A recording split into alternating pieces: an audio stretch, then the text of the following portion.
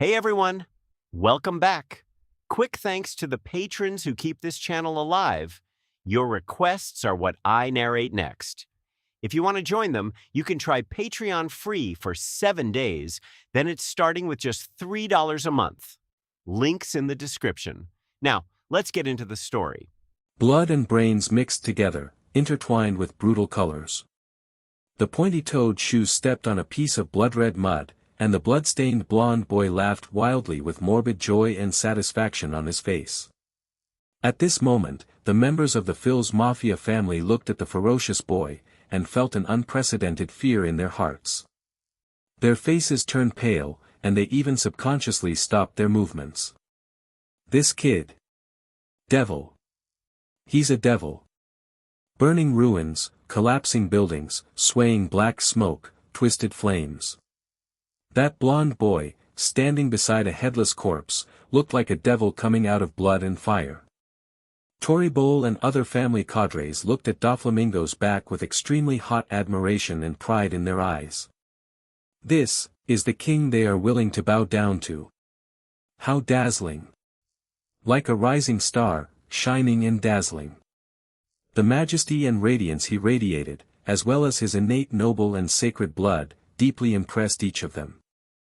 The corner of Doflamingo's mouth curled into a cold smile, and he stepped directly over Phil's body and continued walking forward.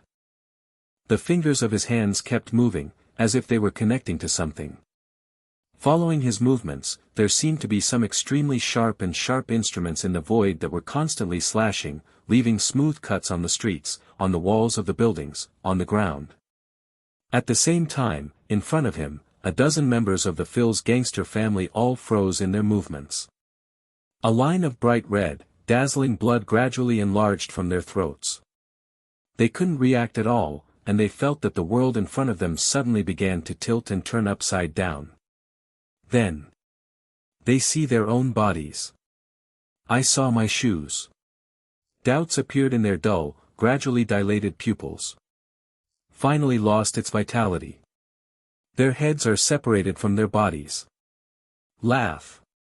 On the headless corpses that stood motionless, blood spurted out like fountains from the incisions on their necks, spreading all over the ground.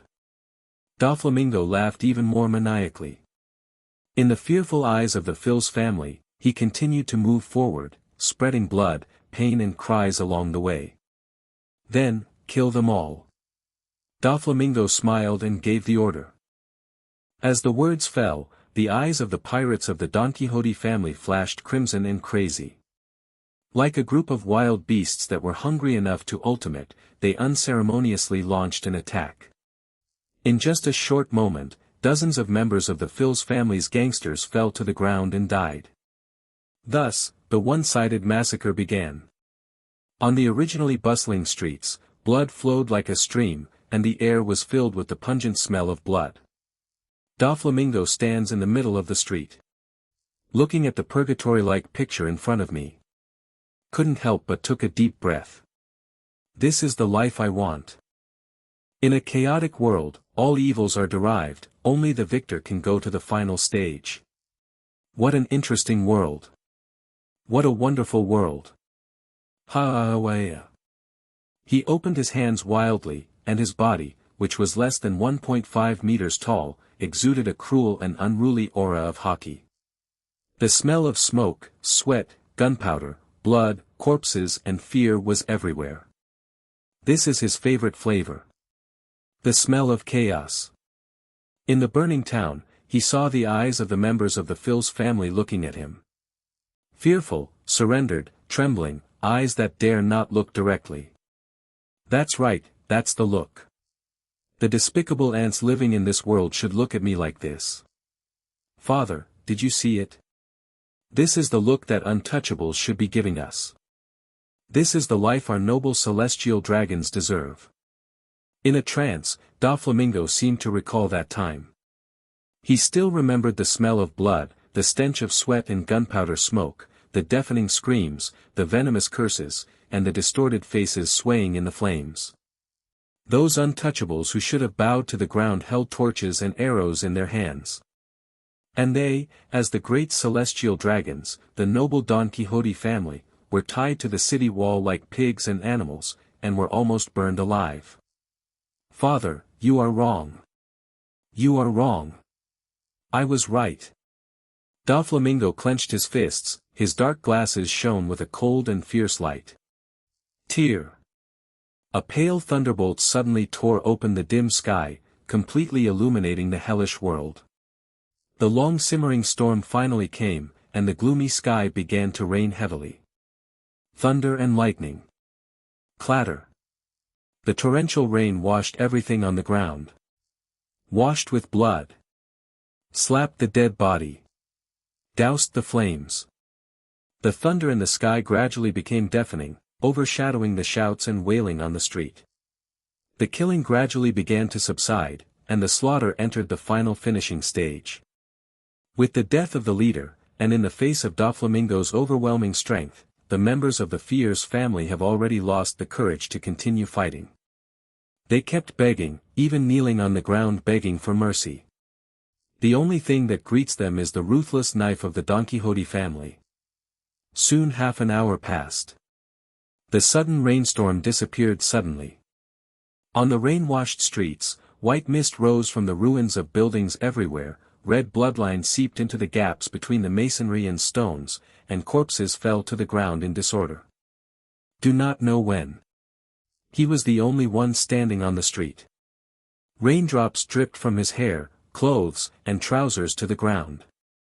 Around him, Toribol and other members of the Don Quixote family knelt on the ground with respectful expressions, the weapons in their hands were still dripping blood, quietly waiting for their king to give orders. Go ahead and take over this island. At this moment, the smile on Doflamingo's face has subsided, and his expression is cold and authentic.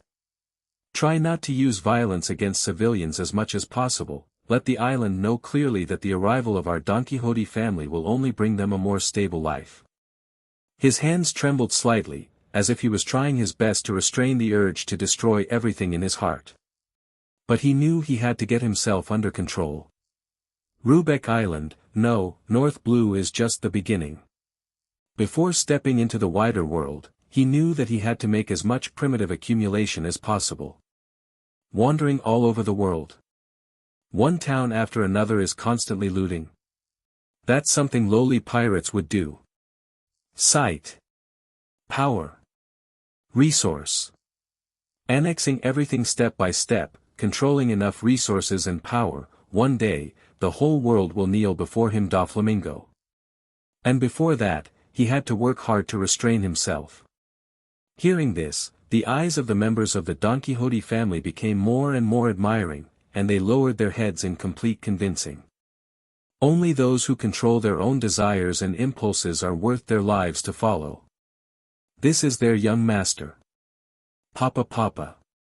At this time, an untimely applause suddenly sounded. Everyone in the Don Quixote family was taken aback for a moment, then turned around with vigilance and followed the sound.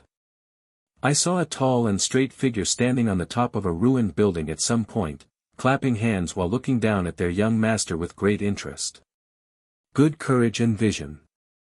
There is a very different look between a pure loafer and a man who has made up his mind to do great things.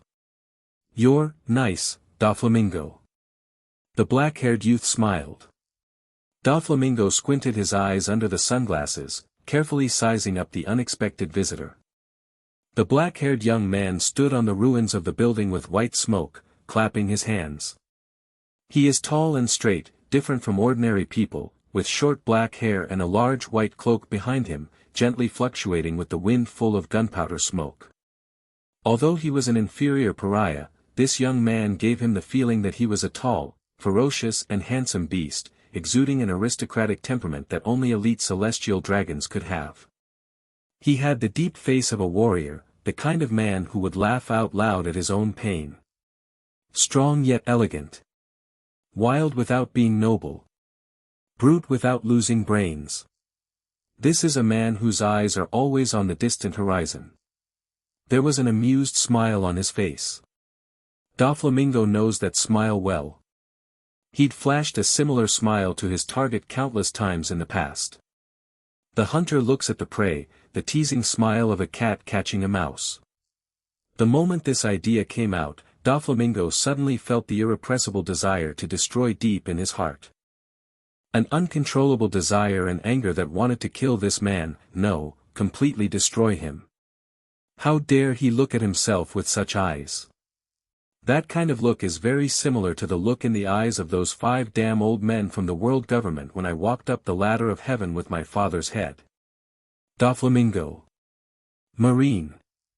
Toribol quickly realized that the moment he saw the military uniform on Darren, he confirmed his identity. All of a sudden, Darren felt killing intent coming from all directions like a tide. Swish swish swish. The members of the Don Quixote family scattered around raised their spears in unison, staring fiercely at the black-haired Marine, hundreds of black muzzles all focused on Darren at once. They are the Don Quixote pirates. No Marine, they never looked down. Hey, do you draw your gun if you disagree? At this time, the Marine colonel raised his hands as a sign of surrender and said something with a smile. This action. Did he surrender? When Toribol and the others saw Darren raising his hand, a weird and absurd expression appeared on his face. But the weird scene that followed made them suddenly feel a bone-piercing chill gushing out from the soles of their feet, rushing to their brains in an instant. I don't like being held at gunpoint. Colonel Marine laughed. The members of the Don Quixote family were all taken aback. Suddenly, a burst of invisible force suddenly spread from the Marine Rear Admiral in front of them. They only felt that the gun in their hands was suddenly wrapped by an irresistible force, and they came out uncontrollably. I saw the fine steel spear hovering in mid-air, and the muzzle was aimed at the center of his eyebrows. What power is this? The expressions of everyone in the Don Quixote family changed drastically, and the pistol moved by itself. They have never seen such a strange power. The moment the guns were pointed between their eyebrows, they subconsciously raised their hands. Click. The safety of the long gun suspended in mid-air was automatically opened. Pull the trigger in, bit by bit. Such a horrible scene. So close. They even smelled the gunpowder in their own guns. Time seemed to stand still at this moment. The entire street was so quiet that a needle could be heard falling, only the click sound of hundreds of musket triggers being pulled bit by bit was extremely subtle. An extremely intense fear of death instantly flooded their brains, making each of them turn pale. Someone made the sound of throat rolling and swallowing saliva. Well, at least everyone raised their hands and surrendered. It is estimated that Polyasalino will like this picture very much. Darren watched the aggressive pirates being pointed at by his own guns, their faces turned pale with fright and raising their hands, and couldn't help but tease. He turned to look at the blonde kid. Hey, Doflamingo, I want to talk to you. At first Darren simply wanted to come over and clean up Doflamingo, the sickly blonde brat, and beat him up. If you are in a bad mood, just beat him up and kill him. In a good mood? Well, then give him a good time. With my own ability, I can definitely wipe out the Don Quixote family easily, and no one in this world will know, not even the world government can find out. As for the bloodline of Doflamingo's so-called celestial dragons, Darren couldn't care less. No, the incident of Shields St has shown that the lives of celestial dragons are also valuable.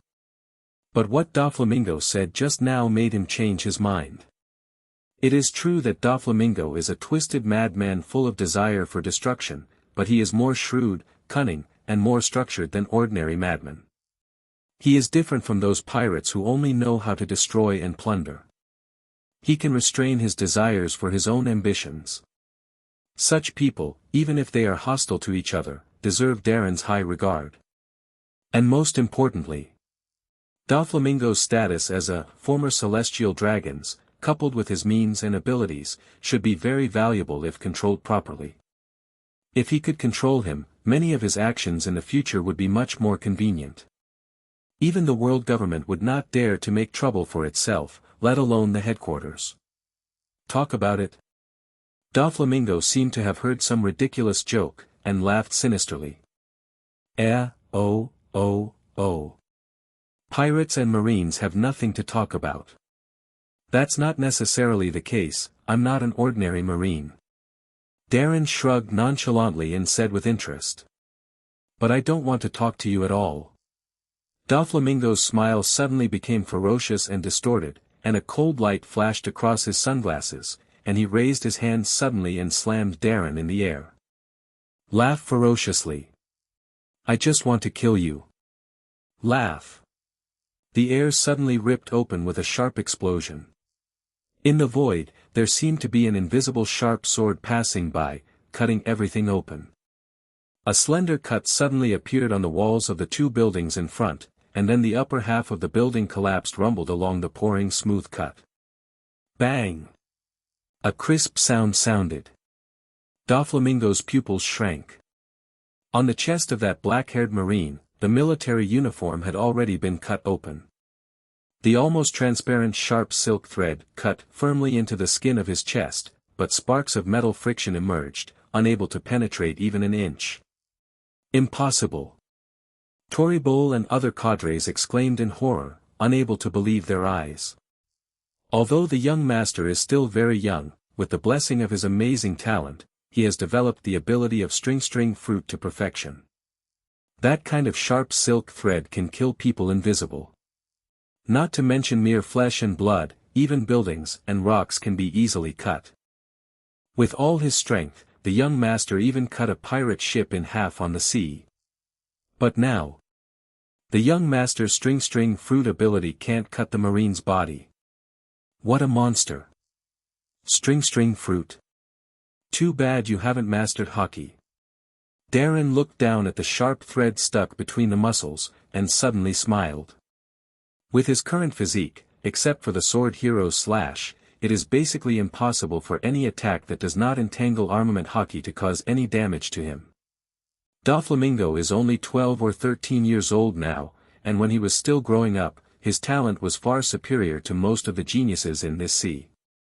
In the frozen eyes of everyone in the Don Quixote family, Darren stretched out his fingers, hooked the silk thread stuck on his chest, and pulled it lightly, seemingly inadvertently. Doflamingo's face changed slightly. From the silk thread connecting his fingers, there was a terrifying force that could not be resisted at all. His body was dragged by the silk thread, he flew upside down from the spot, and flew towards Darren quickly. Since you dare to draw your gun, you should be prepared to be killed. Darren looked at Doflamingo who was being dragged by him, and said something with a smile. Snapped. He snapped his fingers. Then. Bang bang bang bang. The sound of gunfire, dense as raindrops, continued to ring out on the street. The trigger of the long gun hovering in mid-air was pulled at the same time. Blossoming blood flowers bloomed on the foreheads of members of the Don Quixote family. Their heads are thrown back and they fall like dominoes. And this time, Doflamingo had been dragged 3 meters in front of Darren. In his sunglasses, reflecting the grim smile on Marine's face. Getting closer. Little Lord. Dover. Damn. Seeing their young master being dragged by the powerful monster like Marine, Toribol and the others were so shocked that their scalps were numb. They all grabbed their weapons and rushed towards Darren with eyes wide open, trying to save Doflamingo. There was no regard for the hundreds of Don Quixote family members who were shot and killed. Time seemed to slow down at this moment. Looking at Doflamingo who was dragged by him, Colonel Marine's lips curled into a sneer, and he exuded a strong and deep aura. The broad cloak of justice behind him was not moving in the wind, and with his clenched fists, the air even made a buzzing sound like it was being crushed. The distance between the two was instantly shortened, and in the blink of an eye, they were already close at hand. Darren punched out like a meteorite. Roar! The power and explosive power of this punch was so violent that a violent wind blew up in the space in front of him, causing Doflamingo's young face to swell. Bang! Doflamingo's sunglasses were cracked by the wind. What a terrifying power!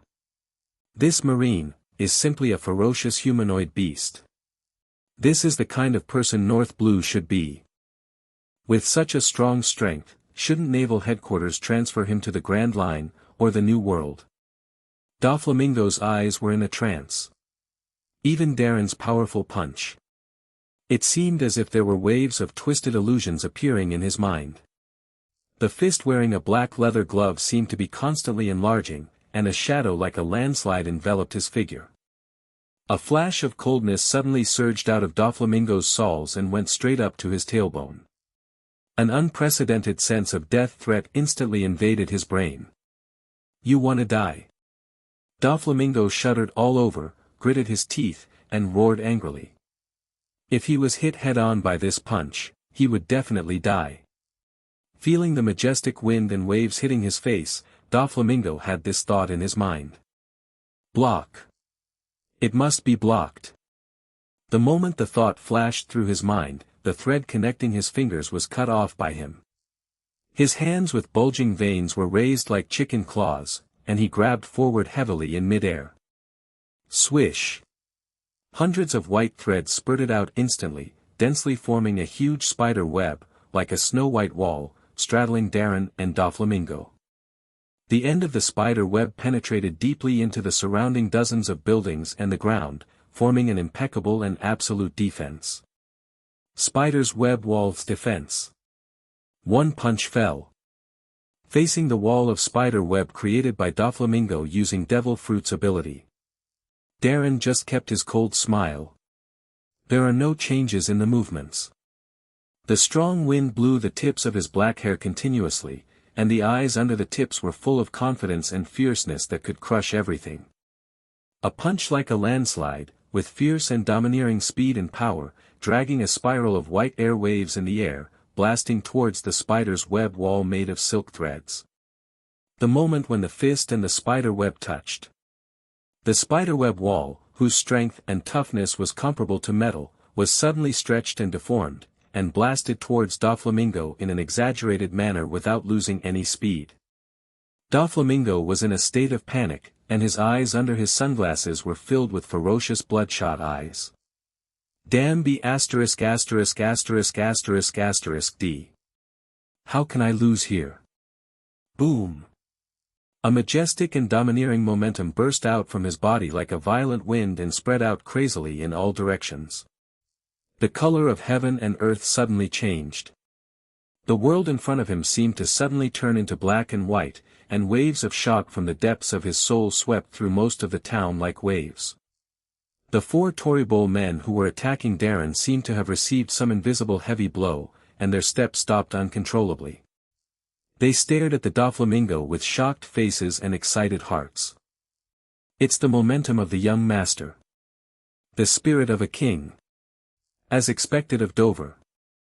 Feeling the impact of the waves one after another, their souls and spirits were shaken, and they were almost unable to stand still.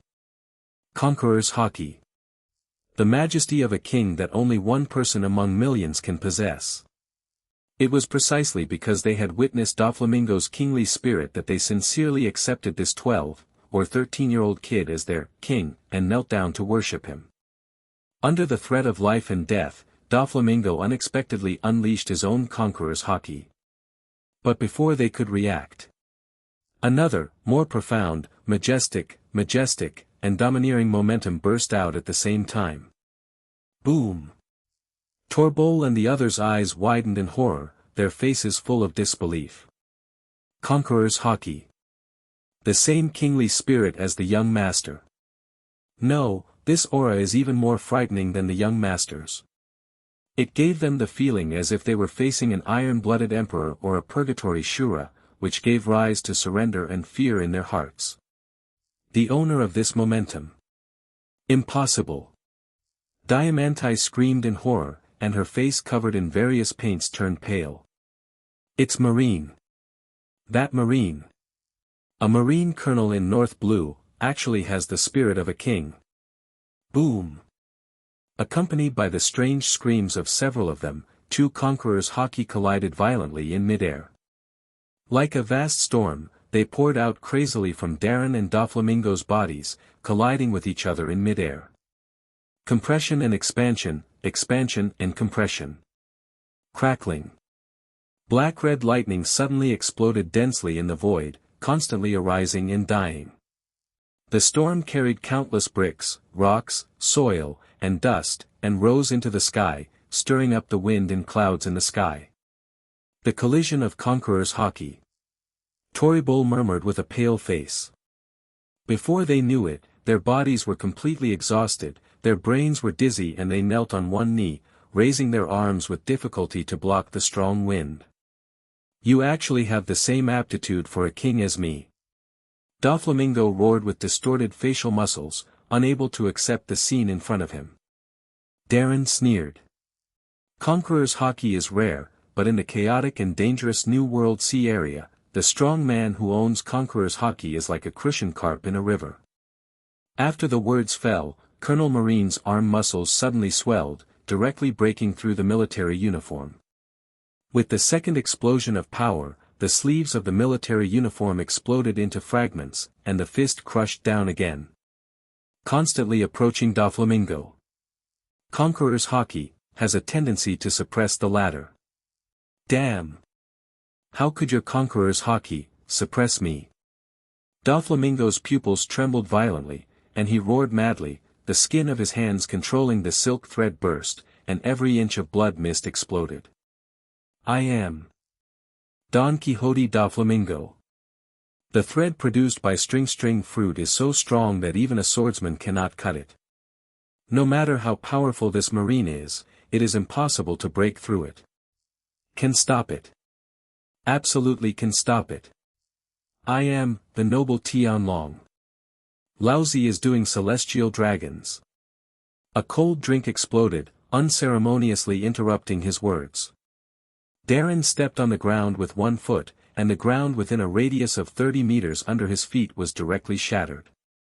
Numerous cracks formed the shape of a spider web, and then a large number of muddy waves exploded one after another. At the moment when the ground roared, he used the recoil force to burst out with all his strength. A terrifying power comparable to that of giants emerges from the soles of the feet, and is transmitted along the spine. Colonel Marine's body seemed to be tense to the bow of ultimate, and majestic power poured out from his fists. Click. Tear. In the fear and shock eyes of Toribol and others. Under Doflamingo's frozen expression of astonishment. The snow-white cobweb wall seemed to be hit by a meteorite. The center is directly sunken in. And the dense silk threads of the cobweb wall spread out and everything connected. Large tracts of land. The walls of a building. The main body of the building of the small house, being abruptly uprooted. The power of Darren's punch directly overturned more than a dozen buildings and a large area of land. This was exaggerated to the point of ultimate, making Doflamingo's hair stand on end, feeling an unspeakable fear rising from the bottom of his heart and hitting his throat. He didn't break through his silk defense. He directly overturned the fixing of the silk thread. Boom! Before he could react, Darren's relentless fist hit Doflamingo straight in the stomach. Although there were more than a dozen buildings and the drag of the heavy land, the exaggerated power contained in it still blasted a circle of white air ripples on the ladder's back. Doflamingo's eyes instantly turned white, bloodshot eyeballs squeezed out of the eye sockets, and his brain became blank. His body bent and arched in midair. Wow! A mouthful of stuffy blood spat out from his mouth. The next moment, Doflamingo shot backwards like a cannonball, flying at high speed. He knocked Toribol, who was kneeling on the ground.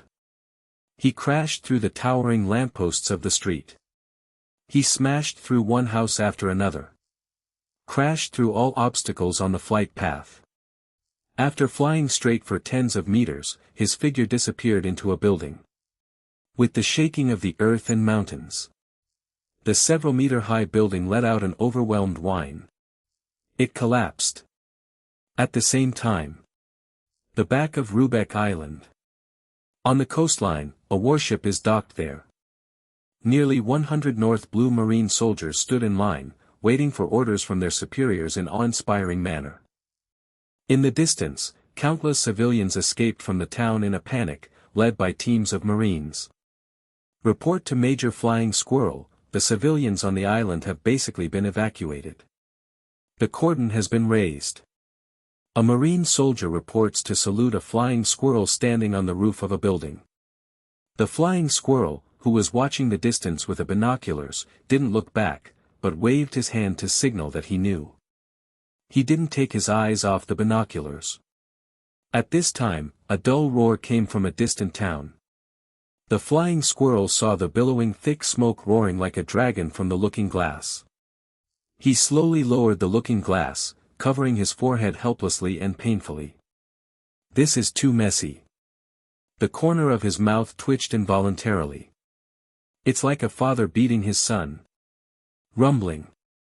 Looking through the looking glass at the buildings in the ruins of the distant town, one after another, and the smoke and dust rising from the ground like a dragon dancing wildly, the muscles in the corners of the flying squirrel's eyes twitched. Even as his adjutant, Flying Squirrel didn't know what level Darren's real strength had reached. But from the inhuman cultivation he usually carries out day after day, Flying Squirrel can deduce that.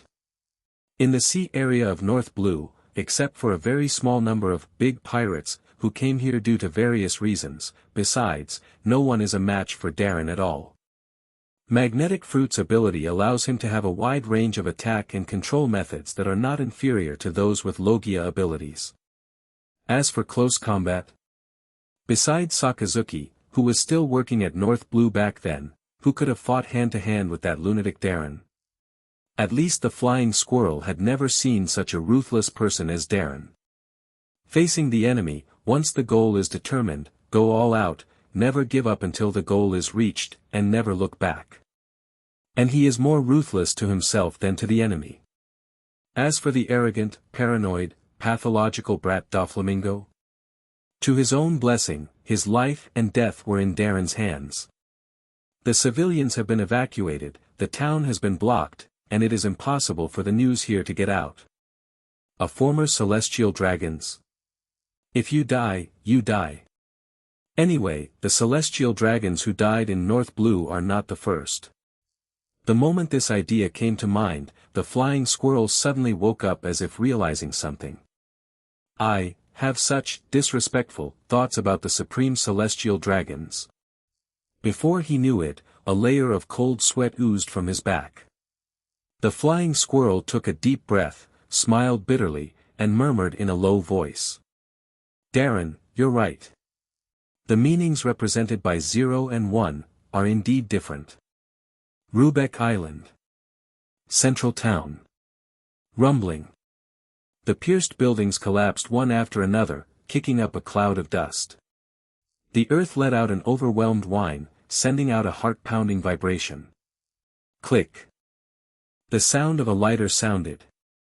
Standing on the barren, crumbling, cracked ground, Darren took out a cigar and lit it. The military uniform on his body had been tattered during the battle. He bit his cigar and simply unbuttoned Marine's cloak, tore off the black tie, and grabbed the tattered military uniform with one hand and pulled it hard. Tear. The military uniform was ripped open, revealing Colonel Marine's wild and explosive upper body.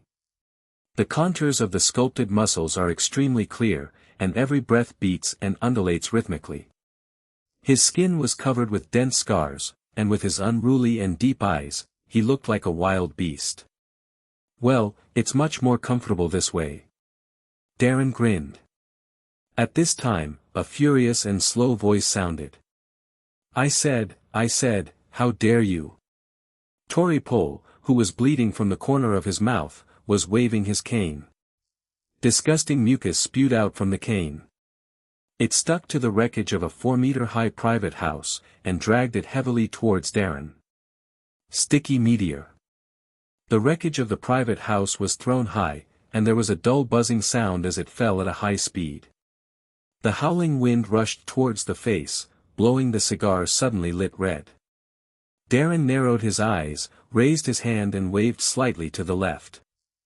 Among the wreckage of the oncoming houses, steel bars pierced through the interior of the building in an instant. Tear. The wreckage of the building was torn in half from the twisted steel in the center, and whizzed past Darren's left and right sides, plowing long grooves in the ground. Darren immediately raised his hand. Without anyone's order, thick steel bars and metals pierced through the ground, cutting, splitting, stretching, and lengthening like living creatures. Dozens of gleaming metal spikes hovered around Darren. Under Torbel's astonished eyes, he smiled and waved towards the former. Whoosh! Dozens of metal spikes roared and shot out, surpassing the speed of sound in an instant, and sank towards Torbel's position at an astonishing speed. Rumble! The earth instantly raised billows of dust, and a large amount of slime splashed continuously under the penetration of the metal spikes. Darren then took a step forward, but his body shook suddenly. The land in front of me suddenly flapped like a flag, like weeds fluttering with the wind in the boundless wilderness. He raised his eyebrows, and his eyes instantly locked onto a figure. Diamante, dressed as Indian, squatted not far away with red hands, pressing one hand on the ground. Army flag. The ability to fly fruit.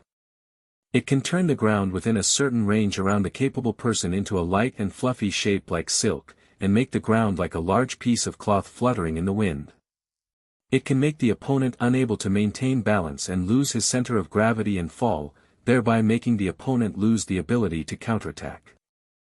And the moment Darren stood unsteadily, a figure suddenly leaped high behind him. The boy was wearing sunglasses, expressionless, with a piece of leftover steak smeared on his bearded face, holding a handful of emerald green bamboo tightly in both hands. Virgo. Ghost bamboo. Virgo's eyes turned cold, and the bamboo in his hand fell heavily towards the back of Darren's head. Snapped. The bamboo, which was as strong as steel, shattered, blasting countless debris. Virgo's pupils contracted instantly, and his heart beat wildly. The body structure of this guy. Is he still human? Before he could react, he felt a blur in front of his eyes, and the black-haired Marine had disappeared like a ghost.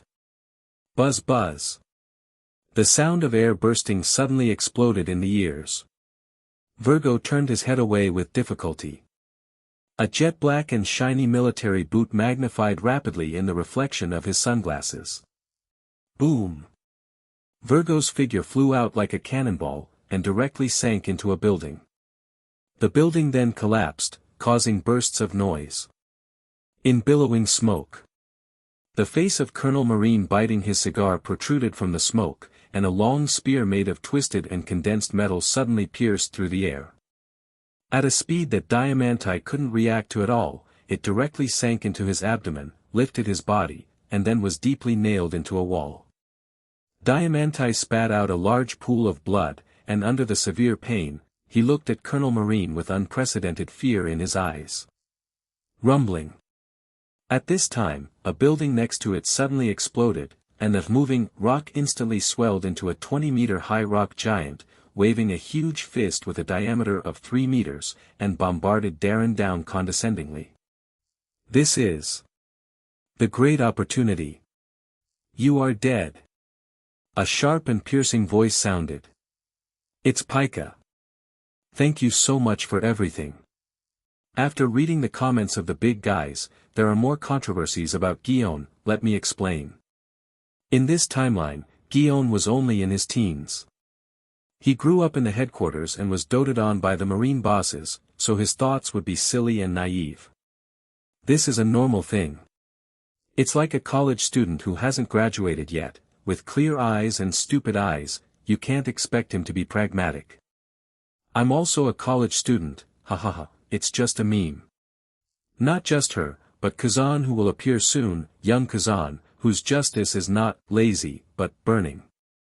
My plot line in this book is very long, from the era of Roger to after the top, so each character has an obvious growth line, which is not the stereotyped impression of normal fan fiction. But please believe in my level, I will try my best to write the demeanor of each character. By the way, today we'll add more It's hard to imagine that Pika, a big, silly man, has such a shrill voice that makes people laugh. A huge shadow rose behind Colonel Marine, completely enveloping him. However, Darren was not at all dazed and bewildered by this sneak attack. Instead, he stepped on the ground as if he had predicted it long ago. When the rock splashed under his feet, a mocking sneer erupted from the corner of his mouth. Biting his cigar, Colonel Marine suddenly turned around, and punched heavily with his backhand. For Pika, who is good at strength, of course, we must use stronger strength, to crush him. Only such a rough and wild fighting style can bring the thrill of punching to the flesh.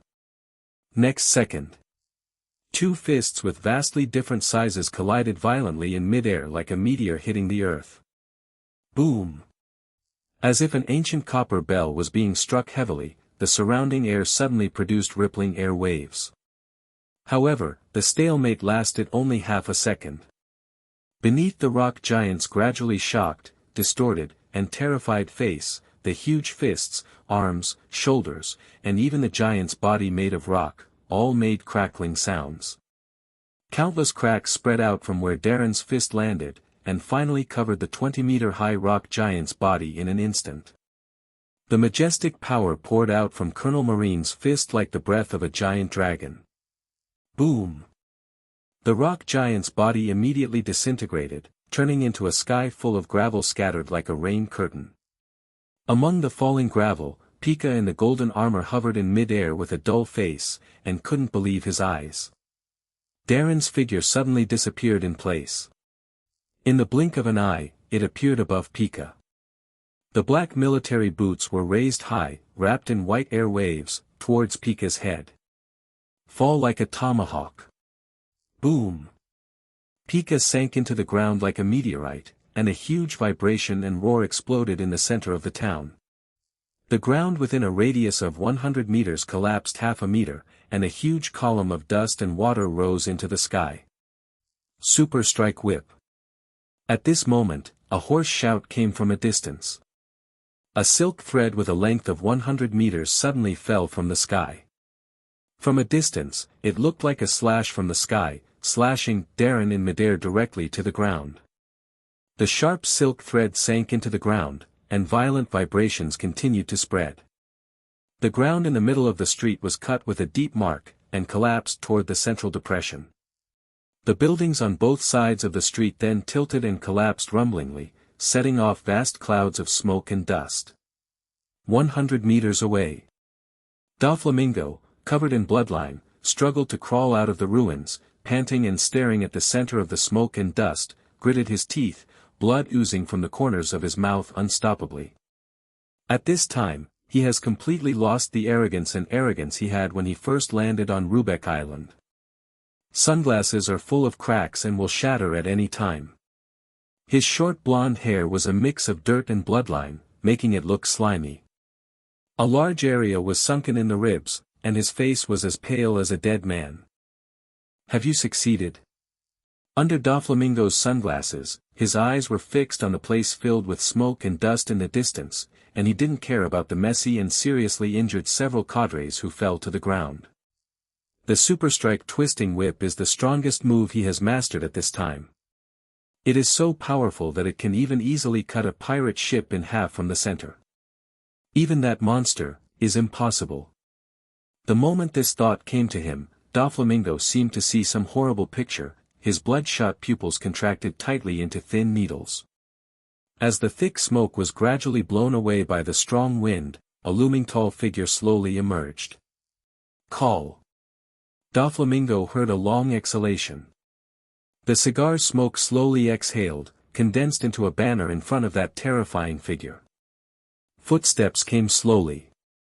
The first thing to step out of the thick smoke was a black military boot. Then the straight and slender feet. A muscular body with sharp edges and corners. With a handsome and cold face. The cigar he was biting in his mouth was still burning, flashing red from time to time. On his chest, there was a dazzling bloodstain, bleeding continuously. A sharp silk thread was firmly embedded in the flesh and blood, but it could not cut off its bones. Well, it's interesting, it actually hurt me. Darren looked down at the obviously thicker silk thread, wiped a handful of blood with his hand, and licked it at the corner of his mouth. Doflamingo suddenly felt that the pores all over his body stood upright at this moment, and his body began to tremble uncontrollably. This guy laughed. He was actually enjoying the fun of fighting and being injured. Then, that's enough. Darren pulled out the thread stuck between the flesh and blood, twisted his neck, and looked up at Doflamingo, the blonde kid, with a grim smile. His knees sank slightly. Hard. Boom. Behind him, pieces of land and ruins collapsed at the same time, setting off a huge fan groove. Darren's figure shot out from the spot like a cannonball that came out of the tank at a speed that the naked eye could not catch. So fast. Too fast. Doflamingo's pupils trembled. He only felt a blur in front of his eyes, and a fist had already hit his abdomen heavily. Boom. Doflamingo bent over and spat blood, his eyeballs tearing open. Boom. Another punch hit him in the jaw from the bottom up. Snap. He heard a jaw crack. The figure rose under the impact of this punch, and was thrown into the air.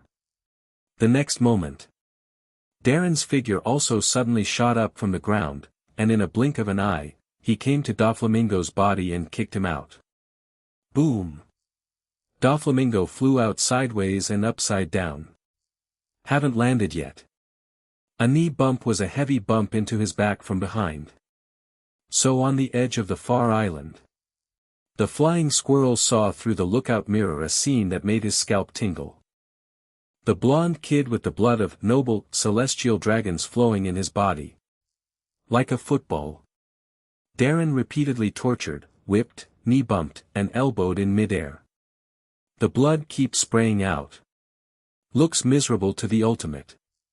And around the ruined streets, the seriously injured family cadres under Doflamingo's command were already pale with fright, staring dumbfounded at the exaggerated scene in front of them. After a full minute, with Darren's volley, Doflamingo, whose body was torn apart and had at least 20 fractured bones, slammed into the ground heavily. Darren's figure also landed steadily. He flicked the ash of the cigar, bit the cigar again, and walked step by step towards the twitching, bloody Doflamingo. By the time he got to Doflamingo, the latter was struggling to open his swollen eyelids. Darren reached out and grabbed Doflamingo's head directly, lifting him in the air. Make his eyes level with yours. The setting sun pierces through the clouds after the rain, shedding a thin layer of blood on the world. Among the smoky ruins of Madara, Colonel Marine, who is 3 meters tall, is carrying a blonde kid who is covered in blood and only reaches his waist.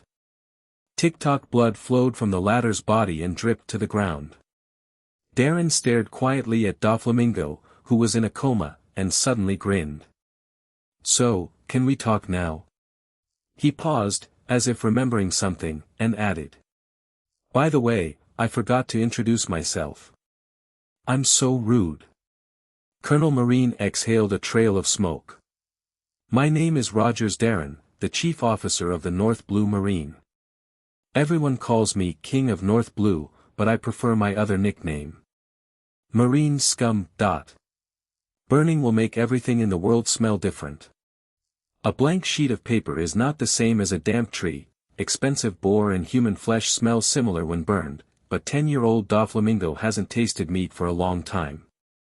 Flames rose before his eyes, and the dark night sky was reddened by the raging flames. Shouting, cursing, yelling, resentment, scolding. The explosion sound of the wall being burned and cracked woke him up from the pain, and the noisy voice whizzed past him. His eyes were blindfolded, and his body was tied to the city wall, like a sinner who was being executed. It's the celestial dragon's family. Don't kill them, let them be tortured alive.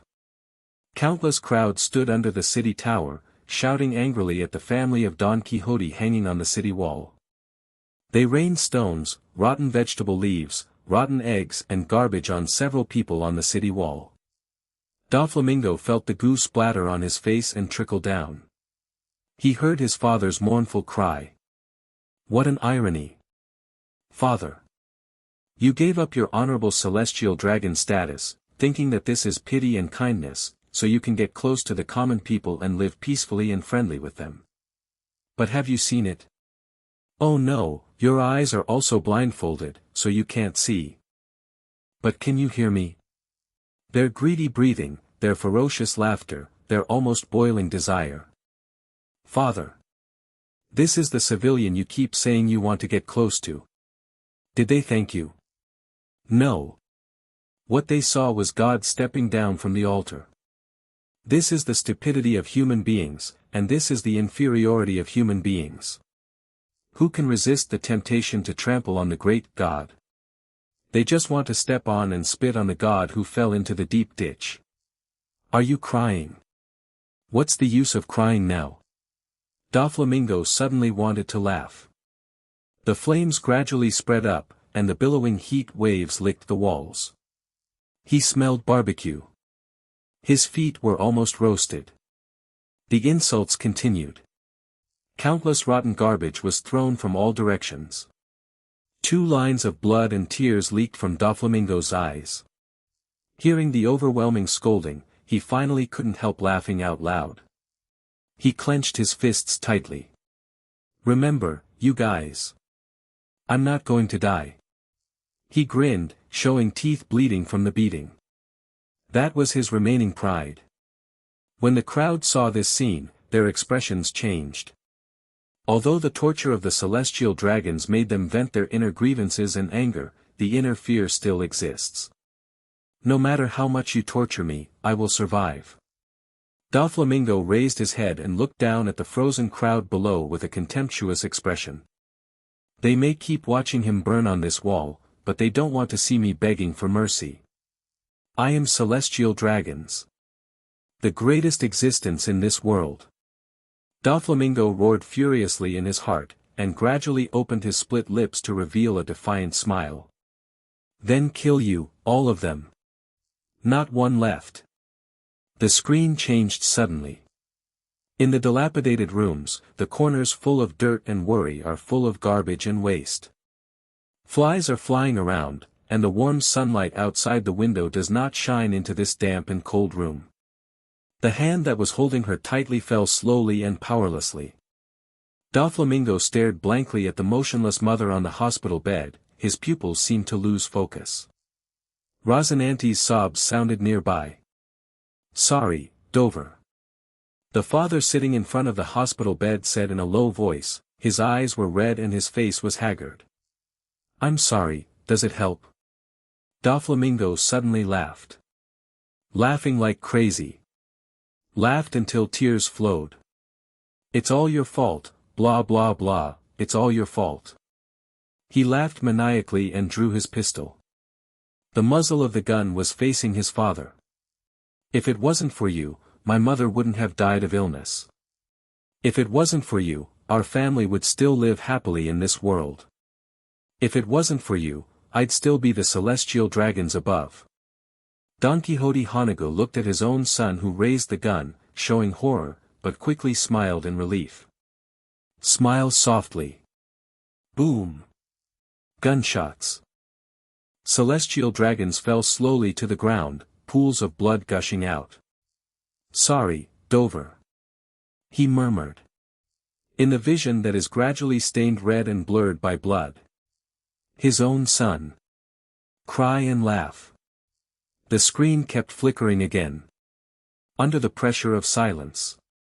A blonde child carried a bloody head, step by step up the snow-white and sacred ladder to the sky. His head was still bleeding. The expression froze there, and there were strands of gentle smiles. Soon he saw the 5 old figures. They stand on the clouds, overlooking the world like gods. This was supposed to be my life. Doflamingo murmured inwardly. So he raised his biological father's head, and said coldly to the 5 highest powers of the world government. I'm going to be celestial dragons again. But what greeted him were 5 pairs of contempt, ridicule, sarcasm, and indifference. The Don Quixote family are traitors.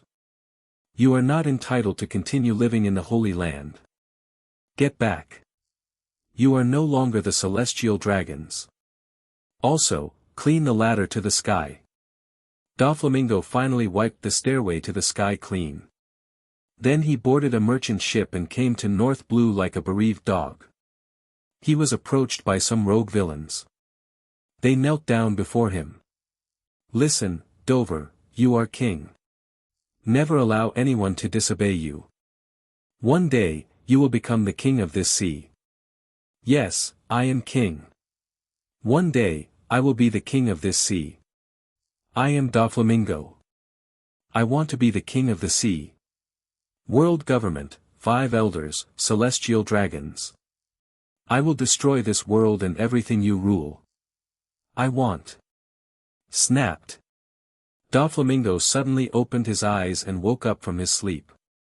Burning pain on the face. No, not just my face, but my whole body, there is no place that does not hurt. He was dumbfounded. Sorry, I don't want to disturb your dreams, but you are too loud. A deep voice sounded. Doflamingo saw a black-haired marine with his legs crossed and a lit cigar in his mouth, and he shrugged helplessly towards himself. Doflamingo's pupils shrank and his heart beat wildly. This is that marine. That North Blue Admiral. Rogers Darren. The picture of this guy who was as brutal as a beast not long ago reappeared in his mind, completely crushing and defeating everyone in the Don Quixote pirates, and a bone-chilling chill emerged from his spine. Don't be nervous, I mean no harm. Darren sat comfortably on the sofa, crossed his legs, and said while puffing. He saw a deep hidden fear in Doflamingo's eyes, and couldn't help but smile. Sure enough, the disobedient brat still has to be beaten before he can understand. Hell, there is no malice. Doflamingo felt as if his heart had been pierced by a sharp sword when he heard this sentence, staring at Darren with bloodshot eyes, gnashing his teeth and saying, "What the hell are you trying to do?" He glanced at his surroundings. This is a gloomy hall, with oil lamps hanging on the grey walls, casting vague light and shadows in the room, making it look extremely gloomy. The door of the hall was not closed, and outside was a dilapidated small courtyard. On the arches of the gallery leading to the courtyard, large swathes of rotting plaster had peeled off to reveal damp masonry. Gloomy doors lined the sides of the hall, and there was darkness beyond which light could penetrate. The 4 cadres, Toripole, Diamante, Virgo and Pica, were lying in the corner of the hall, their wounds were simply bandaged, their eyes were closed, and they were still in a coma. Seeing that the lives of his cadres were not in danger, Doflamingo secretly heaved a sigh of relief, raised his stubborn face, and said coldly, "Why didn't you just kill me? I am a pirate, and you are a marine, you marines who call themselves justice, don't you take hunting pirates as your highest honor?" "Kill you? No, no, no, I said it, I want to talk to you, there is no malice." Darren pretended to be helpless and said, "It's just that you attacked me directly when you disagreed, I had to do it, it's just a defense." Doflamingo almost spat out a mouthful of blood. "Are you kidding me?" There were blue veins on his forehead, and he roared ferociously. If it wasn't for the pain all over his body that made him almost faint, with cold sweat oozing from his body, even if he couldn't beat him, he would have to fight this B*************** D Marine again. Believe it or not. Darren shrugged. As for what you said, Marines are justice, and pirates are crimes, that kind of concept is outdated. He looked at the old-fashioned, pale kid in front of him with a half-smile. I'm a Marine scum. Justice, evil, or neutrality, all these concepts are worthless to me. From ancient times to the present, this world has followed one of the most basic laws. Justice must prevail. Of course. Darren leaned forward, approaching Doflamingo with a grinning face. Because the victor is justice. Deafening. Doflamingo's face turned pale, looking at the crazy and ambitious eyes of Marine in front of him, he couldn't help shrinking back. But soon he realized his actions, gritted his teeth and puffed out his chest, and met Darren's gaze fiercely. So? Even if you're marine scum, so what? You're still a marine, and that doesn't change anything. If you want to kill it, do it. The weak don't even have the right to choose to die. He stared at Darren without flinching, even a cruel smile formed on the corner of his mouth. Darren smiled contentedly. It is indeed a material that can be made. He stared at the blonde kid in front of him with admiration. He was only 12 or 13 years old, but there was a desire and ambition to destroy everything in his eyes. Hart Chunin couldn't help but compare Doflamingo with the protagonist of this world, Straw Hat. 12-year-old Doflamingo. At this age, what is our destiny child, Straw Hat Luffy, doing? It must be that he and his two good brothers are playing house, right? And what about Doflamingo? He has gathered a group of capable, loyal and reliable subordinates to carve out his own territory in the chaotic waters of North Blue. The otherworldly talent, the strength of string fruit, the natural aura of a king, and the status of celestial dragons. If you can control it properly and add fuel to the fire, Doflamingo should become an extremely useful card in your hand. At this moment, Doflamingo is like a rising meteor, bright and eye-catching. As long as he pushes back a little, he will definitely set the world on fire. Darren has a very clear plan for his future development. Marine's identity cannot be abandoned easily. A powerful North Blue fleet that only listens to his orders is being established, not to mention the huge training resources that will be obtained after joining the officer training camp. Power, status, strength, subordinates, these are things that being a pirate cannot give him. Although the Celestial Dragon's Hilda's Saint incident was finally successfully resolved with his slick political skills, it also gave Darren a wake-up call. This time I was lucky enough to pass. But what about next time? What about next time?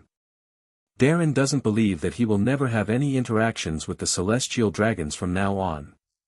It is only a matter of time before we break with the world government. And he could never put all his investment in Marine. Zephyr in the original plot is the best negative teaching material. For the sake of justice, he devoted his whole life to fighting for justice and gave everything he had. But in the end, it was his three proudest and most outstanding students who personally ordered, carried out, and buried him. Therefore, Darren must develop a trump card outside of Marine that can make world government and even naval headquarters fearful. And now, the answer is right in front of us. And the most important thing is that Doflamingo at this moment is only 12 years old. His body is not yet mature, and his concepts and understanding of the world are even more unformed. If it were the king of Dressrosa and the 7 warlords of the sea in the future, Darren would definitely kill him directly without even thinking about it. But now Doflamingo is different. He is still young. This means, as long as you apply a certain amount of stimulation, whipping, and training, he will obey you obediently. Thinking like this, a smile gradually appeared on Darren's face that made Doflamingo suddenly feel creepy. An intriguing smile. That smile was familiar to Doflamingo. It was as if the little boy had found an interesting toy. He couldn't help but shudder. The wall lamps in the dilapidated hall flickered and projected firelight. In the eyes of the young Doflamingo, the Marine sitting on the sofa with his legs crossed, half of his figure is illuminated by the light and half of his figure is hidden in the shadows, with a strange smile. I have good news for you. Darren smiled and said. You will not die today, and neither will your subordinates. You can even live better than anyone else. I just need us to chat briefly. Doflamingo was taken aback. This guy, is he serious? What do you want to talk about? His eyes under the sunglasses flickered, and he said in a hoarse voice. It's better to be alive than dead. Darren smiled contentedly when he saw Doflamingo cooperate. Tell me, what is your ambition? You have the courage of the conquerors, and you are the noble celestial dragons, but you have come to the North Blue, a watery sea. What exactly are you planning? Tell me, what I want to hear, is the truth. Colonel Marine stared intently at the bandaged blonde kid. If you want to raise a ferocious wolf, you must stimulate his desire for flesh and blood. Come on, Doflamingo. Hearing Darren's question, Doflamingo fell silent. One picture after another flashed quickly in his mind. Flames, shouts, curses, hospital beds, corpses, gunshots, heads, stairs to the sky. Listen. Dover, you are king. Countless memories flickered like a revolving lantern, and finally converged into a sentence full of resentment and anger. He looked up suddenly, meeting Darren's gaze. Gritting his teeth, his eyes were stubborn and fierce, and he said, "I want to destroy this world." Snapped. Darren slapped him and sent him flying several meters away. Doflamingo's body slammed into Madara's barren wall, creating a huge crater, and large pieces of old lime flaked off. His face was swollen visible to the naked eye, and he stared at the Marine who shot suddenly with disbelief. "What are you doing?" Doflamingo asked angrily. Darren looked down at him with a look of contempt and sarcasm, and said lightly, "I am disappointed. I thought you could talk about some earth-shattering ambition, but I didn't expect it to be such a boring thing. Destroy this world? This world didn't provoke you. What do you know?" Doflamingo interrupted Colonel Marine with red eyes. He struggled to get up from the ground, the wounds on his body opened again with his movements, and blood continued to ooze.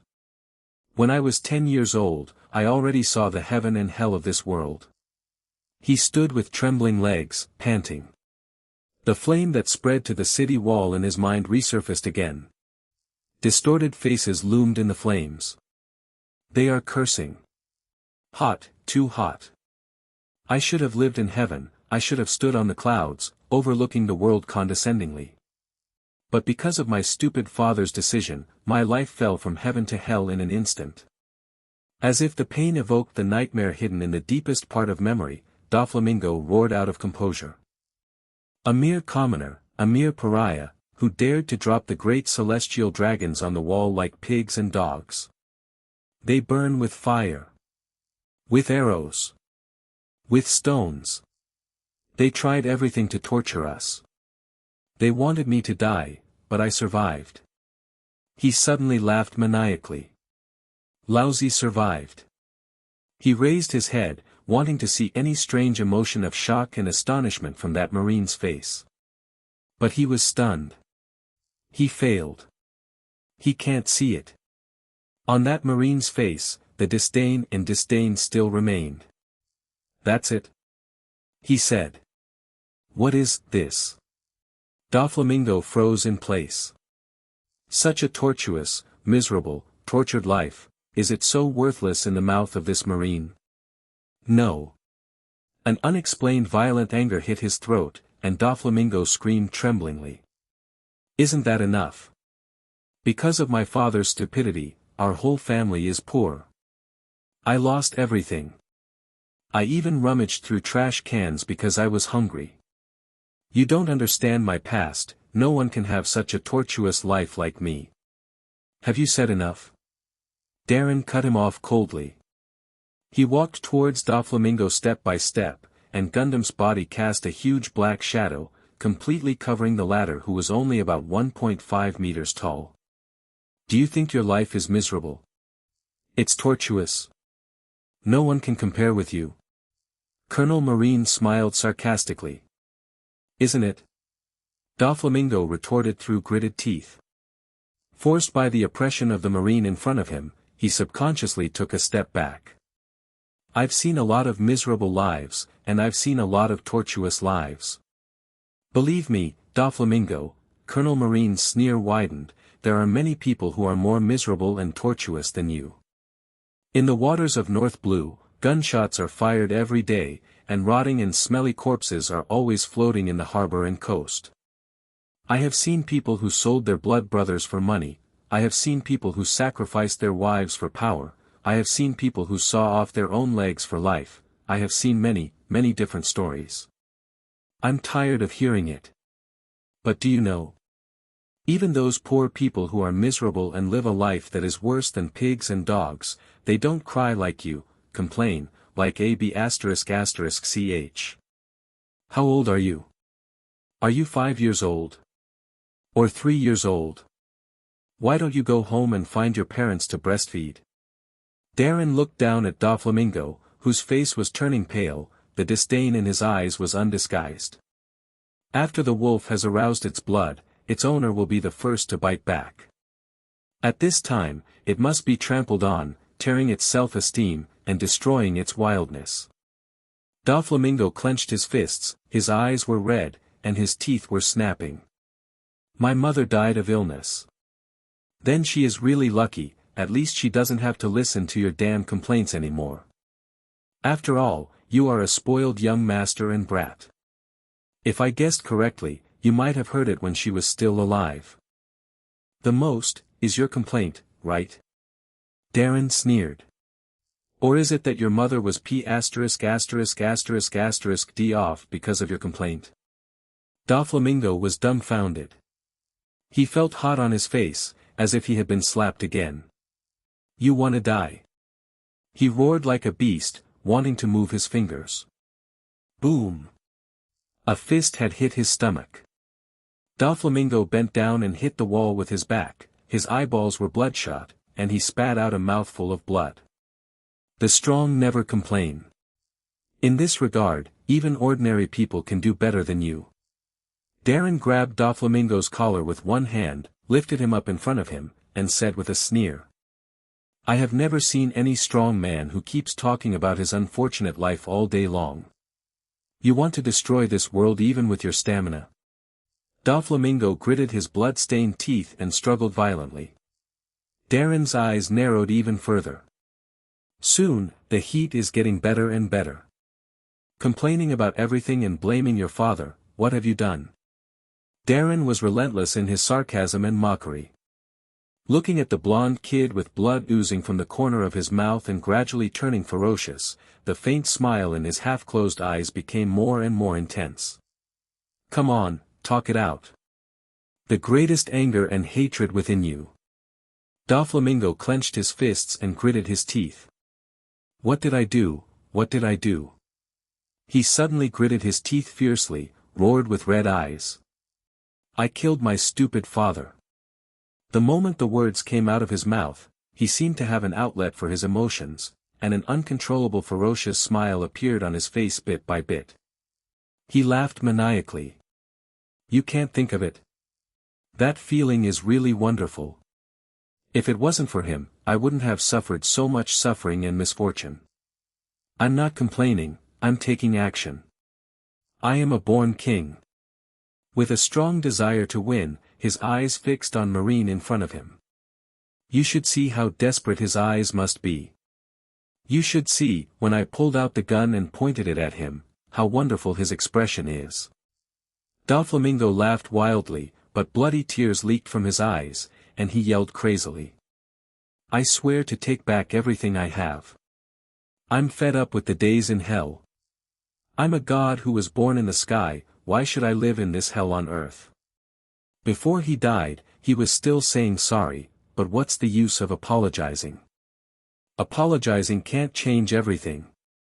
But if he's dead, fine. So I shot.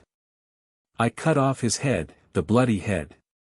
I took it back to the holy land of Mariehua, and I want him to see with his own eyes that I became celestial dragons again and lived the life that should belong to me. Clap clap. A burst of applause suddenly sounded out of nowhere, which was extremely harsh in the dark hall.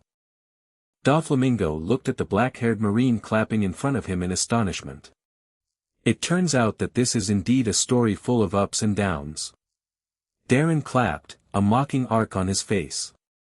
This really makes me sympathize with a stupid father, a gentle mother, a rebellious and paranoid son.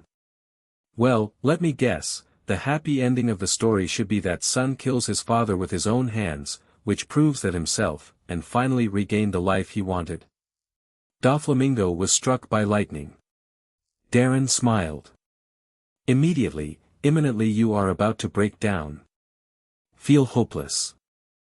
He squatted down halfway, reached out and rubbed the hair of the blonde kid, smiling teasingly. So, you got everything you wanted, Doflamingo? You killed your beloved father, and even cut off his head cruelly. World government, you should be very satisfied with your actions, right? Doflamingo stood there dumbfounded, his lips moved, but he couldn't say a word. Darren's smile was full of meaning, and he slowly approached the blonde boy. You held your father's head, as if you were carrying a trophy and came back in a big victory. You must have been very excited and surging at that time, right? Perhaps in your imagination, the world government will pile up clusters of flowers along the way, play passionate music, and build a grand stage for you. Under the witness of the world, the incomparable natural king Don Quixote Doflamingo, reascend the throne of the celestial dragons.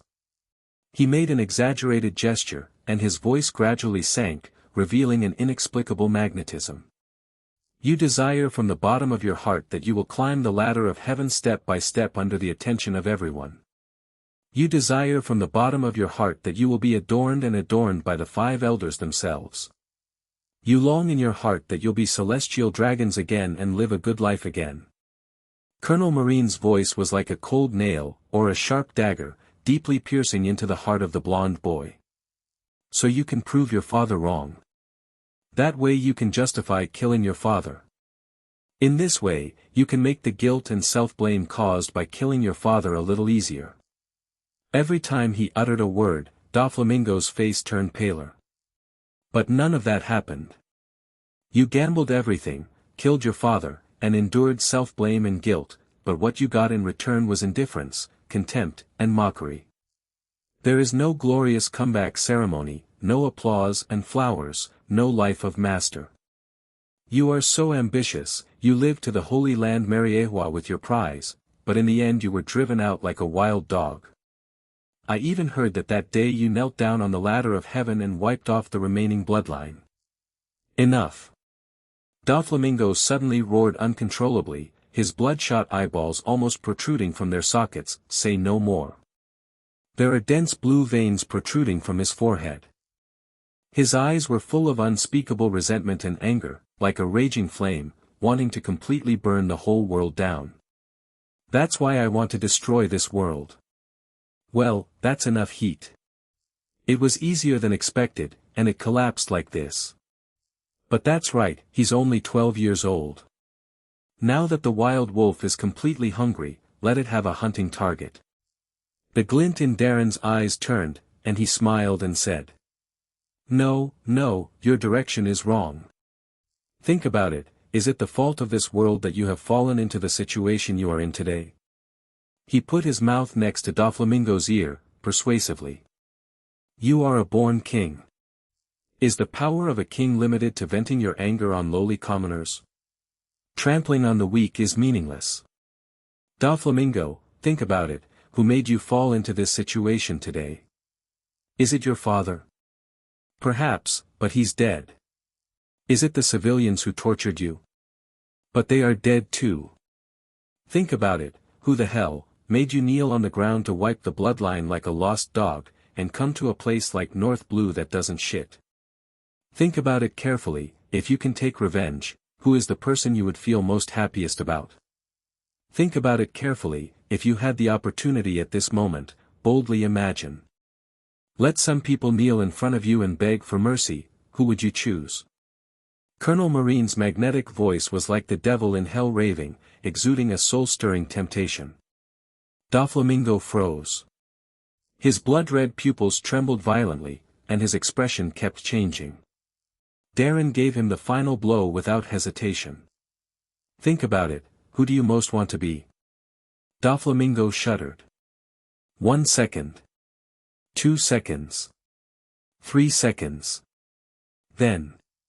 In Darren's satisfied eyes and smile.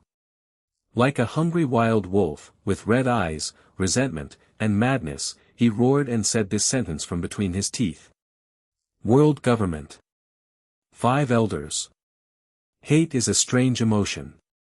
It is mingled with anger at injustice and a destructive urge to target. This emotion will not weaken or disappear with time, place, and space. The most frightening thing is that once the seeds of hatred are planted, no one can change them. This seed will continue to grow in the heart of a person, take root and sprout, and grow into a towering tree, controlling a person's life from beginning to end. It will drive people forward crazily, in order to achieve this goal, at all costs.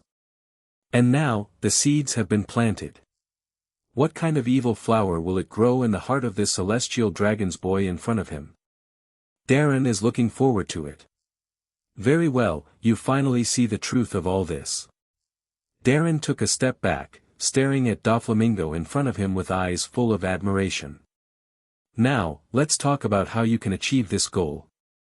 Doflamingo was taken aback when he heard the words, and quickly came back to his senses. You want to help me? Of course, who in the whole North Blue doesn't know that I, Rogers Darren, am a helpful Marine? Darren replied with a smile, and as he spoke he took out a cigar and lit it. Doflamingo looked at Colonel Marine who was sitting on the sofa again, and suddenly said hoarsely, "Give me one." Darren gave him a surprised look, but didn't refuse, and tossed the cigar over. Doflamingo took it, skillfully sliced off the top with the string fruit, then bit it into his mouth and ignited it, taking a hard puff. Darren's mouth twitched slightly at that skillful movement. This is an old smoker. It's just that no matter how you look at it, a 12 or 13-year-old kid is smoking a cigar in an old-fashioned way, and the style of painting is indeed a bit messy. Why are you helping me? After taking a few puffs of cigarettes, Doflamingo gradually calmed down, looked at Darren coldly in dark glasses and asked. You are a Marine. The primary purpose of a Marine is to maintain the rule of the world government. It is indeed very potential, to come out of the collapsed emotion just now so quickly. Darren smiled and shrugged. I've said that, I'm no ordinary Marine. If I have to say one reason, it's that I don't like the way world government and celestial dragons act. Marine may be the face of the world government, maybe the watchdog of the world government, but I don't want to be a dog. Those celestial dragons think they are gods and are born big men. Unfortunately, I refuse to be the dolls of big men. Doflamingo squinted at Darren for a long time, then suddenly laughed sarcastically. I understand. You want to use me as a weapon to deal with the world government. Do you think I will trust you so easily? Darren grinned. Trust is not the basis of cooperation, interests are. We have a common enemy, don't we? Doflamingo suddenly laughed. Common enemy, Darren, what you say is ridiculous. If the world government, no, the celestial dragons are your enemy, you should take action against the celestial dragons. But what I see is a coward who only hides in the dark and incites hatred in others. You want me to cooperate with you, no, what you want more is to make me obedient, but you can't come up with anything enough to convince me. Having said that, Doflamingo haughtily let out a puff of smoke. My request is not too much, even if you dare to kill a celestial dragon, not a deprived celestial dragon like me, but a real celestial dragon. He sneered confidently. I'll just admit your ability, and I can even use your North Blue way to recognize you as my godfather. Oh. Darren raised his eyebrows, his expression strange. Are you sure you want to make this bet? Seeing the interesting smile in Darren's eyes, Doflamingo suddenly had a bad premonition in his heart, but he still gritted his teeth and said cruelly. That's right. He must not dare to make a move on the celestial dragons. Doflamingo is no idiot, he has collected information about this North Blue Admiral. Greed for money, lustful, deceitful, flattering, eager for power. Such a person doesn't have the courage to take action against the world's noble celestial dragons. Thinking of this, Doflamingo confidently puffed out his chest and showed a sly smile. And the most important thing is that even if he really dares to take action against the celestial dragons, he will suffer crazy revenge from the world government. Naturally, this so-called agreement will no longer be in effect. This is what you said. Darren shook his head helplessly. To be honest, being your father is a very dangerous profession. But what a coincidence. He changed the topic and laughed playfully. I like danger. As he spoke, he took out an object the size of a fingernail from his pocket, and threw it in front of Doflamingo. The moment he saw the object, Doflamingo's pupils suddenly contracted into thin needles, and the pores all over his body stood upright at this moment. A piercing chill gushed out from the soles of his feet, along his spine all the way to his forehead, making his scalp numb. That thing. That's a chip. The certification chip of the world's noble celestial dragons. Doflamingo swore he would never admit his mistake. Each celestial dragon's family holds a celestial dragon certification chip. When the celestial dragons decide to give up their power, they must hand over the certification chip. However, if they surrender the certification chip, they will lose the protection rights of the world government and marine. When his father decided to take his family to give up their celestial dragon's rights and leave the Holy Land Mariehua, the Holy Land asked them to hand back their celestial dragon certification chip. And he took his father's head back to the Holy Land, just to get back his own chip. The chip cannot be forged or copied. Only the existence of the chip can prove the noble identity of celestial dragons. It is the most important item that every celestial dragons will keep close to their chest. But now Darren has a celestial dragon's ID chip in his hands. How can this be? Could it be? Just when Doflamingo's heart was in a turmoil, Colonel Marine's deep voice slowly floated in the dark hall. A few days ago, celestial dragon's Hilda's Saint was unfortunately killed in North Blue. According to the tracking investigation by members of the investigation team, Hilda's Saint's official ship was defeated in an instant, leaving no effective clues. And even the monitoring phone bug on the ship didn't capture the slightest trace. Members of the investigation team concluded based on this, celestial dragon's Lord Sild Saint died of an attack by Sea King's creatures. It was an unfortunate accident. Darren blinked and smiled. Well, at least that's what the investigative report submitted to the government is. Naturally, he touched out this identification chip from the body of Shield Saint. Doflamingo was stunned when he heard that. A lot of information poured into his brain. There were bursts of chills on his forehead, and the color of fear gradually filled his pupils. This lunatic, actually dared to do anything to celestial dragons. Moreover, he escaped unscathed. So, he did dare to kill himself. Doflamingo's mind went blank and buzzed. Darren sat up smiling, his upper body leaning forward slightly aggressively. As the face with the unruly smile kept approaching, Doflamingo couldn't help but backed away, and his throat rolled unconsciously. Do you understand now, Doflamingo? I can give you everything you want. Power, status, territory, military protection, industry, influence. But you have to understand one fact. North Blue is my territory, and the rules here are the rules I set up. No one can run wild in this place as long as I don't allow it, not even the celestial dragons. Darren blew a dragon's worth of smoke into Doflamingo's face with impunity. Follow me, North Blue's military is mine, and North Blue's underworld. He pointed at the forehead of the blonde kid. It's yours. Then. In the stunned eyes of the celestial dragon's boy. The black-haired marine stroked the latter's short blonde hair. The flickering flame of the wall lamp casts dancing and treacherous shadows on his face. Darren smiled and said, Welcome to the North Blue, my godson. Walking out of the dark hall, Darren lit a cigar again and stretched his waist. In the dilapidated courtyard, dead ivy surrounded the collapsed fountain. The night is sad, and the moonlight is cold and falling. The figure of the flying squirrel stood in the shadow of the wall, motionless without making any sound, as if it was integrated with the surrounding buildings. For a full hour, he didn't move a bit, didn't change his center of gravity, his face was stern and resolute, and Darren felt that he didn't even breathe, standing here like a statue. Thanks for your hard work. A unique warmth ran through Darren's heart, and he smiled. The North Blue is a very dangerous sea. He still clearly remembers how chaotic this sea area was when he first crossed over.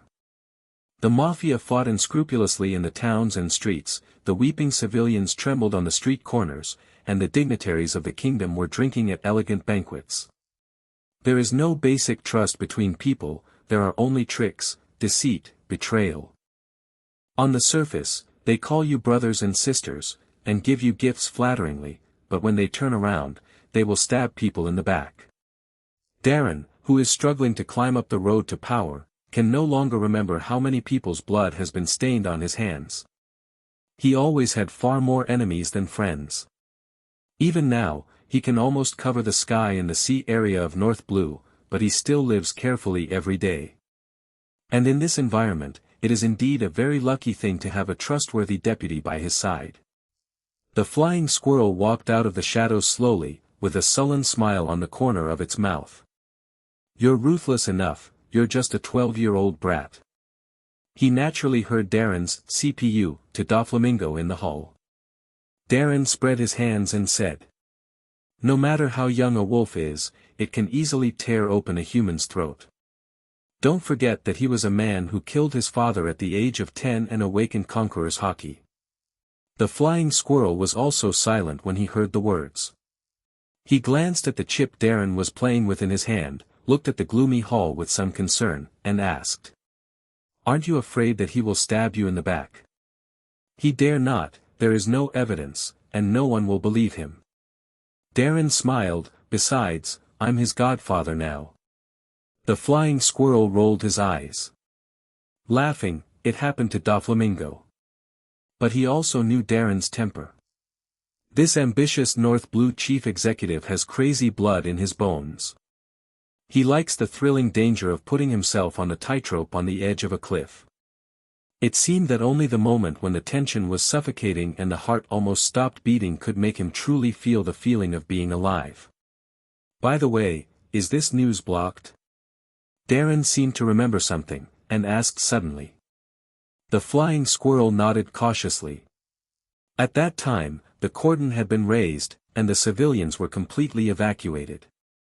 Even the North Blue Marine who followed us out to sea didn't know the specific details. They only knew that this was a mission to hunt down pirates. Darren laughed. "That's good, as long as you can keep it a secret. It's time for us to go back too. If I remember correctly, we have an appointment with Vinsmoke Judge tomorrow." The flying squirrel said in a deep voice. "That's right, Germa's first batch of high-tech weapon samples have been manufactured, and you need to go and have a look at them for the first test. The specific interview location is waiting for Vinsmoke Judge's reply." Darren nodded and moved away. The wide cloak of justice behind him danced wildly in the air. "Very well, with this, our North Blue Fleet plan will officially begin." Under the night sky, his eyes were brighter than the stars. In the dark hall, the dusty glass windows of the dome cast icy moonlight that fell on Doflamingo like silver. The wall lamp is still burning tenaciously, surrounded by light and shadow.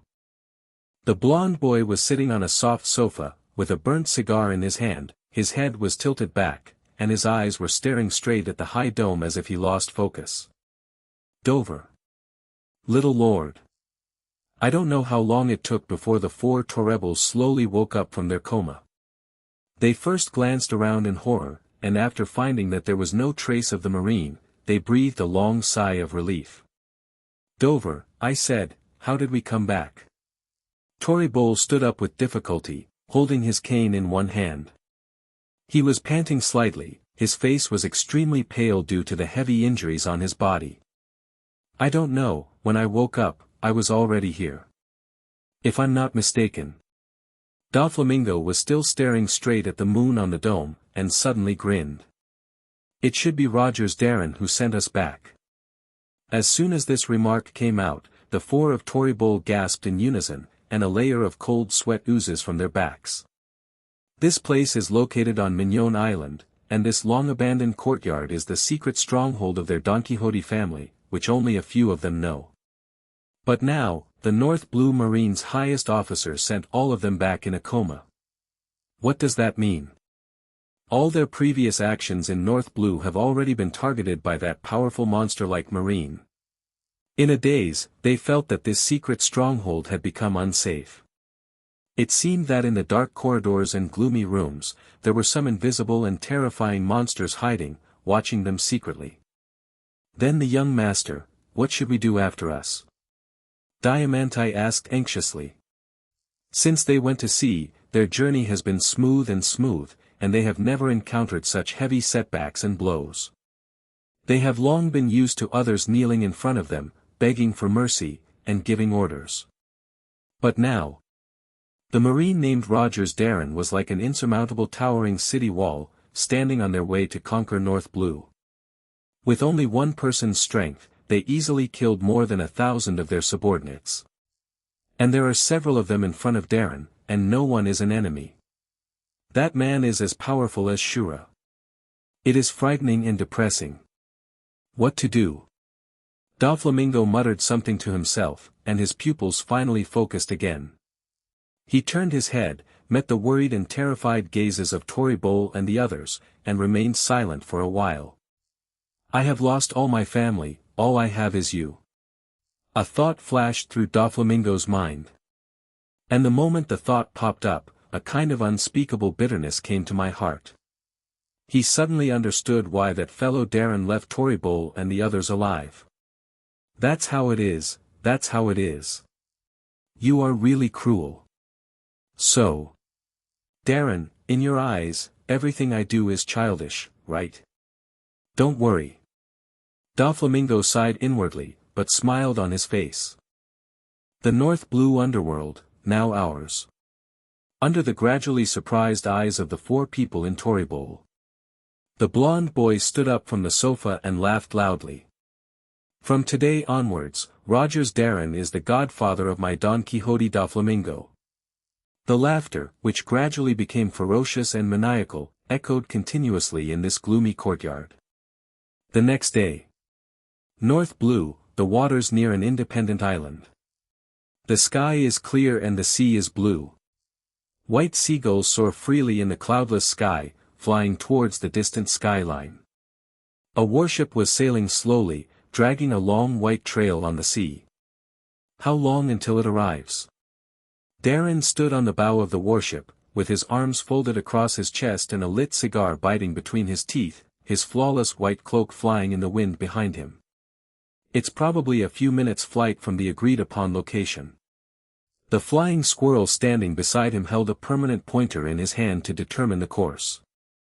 The whereabouts of Germa 66 have always been erratic. As a mobile war country, the Army of Evil has no fixed territory. Darren nodded, turned his head and glanced at the far end of the deck, and suddenly smiled when he saw the 2 young figures sweating profusely. Noticing his eyes, the flying squirrel smiled bitterly and said, "Major Guillaume and Major Kaki must have been stimulated. They both seem to be crazy recently and have devoted themselves to training day and night. This is a good thing. At least my ears are cleaner." Darren said lightly. The celestial dragon's incident greatly stimulated the 2 proud sons of heaven from this department. Marine's own powerlessness, despair in the face of power, self-blame and guilt for helping others do evil, these are enough to easily defeat a Marine's inner beliefs. In the O'Hara incident of the original plot, Kazan is the best example. From burning justice to lazy justice, Kazan has personally experienced the paleness and powerlessness of Marine's justice. "Maybe, you go talk to them." The expression on the flying squirrel's face was as if he was hesitating to speak, but finally he couldn't help but speak tentatively. He has seen with his own eyes Darren's ability to confuse and brainwash people. With his insight and understanding of human nature, he can always point out the truth of the matter. Leave the preaching to old man Sengoku. I have no interest in raising children. Darren looked away from the 2 people in Guion and wrote lightly. If they can't even get past this hurdle, maybe they are not suitable to be Marines at all. The flying squirrel was silent for a moment, and finally sighed helplessly. This guy really sees things too clearly. But precisely because he sees things too clearly, he sometimes appears cold and heartless. Arrive. Just when the flying squirrel's mind was wandering, Darren's deep and powerful voice suddenly sounded. The flying squirrel immediately came to his senses and raised his head to look. On the distant sea, huge shadows gradually emerged from the sea fog. The battleships dragged by giant snails plowed long white marks on the sea, with a chilling momentum. The battle flag of Germa 66 flies at the top of the battleship. On the leading main battleship, a crossed eagle flag representing the Vinsmoke family stands proudly at the highest point. The densely packed fleet quickly gathered together following the main battleship's orders. The metal tracks and gears combined with each other, making a dull roar. In less than 3 minutes, dozens of warships combined to form a huge country. Germa 66. As expected of Germa 66, a war country that scares the world. The flying squirrel's eyes shone brightly, and he couldn't help but sigh in admiration. Darren nodded approvingly. Although Germa 66 is vulnerable to him, that is because his devil fruit ability completely overcomes their technological power, which does not mean that Germa 66 is weak. In fact, Germa 66's military strength ranks at the forefront even in the entire world. High-tech weapons, battle suits, clones who fear no death, freely assembled national territories, and the ability to fight across the Red Line. If you can get all these military technologies and apply them to your North Blue fleet, then you will have a powerful military combat team that can fight across the Red Line and easily enter the Grand Line or even the New World from the North Blue. Of course, what I want from Vinsmoke Judge is far more than that. Take the strings. With a faint, deep light shining in his eyes, Darren gave the order in a flat voice. So the flying squirrel raised its hand and made a military gesture, and the Marines at all levels on the warship quickly took their positions. The rudder turned, and the warship sailed smoothly into the port of Germa Kingdom. Guion and Cake also stopped their respective cultivation at this time, tidied up their military uniforms, and walked to the front of the army. They looked at Darren's broad and tall back with complicated eyes. Ever since Sengoku Admiral left Badia Island, the two of them had no idea how they felt. They were so embarrassed that they dared not face Darren and avoided him almost every day. At this time. Bang bang bang. Bursts of dull cannon blasts exploded abruptly, interrupting the chaotic thoughts of Cake and Guion. Bombardment. Cake put on a defensive posture with a vigilant expression, and took a step forward, protecting Guion behind him. Guion, don't worry, I will protect you. He spoke uprightly, just about to shake his hair handsomely, but found that the Marines around him looked at him with stupid eyes. Jiaji froze for a moment. Rows of colorful streamers soared into the sky, and thousands of silver flowers scattered in the clear sky. The brilliant light cast Madara's color on his face, just like a clown. This is... Salute, salute. Jiaji stared dumbfounded at the bright fireworks in the sky, his lips parted, unable to utter a word. Don't be nervous, Major Keiji. Darren patted Jiaji's shoulder with a smile, and then walked off the warship first. On the land of the Kingdom of Germa, rows of salutes continued to go up into the sky, dyeing the world with lively and peaceful colors. Ha ha ha ha ha. It is my honor to welcome Admiral Darren to the Kingdom of Germa. In a huge phalanx of killing troops, Vinsmoke Judge, wearing a gorgeous robe and long blonde hair, strode out and stretched out his hand towards Colonel Marine with a smile on his face. I'm sorry to bother you, Germa 66's demeanor, no matter how many times I watch it, it still makes my heart surge. Darren walked over with a smile. The hands of the two were clasped together in midair. Guion and Kaki watched this scene with trembling eyes. Seeing the enthusiastic smiles on Darren and Vinsmoke Judge's faces, they couldn't help but cursed, two cunning bastards, in their hearts. If they hadn't personally experienced the war that almost wiped out Germa, they would have thought these two guys were long-lost brothers. Kingdom of Germa. Training course. Irrelevant personnel have been completely cleared out, and the clone soldiers of Germa 66 form a human wall, like cold sculptures, stationed around the training ground. The North Blue Marine senior leaders, headed by Darren, stood in the center of the training ground, watching the soldiers from Germa carry heavy sealed boxes and move them into the training ground. According to our cooperation plan, this is the first batch of military technological weapons you want. Vinsmoke Judge said indifferently, and looked at Darren while speaking. Although it is just a sample, the overall performance is basically stable. As long as you pass the inspection and acceptance, it can be mass-produced at any time. But I have to remind you that the cost of high-tech weapons is not cheap. Darren lit a cigar, smiled and waved his hand. Money is not a problem, just open the box. Vinsmoke Judge then beckoned to the clone soldiers, who strode forward, tore off the seal, and opened the box. Everyone in Darren looked at him immediately.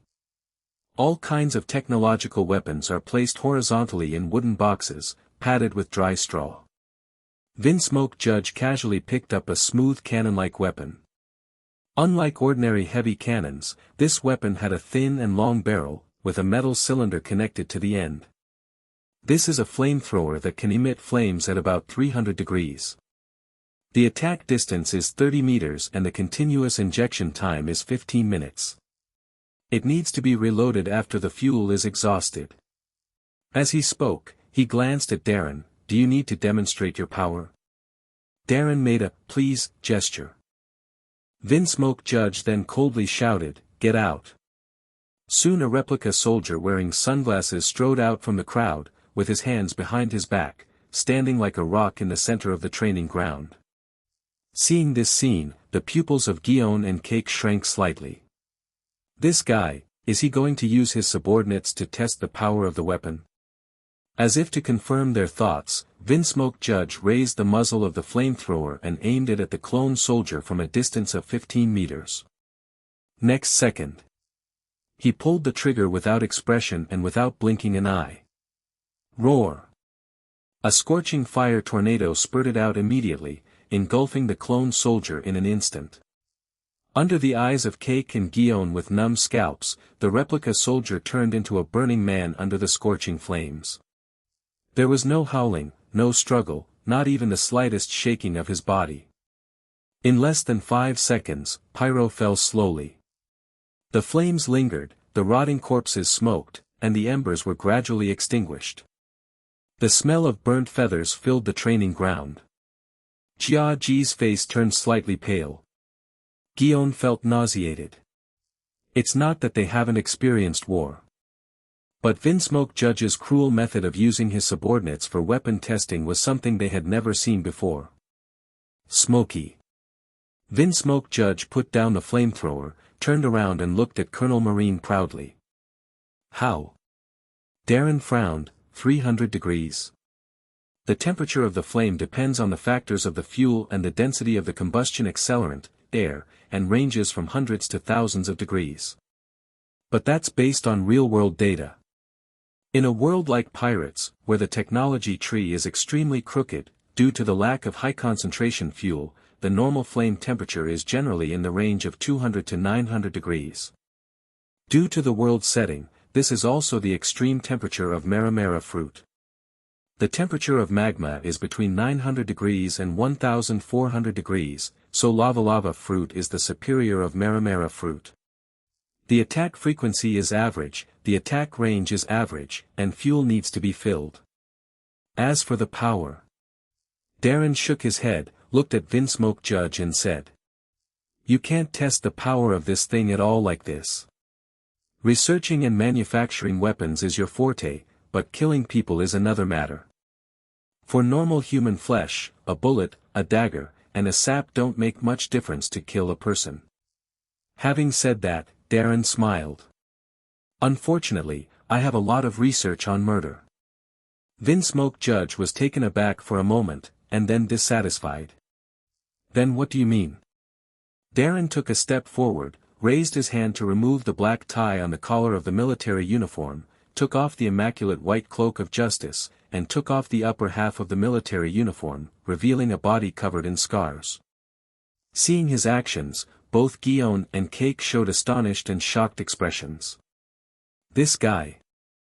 Could it be that he wants to? The flying squirrel covered his face in pain. Vinsmoke Judge also stared at the wild and violent Colonel Marine in a daze, unable to react for a while. Darren twisted his neck, made the sound of crackling fried beans, and then smiled ferociously. "Come on, use me to test." After the words fell, a gust of wind swept across the training ground, blowing Marine's black hair flying, and his eyes became more and more crazy. "Are you serious?" Vinsmoke Judge asked with twitching eyes. Jia Ji also reacted suddenly, jumped out anxiously and said, Hey, Darren, this isn't a joke, it's a flame of 300 degrees. If you are burned to death alive, the position of the North Blue Admiral. But it's my turn. Ah no, I slipped the tongue. He quickly covered his mouth. Darren suddenly realized and said, Well, Major Cake is right. If that's the case, then I won't take the risk. Leave this glorious task to the genius from the headquarters, Major Cake. As he spoke, he stretched out his big hand and grabbed the back of Jia Ji's neck. Don't. You should come. Jia Ji immediately retracted at an unprecedented speed, sweating profusely. Enough joking, Darren looked at Vinsmoke Judge again, and said seriously. I was serious. He does mean it. Darren has already cultivated his body to the point where he can withstand bullets and small and medium-sized shells. He can withstand the impact heat generated by the explosion of shells, so the 300-degree flamethrower should not be too dangerous. The most important thing is that with his perception talent, he can clearly judge the destructive power of a weapon by facing the attack directly. After all, the ultimate goal of the fleet he wants to build is not to play around in North Blue. In his vision, the military force under his command must at least have the level of combat power of the New World pirates. So naturally, the weapons equipped by this fleet must also reach a certain level of power. Seeing Darren's insistence, Vinsmoke Judge didn't hesitate anymore, and directly pulled the trigger towards him. Roar! In the tightly constricted pupils of Cake and Guion, a long tongue of flame shot out from the injector, covering Darren's upper body directly. A roiling heat wave rushed towards our faces, and a scorching wind suddenly blew up in the training ground. All the people present looked at the standing man bathed in the red flames, all of them looked like they had seen a ghost. Crackling. Flames rose ragingly, and Darren's upper body turned into a ball of fire from a distance. The surrounding air became distorted by the swirling flames, making Guion and the others jump in fear. It took a full minute before Vinsmoke Judge slowly lowered the flamethrower. What he didn't even notice was that a thin layer of cold sweat had already oozed out from his forehead at some point. Smoke billowed, obscuring sight. Gollum. Jia Ji swallowed a mouthful of saliva unconsciously, lowered his voice and said to the flying squirrel next to him. Hey, that guy won't be burned to death right away. The flying squirrel rolled his eyes angrily. At this moment, a faint voice came from the center of the thick smoke. Well, the power is not bad. A gust of wind blew away the black smoke, and everyone stared wide-eyed, only to see Darren standing on a piece of smoldering ground, observing his condition with his head down. His body surface was covered with a layer of black ash, and scorched burn marks were faintly visible. But from his expression, it can be seen that the injury is not serious. Well, at least not to him. Flamethrower, passed the test. Darren patted the ashes on his skin and grinned at Vinsmoke Judge. Next. He turned his gaze to Jia Ji and the others again. Don't be idle, let's experiment together, don't waste time. Thus began one of the most thrilling and appalling experiments in the history of weapons manufacturing. Flamethrower. A high-voltage current gun of several thousand volts. Portable rocket launcher. High-speed cutting roulette. Continuous firing heavy machine gun. All kinds of technological weapons manufactured by Germa 66 were unleashed on Colonel Marine's body like an indiscriminate bombardment. There were dull roars, sharp cutting sounds and huge explosions in the entire training ground, mixed with Judge's sly laughter from time to time. Everyone, including Vinsmoke Judge, was dumbfounded at the beginning, then took it for granted, and even directly entered a state of numbness in the end. Half an hour later, Judgy and the others put down their last weapon out of breath, and sat down on the ground without a gesture. They looked at Darren with disbelief in their eyes. Monster! Vinsmoke Judge raised his hand to wipe the sweat from his forehead, and couldn't help muttering with a pale face. Darren sat on a box of weapons with a satisfied look, a lighted cigar in his mouth. An accompanying military doctor was bandaging and treating the wound on his body. Very good, let's produce according to the several weapons we just determined, deposit 50%, and pay the balance after receiving the goods. Darren smiled at Vinsmoke Judge. Vinsmoke Judge said hoarsely, "No problem." At this moment, he was already clearly aware of what a terrifying beast this North Blue Marine chief executive was. After the accompanying military doctor finished bandaging, Darren stood up slowly, put on the military uniform handed over by the flying squirrel again, put on the snow-white cloak of justice, walked slowly to Vinsmoke Judge, and said in a low voice. In addition, regarding the issue of worship transformation. Vinsmoke Judge showed embarrassment. Your requirements are too high. If metal is used to replace the keel of the warship, the weight of the warship will at least double that of the original. In this way, the draft of the warship may be. Darren waved his hand disapprovingly. No, you don't need to pay attention to the issue of draft. His deep, dark eyes shone with a kind of treacherous and fierce ambition. What I need is that the main structure of the warship must be made of light metal. Vinsmoke Judge frowned, muttering. If that's the case, there shouldn't be any problem with adding a small amount of alloy used to make combat uniforms into the steel. But financially. He glanced at Darren, absolutely astronomical. What I want is your words. Darren laughed. Money is a pile of waste paper in your hands. Only when the money is spent and actually used to improve one's own strength is the kingly way. The warship set sail and slowly moved out of the port of Germa Kingdom. Vinsmoke Judge stood on the land, smiling and waving at the distant warship. Until the warship disappeared at the end of the sea in the distance, the smile on his face gradually became cold and ferocious. Master, the deposit of North Blue Marine has been put into the vault. A middle-aged man dressed as a housekeeper came over respectfully and said in a low voice. Vinsmoke Judge nodded gloomily. He did not speak, but waved his hand to let the butler man leave, and walked alone towards the main castle of the Germa Kingdom. Vinsmoke Judge passed through the heavily guarded gate of the main castle building and entered a heavily guarded passage. At the end of the passage is a metal door. He stepped forward, aimed his eyes at the electronic panel on the metal door, and stretched out his hand to hold down the door guard. The iris verification passed, the bloodline verification passed. Welcome back, sir. A cold, emotionless electronic sound sounded. The door opened and Vinsmoke Judge strode in. Behind the metal door is a laboratory that is as big as several footballs.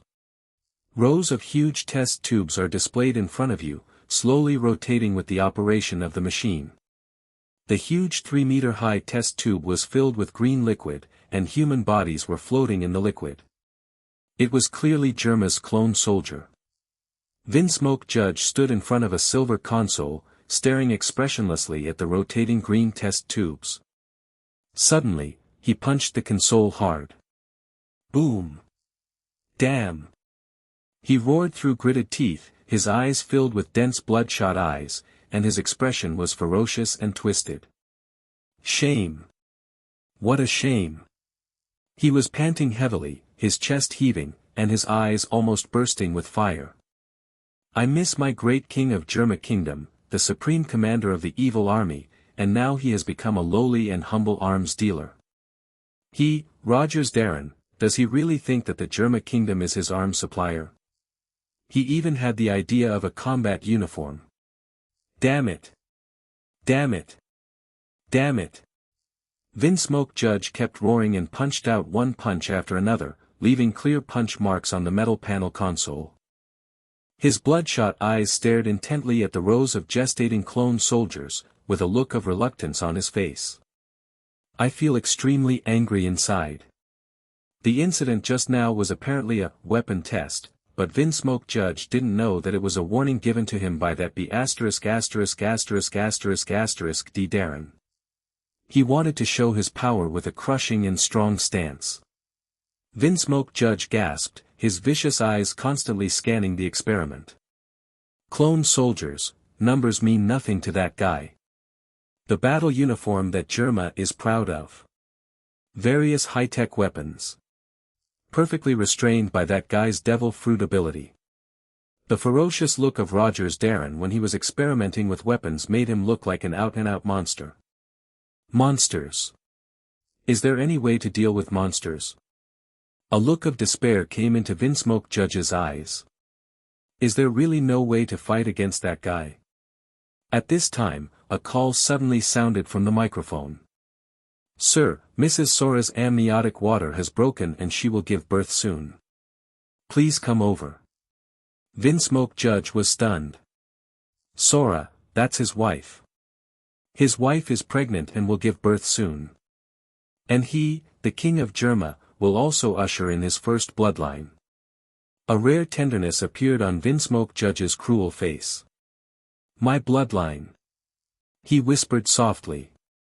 My bloodline. He was suddenly struck by lightning. Next second. Ha ha ha ha ha ha ha. That's it. I found a way to deal with you. Darren.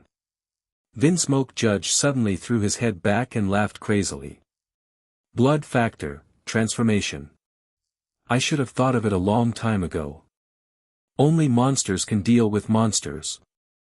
As if he had grasped the last straw, he stumbled madly to the other side of the laboratory and grabbed a pink test tube. The transparent test tube filled with pink liquid reflected his increasingly crazy face. My child, please forgive me. This is for Germa's honor. He hissed.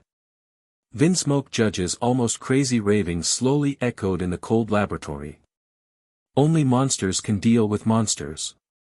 His bloodshot eyes stared fixedly at the test tube filled with pink liquid in his hand, but in his mind he kept recalling the scene of Marine being enscathed under the hail of bullets with only his own physical defense. Skin enhancement. No, just skin and flesh and blood is far from achieving this level. Invulnerable defense, strong body resilience, and beast-like strength. Yes, yes. Only an exoskeleton can do that. While whispering, his eyes flickered with a strange and crazy cold light, and he dialed the phone bug signal. Master, are you here? Madame Sola is calling your name, the delivery is about to begin. The butler's anxious voice came from the phone bug. Vinsmoke Judge gritted his teeth, his expression fluctuated, and finally he broke his heart and roared. Let the doctor wait, I need some time. After finishing speaking, he hung up the bug communication. Carefully placing the pink liquid test tube on the test bench, Vinsmoke Judge roughly swept all the instruments and other sundries on the console to the ground with one hand. Accompanied by the crackling sound, he took out a pen and paper and quickly calculated. Bloodline factor ratio. Well, the exoskeleton alone is not enough, toxicity must be added. Drops of cold sweat dripped down his cheeks and jaw, but he ignored it. In a minute, that blank sheet of paper was already filled with dense calculation formulas and potion mixing ratios. Let's start. With a hoarse whisper, he pressed the button on the console. The various instruments on the test bench were running quickly, continuously injecting various medicines and substances with well-determined ratios into the pink test tube. Soon the liquid in the test tube continued to boil, and a lot of bubbles came out. Successful. Seeing that the indicator lights on the control panel showed green, Vinsmoke Judge clenched his fists, took the test tube from the test bench, and strode out of the laboratory towards the direction of the palace. Passing through the long corridors and palace gardens, Vinsmoke Judge heard the sound of painful wailing the moment he entered the palace. It was his wife's voice. Sola. He murmured anxiously, quickened his pace and entered a luxuriously decorated bedroom with painted murals. Large pieces of white sheets were already stained red with blood, and doctors and nurses in white coats were busy walking around. A woman with a beautiful appearance and a gentle temperament was lying on a big soft bed. The severe pain caused by childbirth made her tremble and sweat profusely. "Master, you are finally here." The doctor wearing rimless glasses stopped what he was doing and bowed to Vinsmoke Judge. Vinsmoke Judge waved his hand, walked quickly to the bed, and held his wife's hand tightly. "Sora, here I come." Queen Sola of the Kingdom of Germa opened her eyelids with difficulty, a gentle smile appeared on her face, and she whispered softly. "Judge, Judge." Seeing his wife's painful expression, Vinsmoke Judge's heart tightened. He took a deep breath. "Sola, I have found a way to make Germa rise again and dominate North Blue." He held up a test tube with pink liquid flowing in his hand. "Bloodline factor. With this technology, our children will be born with monster-like physical talents. Our children will become the most powerful fighters Germa 66 has ever seen. The name of the Vinsmoke family will inevitably resound through this sea along with their growth." He spoke excitedly, looking forward to his wife's joy. But what greeted him was a pair of astonished and terrified eyes. "You want to train our children into weapons?" Queen Sola was unbelievably authentic, her face was pale. As the Queen of Germa, she is well aware of the disadvantages of the technology mastered by Vinsmoke Judge.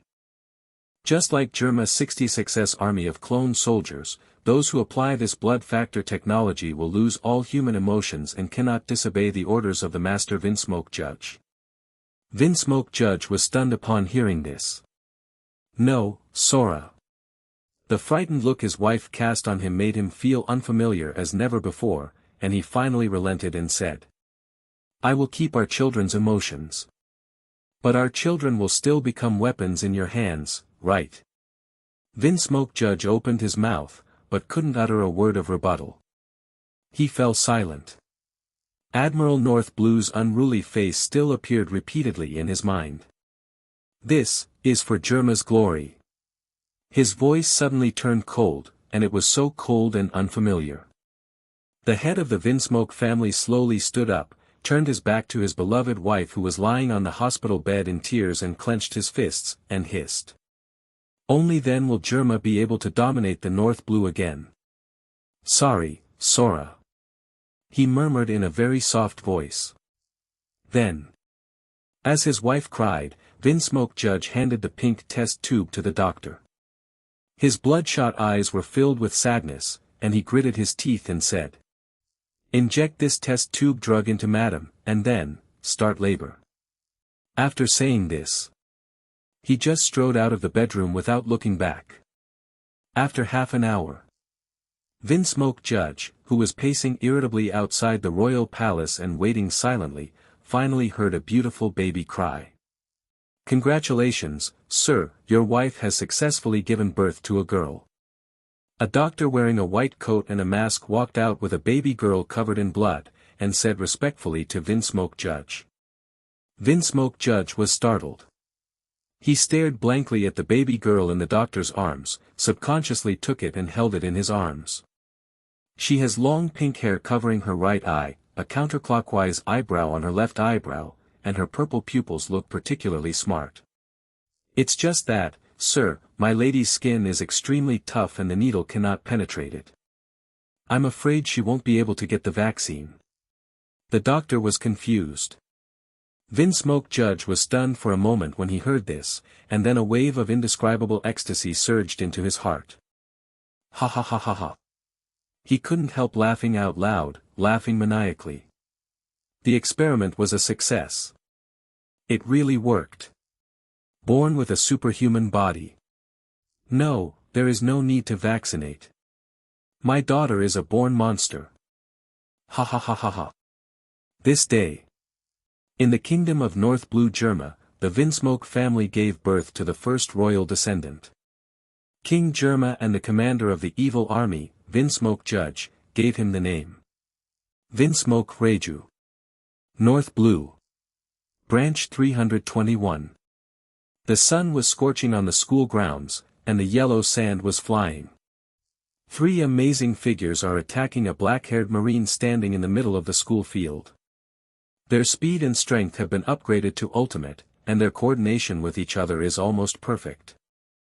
The three sides of the snow-white cloak representing the rank of the major of the headquarters, accompanied by the offensive of the three, continue to flaunt and flutter.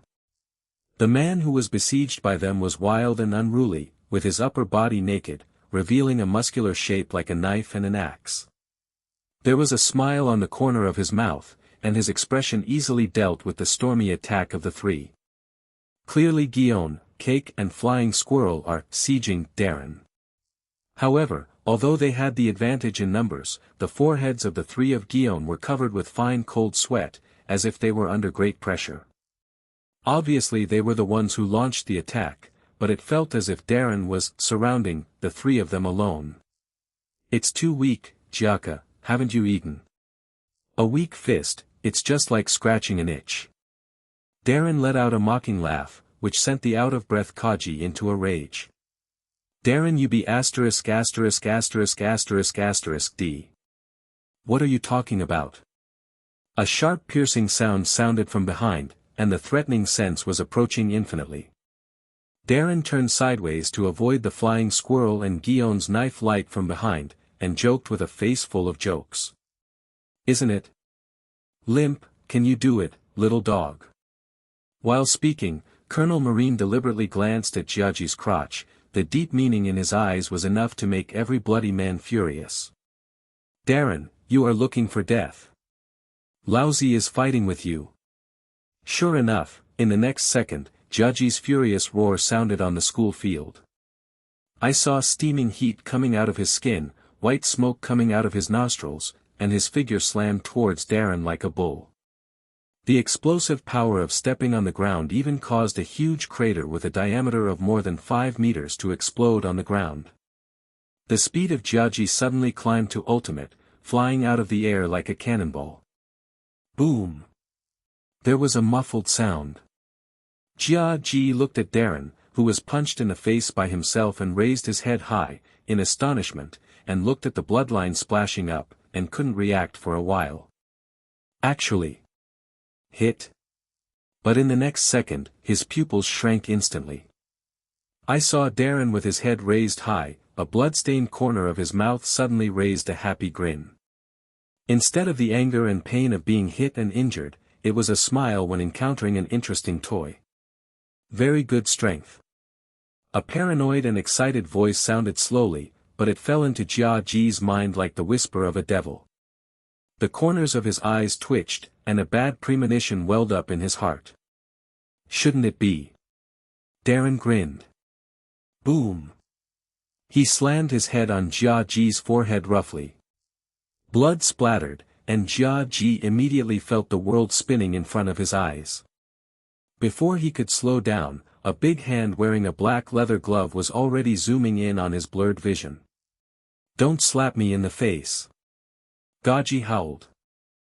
Darren ignored him, grabbed his face with one hand, lifted him up, and smashed him into the ground heavily. Boom! The ground within a radius of 30 meters suddenly shattered into dense cracks, and the earth let out an overwhelmed wail. The smoke and dust billowed, and Jiaji's upper body was completely submerged in the ground, and his two hairy legs wearing clogs twitched in midair. Kang!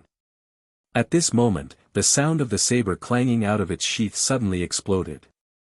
A shiny saber pierced through the billowing smoke first, and then, brought out, the resolute and calm face of the flying squirrel wearing a military cap. The wide cloak fluttered behind him, the flying squirrel's eyes were piercing, his hands tightly grasped the saber, and he slashed towards Darren. Great timing. Laugh. The saber with its sword light slashed down sharply, slashing a large amount of blood on Darren's chest. Well, a lot of progress.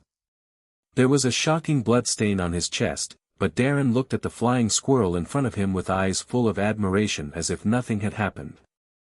The flying squirrel smiled wryly, and, frankly, received Darren's powerful knee bump. Boom! His figure flew upside down like a cannonball, knocking down 3 human-shaped stone targets one after another, before he landed in embarrassment, spitting blood. As soon as the blow was successful, Darren felt a cold chill approaching infinitely from the sky above his head. That sharp breath even made him faintly feel like his pores were erected. As expected of a future candidate for admiral, the talent for swordsmanship is really amazing. Darren murmured something in his heart, and stretched out his hand with a smile. Bang! The famous golden knife suddenly slashed into Darren's palm, and cut open the black glove, but stuck there firmly, being tightly imprisoned by the latter. The bitter wind blew the smoke and dust into a mess.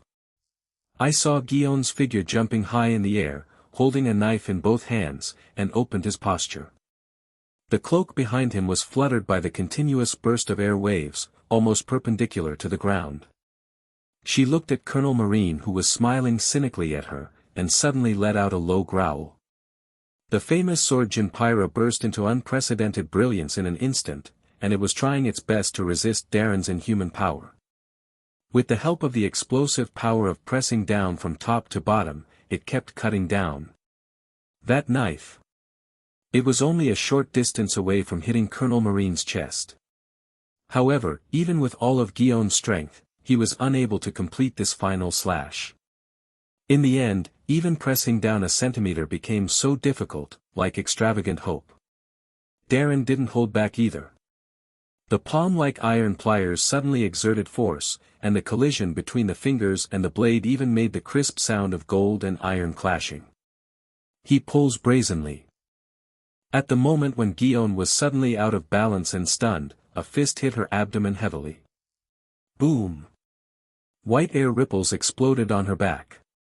Guillaume's face turned pale suddenly, and he slumped down, kneeling on the ground and covering his abdomen with his hands, with blood oozing from his mouth.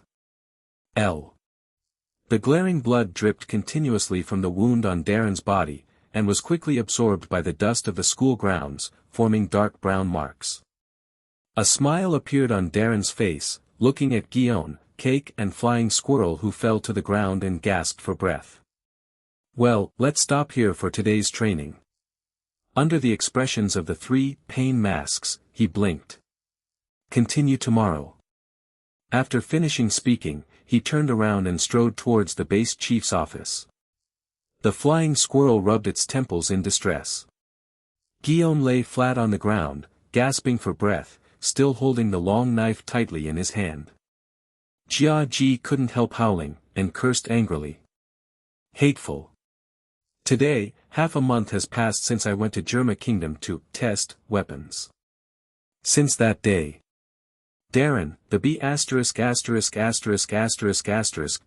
took them to special training every day, in the name of helping them improve their strength. But Jiaji always feels that B********D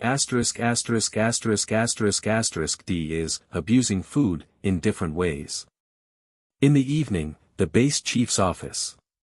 Darren was still naked from the upper body, biting a lighted cigar, standing in front of the huge floor-to-ceiling windows, overlooking the entire 321 branch from a high position.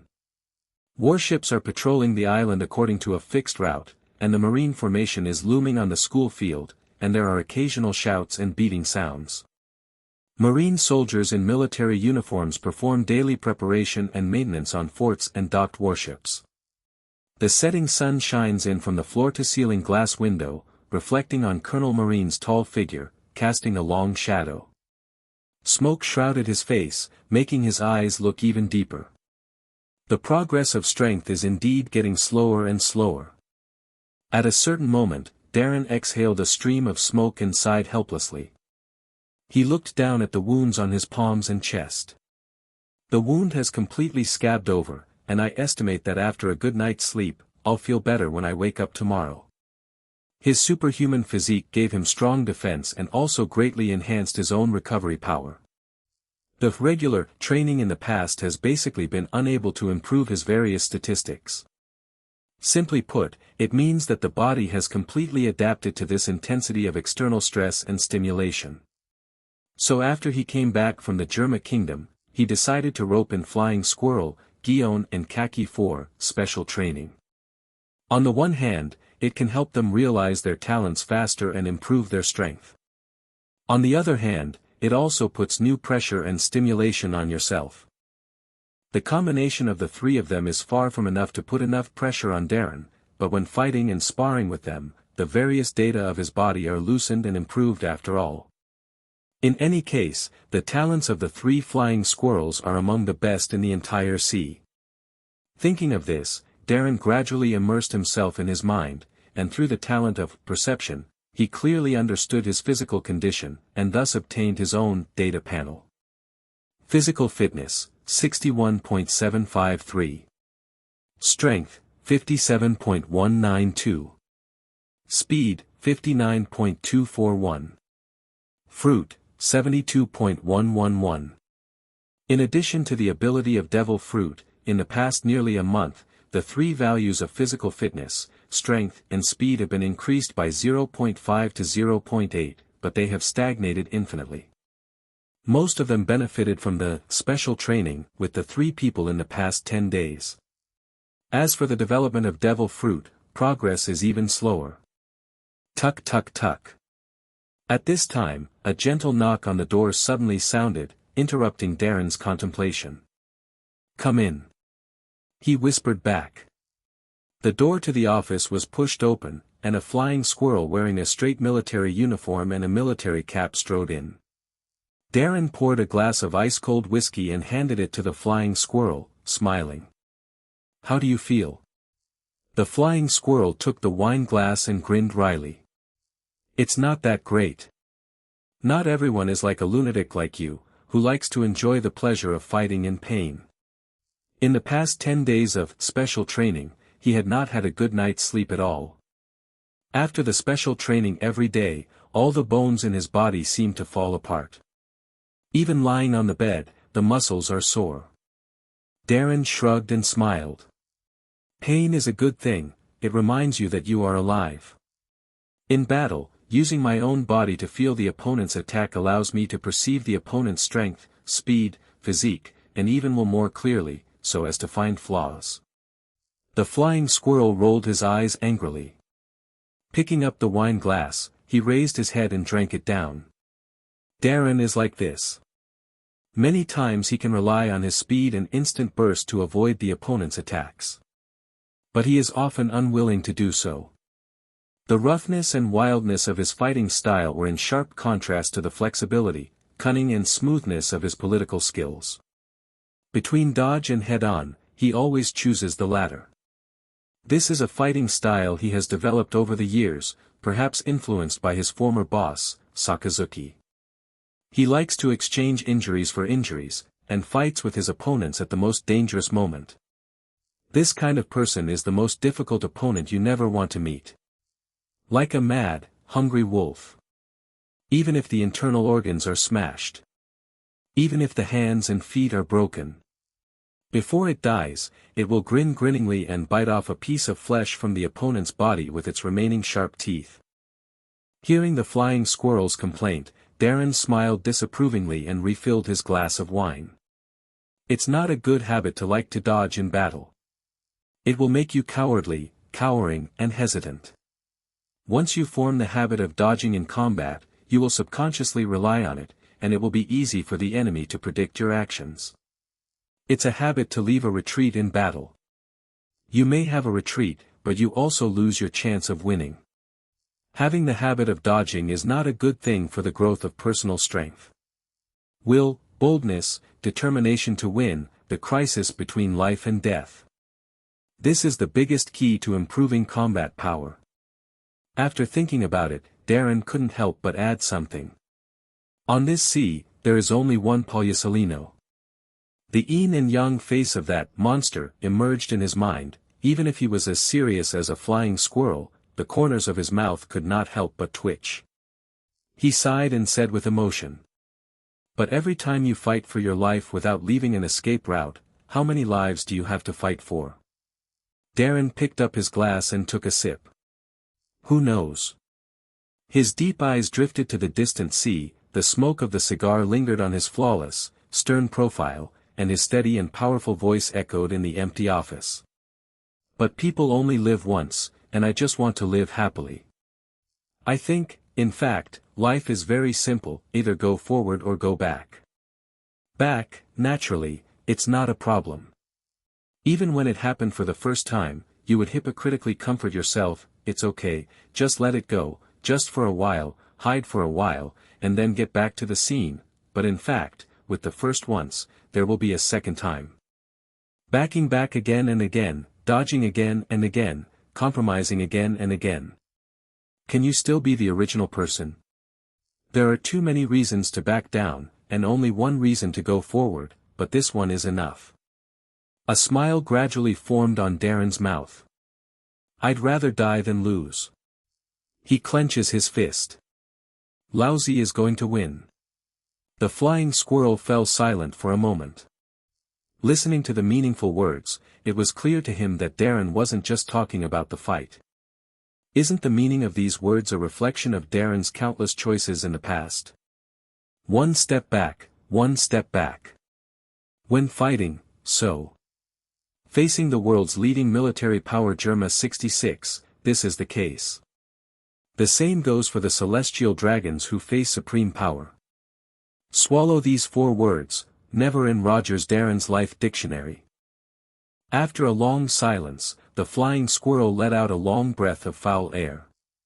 He looked at the back of Darren standing in front of the floor-to-ceiling windows again, and seemed to see the marine scum, as everyone called it, the soul carried in that body riddled with holes. A rebellious, ever-forward soul. Yes, precisely because he is such a man. Only then can he be, and only then can he be the person he is willing to follow for his whole life. Those 2 guys have improved a lot lately. Darren changed the subject suddenly. His gaze shifted to the school field in the distance. In the school field under the setting sun, yellow sand dances wildly.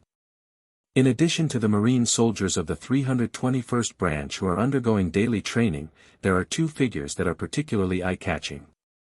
One person stood on the left side of the school field, holding a long knife, with a cloak fluttering behind him, holding his breath, and kept waving the knife. The famous golden sword was as wild as the wind, flashing bright lights and shadows. With Darren's eyesight, it can be clearly seen that with the flurry of dancing of the famous golden sword, countless sparks are constantly colliding and deriving on the edge of the blade. That's the bullet. It is Guillaume who is relying on his own swordsmanship to cut the bullets fired tens of meters away one by one with incomparable precision. On the other side of the schoolyard, there was Jia Ji with a flushed face, gnashing his teeth and dragging a small abandoned warship, dragging it forward with great difficulty. The muscles all over his body were tense and swollen, and the blue veins were exposed, which seemed to explode, and he was still chanting. I'm not a small dog. Lousy is not a small dog. The flying squirrel followed Darren's gaze and laughed, saying, They have been tormented to the point of shadow by you, don't they keep talking about wanting to become stronger? They have indeed become a lot stronger, but they haven't realized this fact yet. While speaking, he glanced at Darren and added something in his heart. After all, you are the one who is sparring with them. Darren smiled and said, Forget about Guillaume, she has always been a good student in the eyes of old man Sengoku.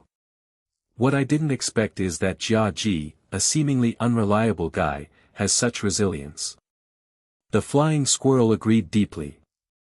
Major Cake possesses unusual abilities. After the daily special training, he will also practice various events by himself, and the training volume seriously exceeds the standard.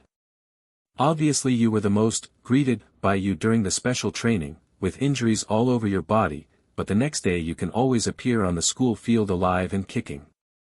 Being ravaged by you dozens of times and hundreds of times, he will never be discouraged. No matter what happens, he has the courage to defeat and fight repeatedly.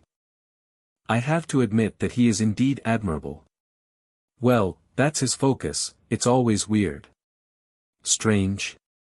Darren raised his eyebrows and turned to look at the flying squirrel curiously. A helpless wry smile appeared on the flying squirrel's face.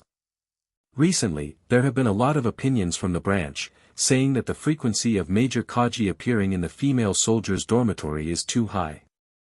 Darren. As expected of you, Kaji. In fact, there is another thing that the flying squirrel did not dare to say, that is, Jiaji often went to various aristocratic parties in the name of caring for the people, and finally came back disheartened, and he never tired of it. Darren shook his head and asked instead. How's that Dover kid doing? The flying squirrel's face became solemn, and he said in a deep voice. The progress is very fast.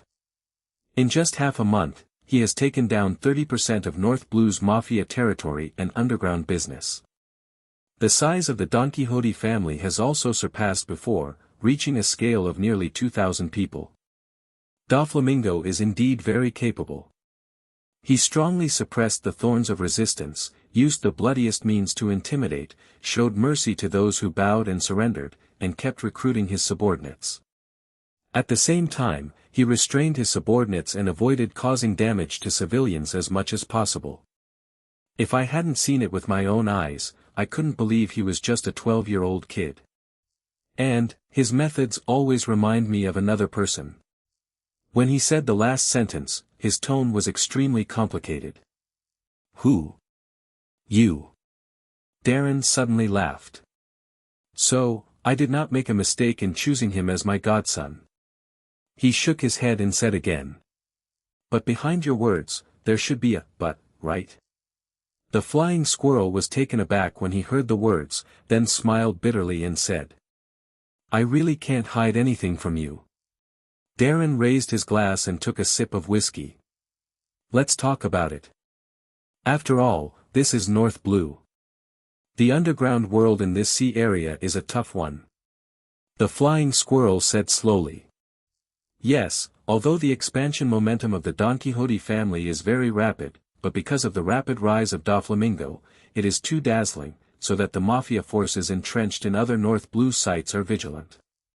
Under the common pressure, they have torn up the agreement with our marine, continue to recruit troops, frantically staged turf battles and bloodshed, trying to expand their own power to counter the rise of the Don Quixote family. Darren narrowed his eyes. I thought they would be a little more aggressive. Seeing his slight expression, the flying squirrel's heart tightened suddenly. He knew someone was going to be unlucky. You mean? Colonel Marine sneered. If they can let go of their prejudices and unite against the Don Quixote family, I will not intervene in this power struggle in the underground world. After all, they gave me enough respect. The rules of the game are fair. Don Quixote family broke North Blue's rules, and I killed all of his thousands of people as punishment. If he wants to become the overlord of the North Blue underground world, he has to start from scratch, and I won't give him any help. He has to prove what he can do. Don Quixote family vs the entire North Blue underground forces, this is my idea. If he fails and can't even win North Blue, it proves that he is nothing more than that. It's just that I didn't expect that. North Blue's underground forces are too disappointing. They dared to tear up the agreement, broke my rules, attacked civilians, and took advantage of the chaos to plunder the territory. Darren's eyes narrowed even further. I'm very upset. The flying squirrel took a deep breath. When to set off? He didn't ask too many details and reasons. Because it doesn't matter. Because at North Blue, no one can live without Rogers Darren's rules.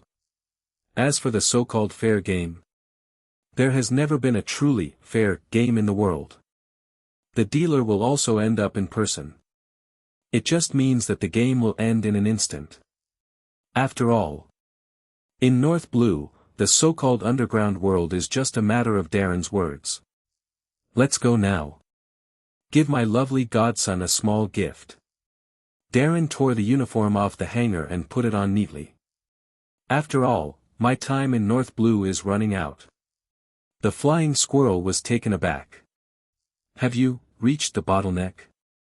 He is probably aware of Darren's special talent, and also understands that the latter is trying to improve his physical limits through various hellish training. Darren nodded in acknowledgement. That's right, I need a stronger opponent. It doesn't make much sense to stay in North Blue anymore. The Grand Line is the most exciting stage in this sea. Officer training camp at Naval Headquarters.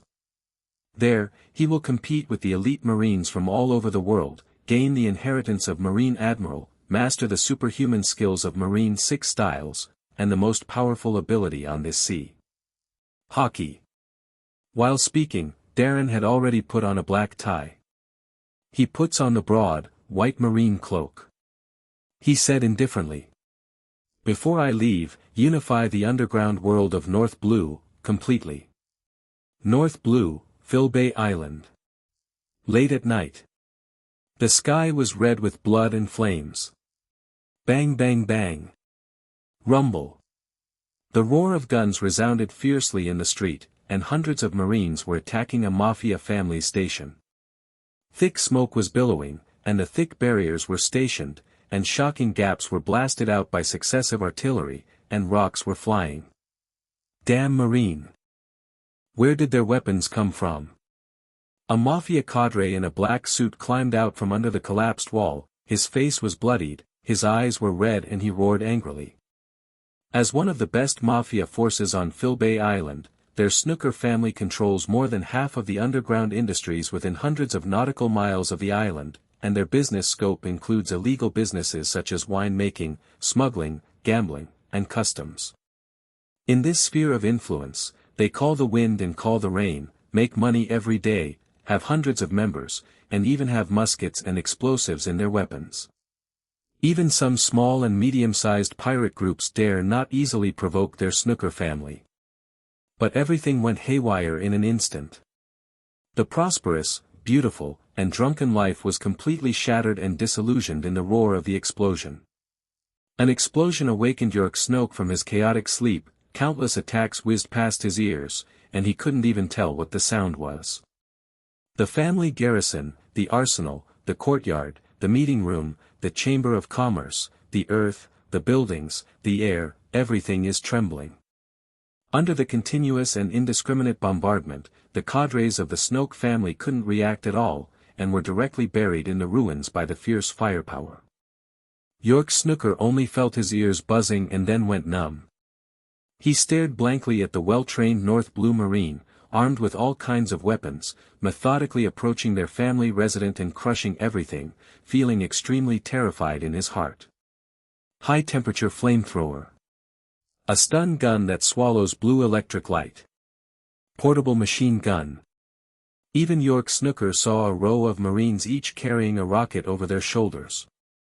Cutting-edge weapons never seen before. Boom!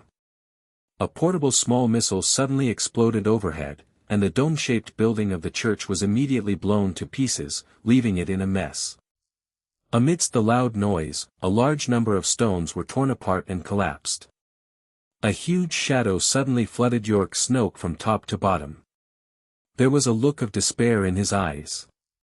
Before being overwhelmed by the boulder flow, he saw a clog-clad, wretched-looking Marine step out of the crowd with his hands in his pockets, and raise a private building abruptly. Boom! The private houses were thrown high and crashed to the ground, completely destroying the Snoke family's residence into a mess, like ruins. In the billowing black smoke, Judgy looked at his hands in a daze. When did I become so strong? He just wanted to try it at first, but he didn't expect that he could actually throw a private building away with his bare hands. Major Kaji is too strong. Germa's technological weapons are far inferior to Major Kaji's power. It's really too strong. You really deserve to be the elite of the headquarters. The surrounding North Blue Marines stared at Kaji with shocked faces and cheered wildly. Hearing the cheers from Marine beside him, Judgy's heart was surging, and he couldn't help laughing with his hands on his hips. Of course. Lousy is a genius. He glanced contemptuously at a repeating machine gun in Marine's hand, and said with disdain. Guns are really a primitive and crude way of fighting. At the same time. Another island in North Blue. A similar scene is unfolding. A secret resident of a mafia family, the Marine force is on the move. Marine. Damn Marine. You are not leaving us any way out. A mafia leader with a mustache cursed angrily. While speaking, he held a huge shield made of fine steel in both hands, and crashed into the oncoming Marine crowd like a bull, and the powerful force directly turned them all on their backs. Ha ha ha. Have you seen my power? The mafia boss laughed. But in the next second, his laughter stopped abruptly. Bang! He heard a crisp sword cry. Following the sound, I saw a tall black-haired figure slowly walking out of the raging flames. The sound of high heels stepping on the ground is sweet and moving, but there is a kind of ultimate coldness. It was a woman. There was a beauty mole at the corner of her mouth, her long black hair was tied up in a bun behind her head, and her curvaceous body was wrapped in a short pink skirt. Following her footsteps, the flawless white marine cloak behind her seemed to be swaying and dancing in the flames. She holds a long knife in one hand. The blade is slender, showing a bright golden color, reflecting the leaping flames. This is a very strong woman. If it was normal, the mafia leader would probably do everything possible to get her into bed and conquer her. But now, he doesn't have any ideas. A slender cut slowly spread from his giant metal shield. From the strongest front of the shield, to his arms, to his throat. Blood lines slowly emerged. What a fast knife! He hissed. The shield and the person, split into two, crashed down. Guillaume stood in front of him, sheathing the knife with a cold expression. In the name of justice, the death penalty. After the words fell, the Marines rushed in behind her. Shouts and wailing came from all directions, and Guillaume stood still, lost in thought for a long time. I have become a lot stronger. She murmured softly. She suddenly understood a lot. The special training in the past 10 days has increased her strength by at least 30%. It's just because her opponent has always been that monster-like guy, who is always ruled, and the distance is always so far away, so she didn't find the improvement of her strength. But the thought lasted only a few seconds, and Guillaume soon clenched his fists again and clenched his silver teeth. Not enough, not enough. The other side. An expensive private luxury mansion. North Blue, the famous mafia family in the British Isles. The residence of the leader of the Rockefeller family. In the luxurious bedroom.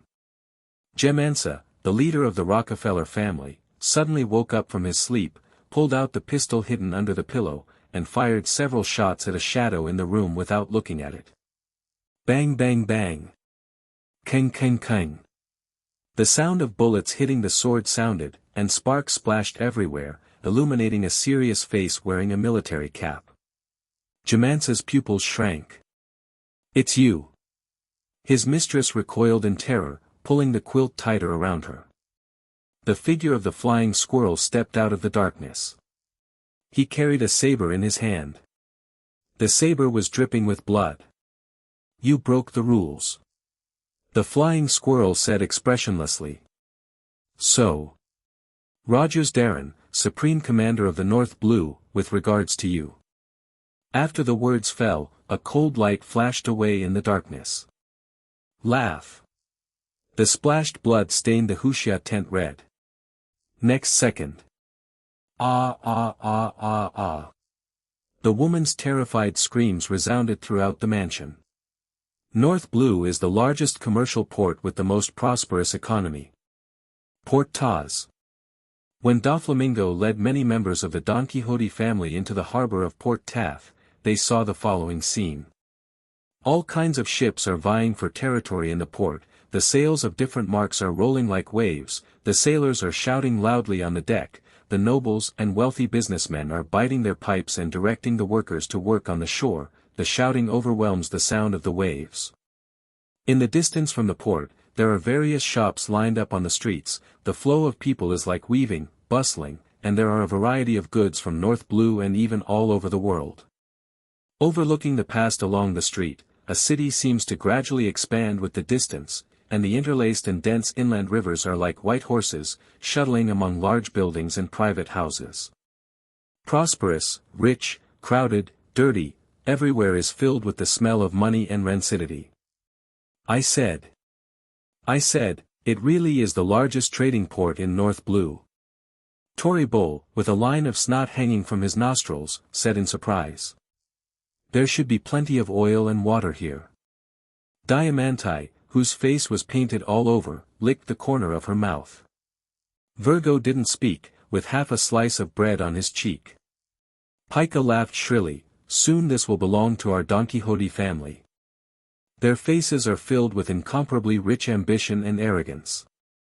Of course, they also have the qualifications to be arrogant. In just half a month, their Don Quixote family almost started from scratch, annexing more than 30% of the mafia territory and underground world business in the entire North Blue in one fell swoop. One of the best underworld forces. This kind of speed, this kind of posture, this kind of hockey, in the history of North Blue, no one has ever been able to do it. But the Don Quixote family did it. And now, the extremely prosperous trading port in front of them is the goal of their trip. The Rodriguez family. Standing at the bow of the boat, Doflamingo glanced at the bustling town in front of him, a cold smile gradually formed on his lips. He still has the old-fashioned look, sunglasses, shirt, cropped pants, and pointed shoes. It's just that compared to before, he has a pink feather coat on his body, fluttering with the salty sea breeze on the harbor, like a young and proud flamingo. Dover.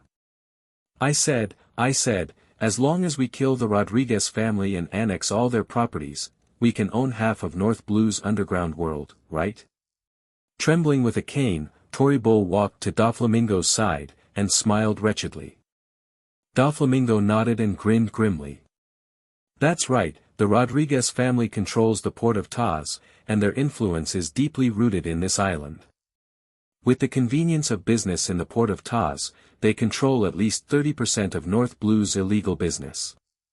After solving them, the remaining guys who are particularly in the way, the Snooker family, Vincent and Rockefeller, are not a big problem anymore.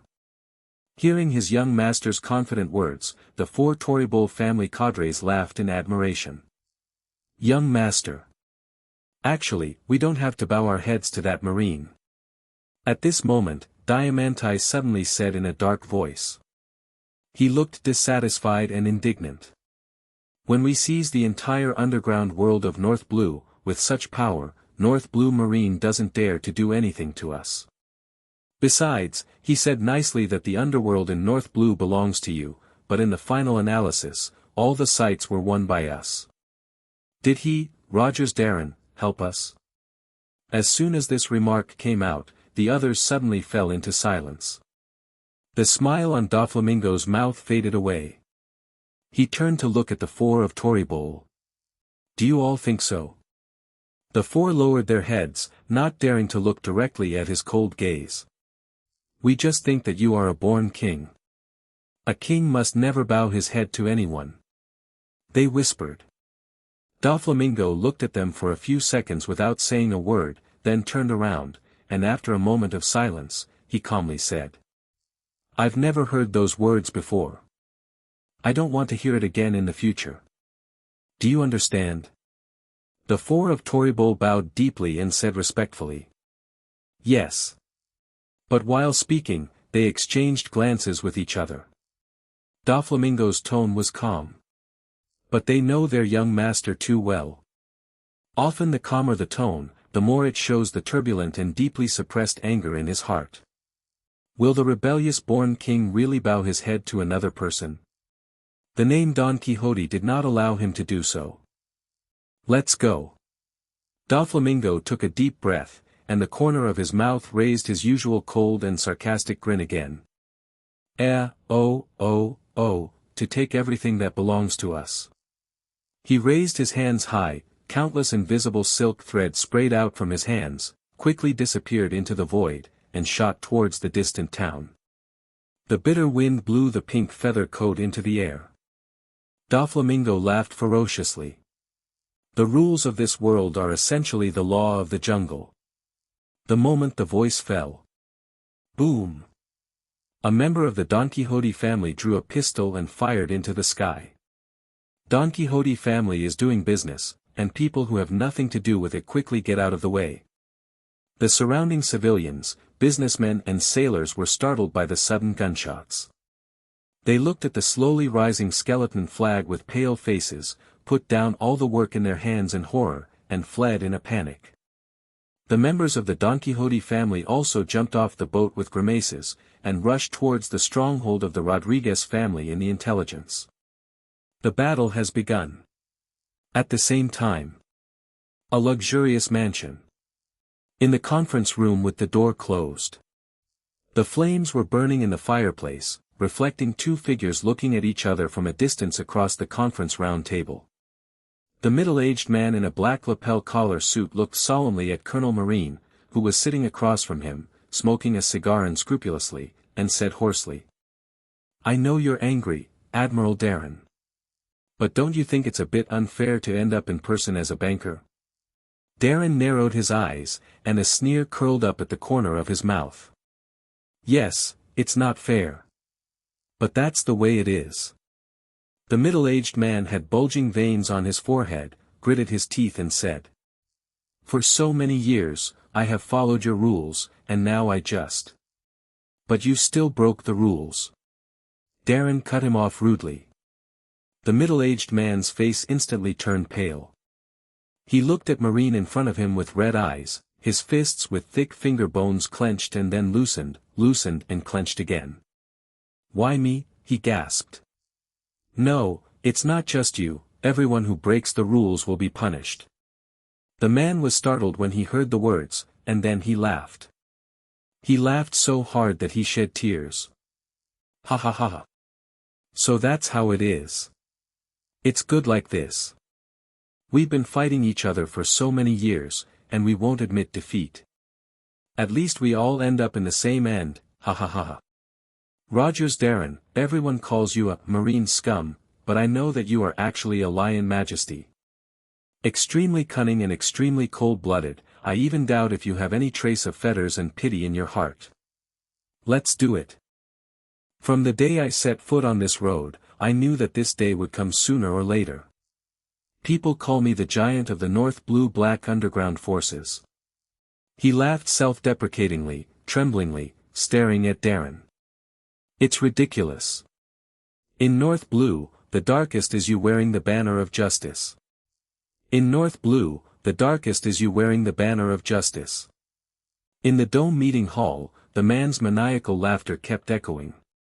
"Our so-called giants of the underground world, the so-called giants of the dark forces, are all tools that you, Rogers Darren, use to control North Blue." The muscles on his face twitched ferociously, and he shouted sharply. "You who hold high the banner of justice, are darker and more evil than all of us." Darren looked at the panting man quietly, his expression was not disturbed by his words.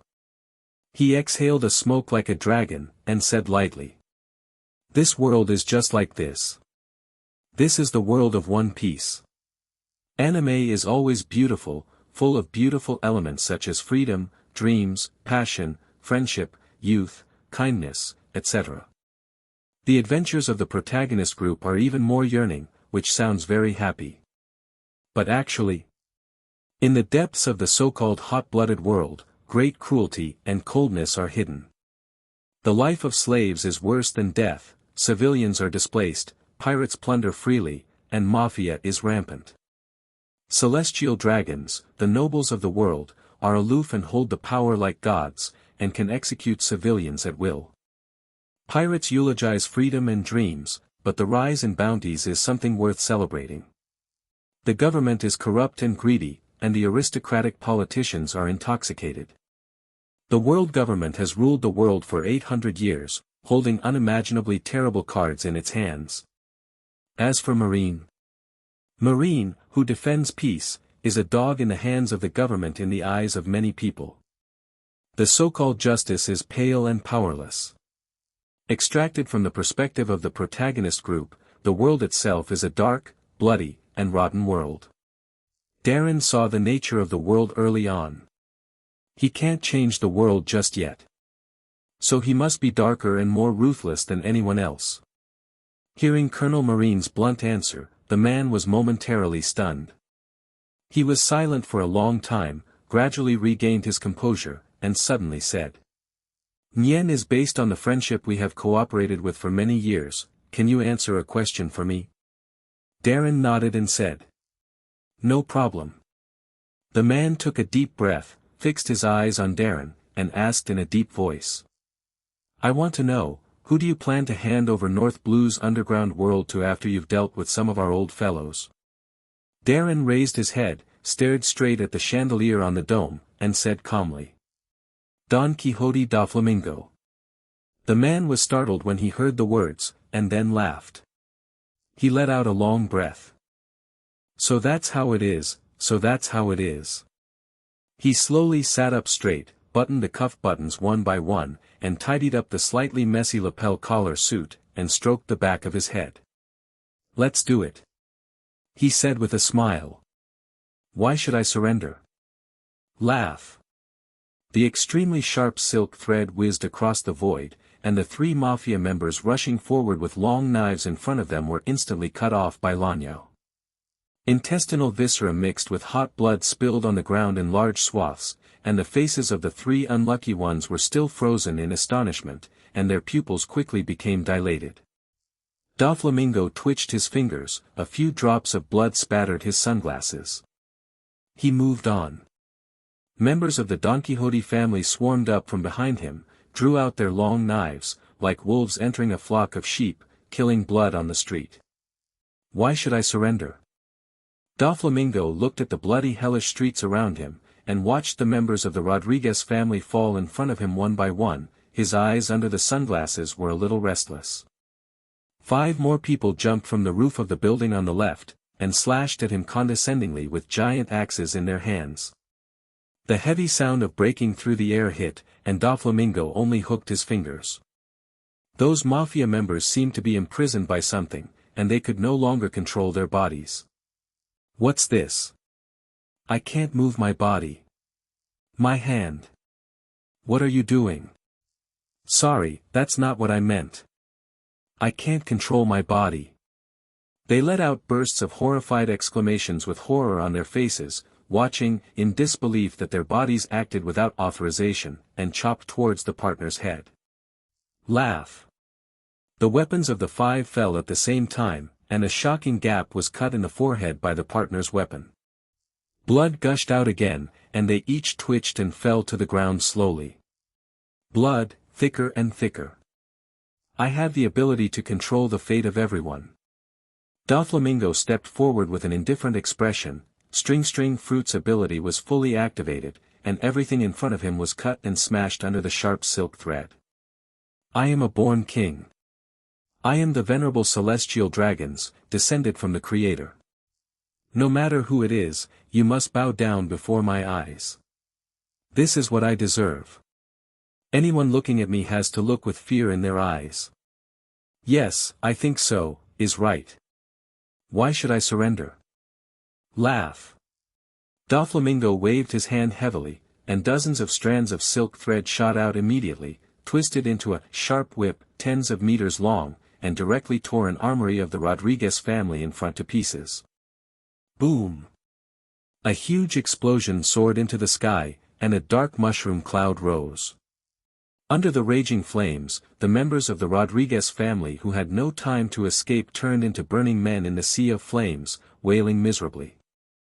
He said that North Blue's underworld belongs to me, but even without him, I can easily unify North Blue's underground world. I am destined to be the king of darkness. Why should I surrender? A personal figure kept falling in front of his eyes, and the grinning laughter of Tory Bowl and others came from around him, and the world was like a purgatory. Perhaps Tory Bowl and the others were right. Doflamingo continued on toward the magnificent mansion, leaving chaos and misery along the way. A cruel smile gradually formed on the corner of his mouth.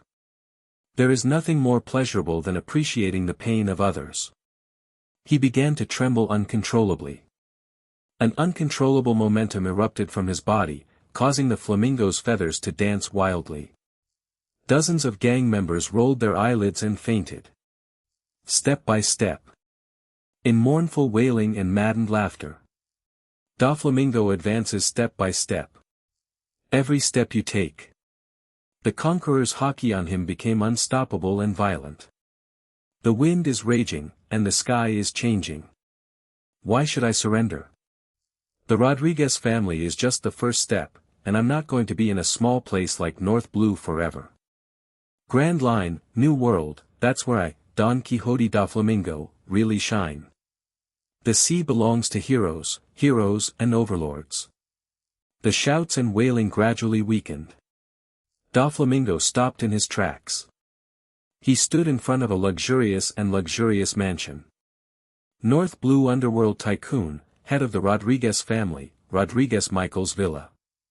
Before he knew it, Toribol and others, who were filled with the smell of blood, and hundreds of Don Quixote family members had gathered behind him. They watched Doflamingo's back with admiration and fanaticism. That mighty back. Doflamingo looked at the gate of the dome villa, and the sneer he evoked became more intense. Yes. No one can stop me from rising. Nobody. So, why should I surrender? Doflamingo secretly said in his heart. Then. He took a deep breath, with cruel and cold eyes, strode forward and pushed open the door. Squeak. The heavy bronze door was slowly pushed open, making a dull friction sound. The smile on the corner of Doflamingo's mouth froze suddenly. Squeak. The door of the classical-style luxury villa slowly opened. The icy and biting wind gushed out from behind the thick bronze gate, and rushed towards his face, drowning Doflamingo's figure in the past, and blowing the pink feather coat behind him. The whole world seemed to stop at this moment. It was as if something invisible was broken in the air. Dead silence suddenly fell. The originally menacing Toribol IV, and the hundreds of Don Quixote family members behind them holding blood-stained knives, instantly held their breath and did not dare to move. They stared blankly at the picture in the hall of the villa. With a grunt, they rolled their throats and swallowed their saliva. A thin layer of cold sweat gradually appeared on their foreheads. The originally chaotic and noisy world became silent. Tick-tock. Tick-tock. The sound of some kind of liquid dripping to the ground resounded in the silent world, making everyone nervous to the point of ultimate's heart. They saw this picture. Flames burn in ancient fireplaces in the domed hall. The beating light and shadow intertwine with each other, overtly or covertly outlining the outline of the hall. A Madara oval conference table with traces of time is placed in the center of the hall. The intricately carved stained glass windows on the walls on both sides shine dimly, and there are oil paintings full of religious atmosphere on the circular dome. A man hangs on the black wall above the fireplace. To be precise, there was a corpse hanging. He had a neat slicked back hair and wore a mafia-style suit with a lapel collar. There was a blood-red rose on his chest, and his head hung down weakly. A gleaming metal spear penetrated deeply into his heart, penetrated his body, and nailed his entire body to the wall. The blood from the wound continued to flow down his suit, trousers, and leather shoes, dripping to the ground. Forming the ticking sound they heard. They suddenly recognized the identity of the body. This is the ultimate goal of their profession. The head of the Rodriguez family, the underworld tycoon who controls 1/3 of North Blue's illegal industry, Rodriguez Michael. And now, he is dead. Like some kind of religious and mysterious ritual, hanging on the wall. On his lowered head, the pair of empty pupils stared directly at all of them. The slightly raised corners of his mouth seemed to be showing them a mocking smile. Toribol and the others suddenly felt their whole bodies tremble, and their pores stood up. They subconsciously moved their gazes to somewhere in the hall. In the dim hall with flickering firelight. There was a man sitting at the main seat of the conference round table.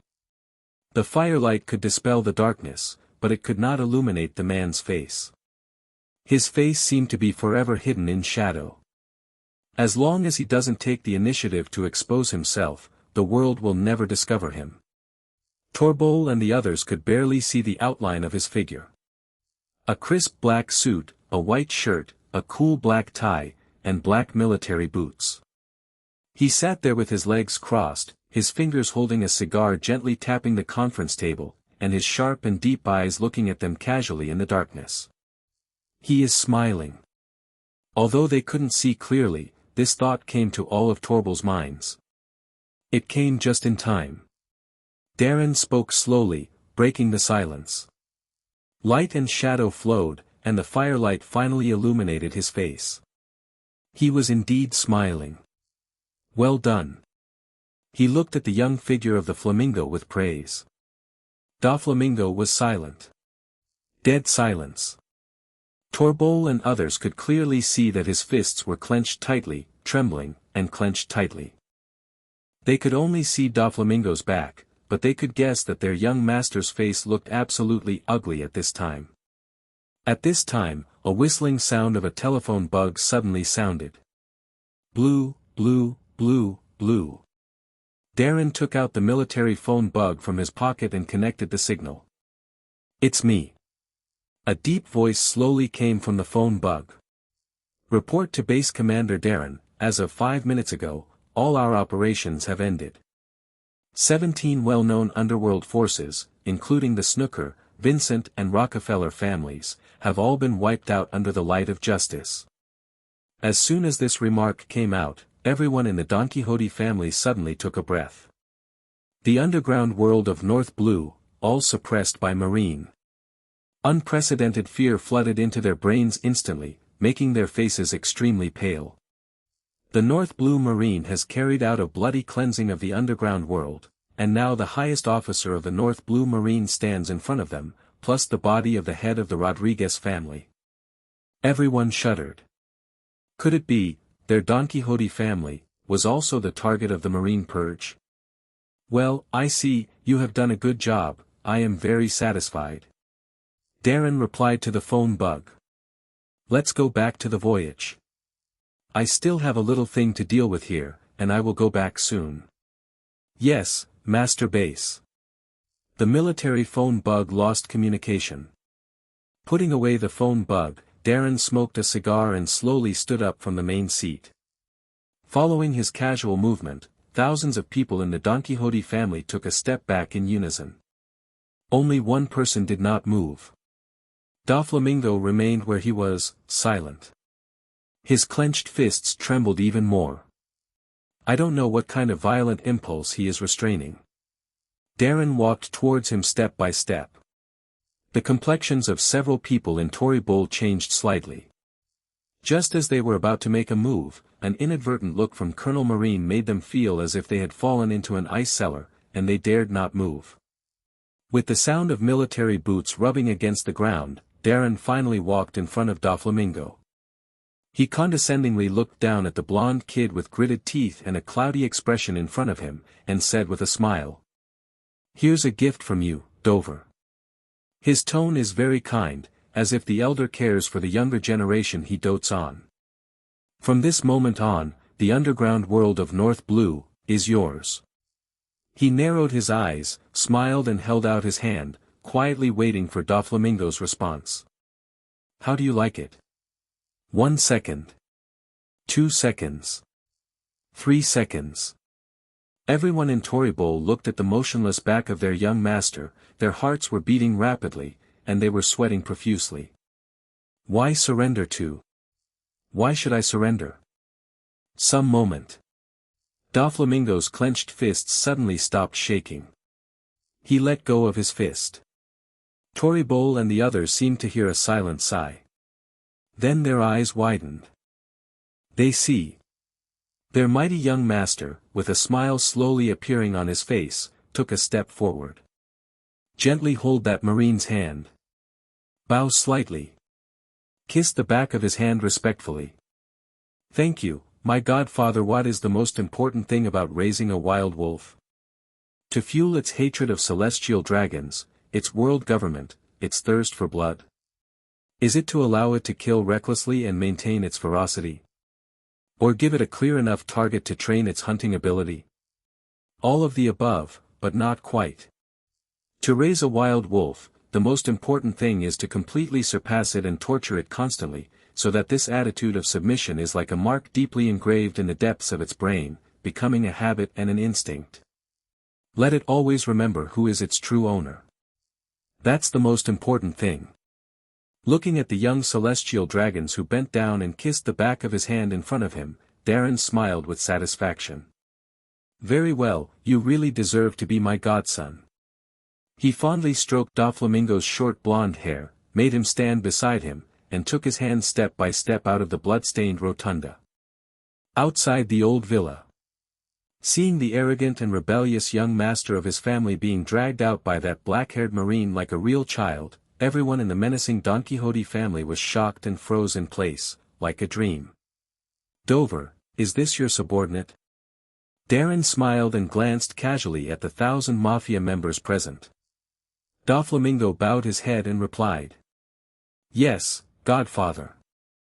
Darren nodded and said with a smile. Very good, considered elite in North Blue. It's just a little bad. Doflamingo whispered. Godfather, what do you mean? A sneer curled up on the corner of Darren's mouth. You are my godson, a born king, remember one thing. His eyes froze.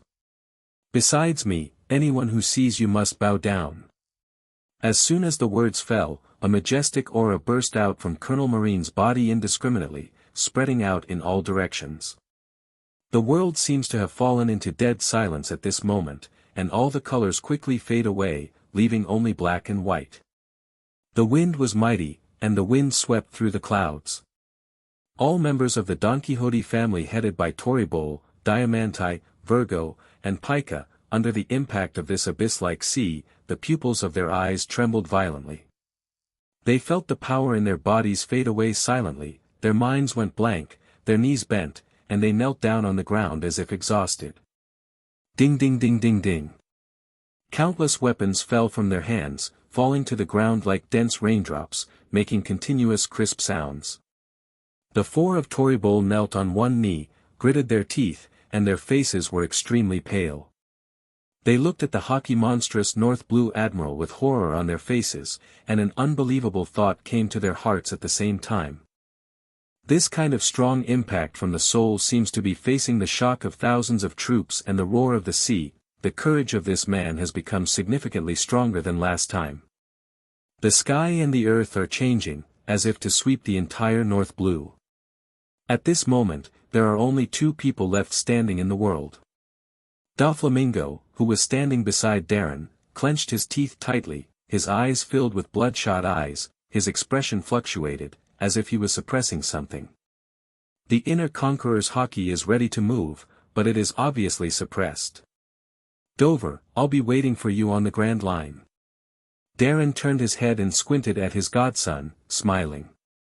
The flawless white cloak roared and danced unbridled behind him, and the shadow it raised completely enveloped the figure of the blond boy.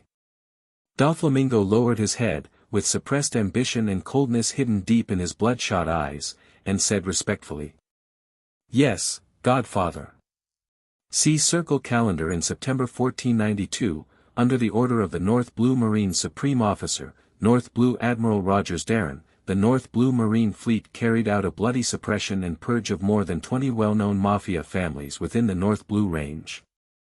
This action completely ended the chaos that had been rampant in the North Blue underground for decades or even centuries. Within a week after the operation, the Don Quixote family headed by Doflamingo easily took over the entire North Blue underground world, and their power continued to expand, and soon developed into a behemoth that cannot be underestimated. Its industries cover arms smuggling, customs, gaming, espionage, intelligence trafficking and other industries, and its tentacles even extend to other sea areas and even the Grand Line. North Blue also began to spread a saying. The world is full of colors, but in North Blue, there is only black and white. Since then, the world has recognized the chaos of North Blue, and entered a stable and peaceful order. You are really a lunatic. You let yourself have such freedom. Aren't you afraid that one day you will be unable to curb Doflamingo's ambition and be stabbed in the back by him? North Blue 321 Marine Branch, Base Chief's Office. Flying Squirrel looked through the intelligence documents in his hand, looking helplessly at his boss who was sitting there smoking a cigar leisurely, with a headache. The documents in his hand revealed the news caused by the Don Quixote family's annexation of major mafia properties in recent days. The scale of the industry, the number of people, the countries and towns involved, all kinds of information are clearly listed. He didn't dare. Darren replied casually, looking through the floor-to-ceiling glass to the other side of the sea. The Flying Squirrel frowned. Are you sure? That kid doesn't seem to be a law-abiding person. Darren slowly came back to his senses, looked at the Flying Squirrel, and said with a smile. It's precisely because I know he won't keep to himself that I feel relieved. The truly dangerous enemies are often not such ambitious brats, but those seemingly inconspicuous guys who hide their conspiracies in their hearts. Doflamingo is a very talented guy. I need him to help me stabilize the situation in North Blue. The greater his power, the more benefits it will have for us. With his identity as Celestial Dragons, as a barrier, the naval headquarters, no, even the world government will be wary of intervening in North Blue's affairs. The Flying Squirrel muttered.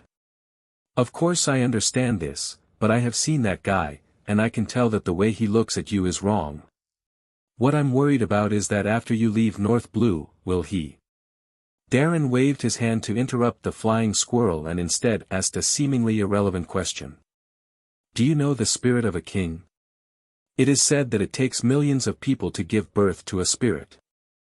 Conqueror's Hockey. That's right. Darren smiled and said. Doflamingo is the awakened one of Conqueror's Hockey, which is why I chose him. There seemed to be some deep meaning in his eyes.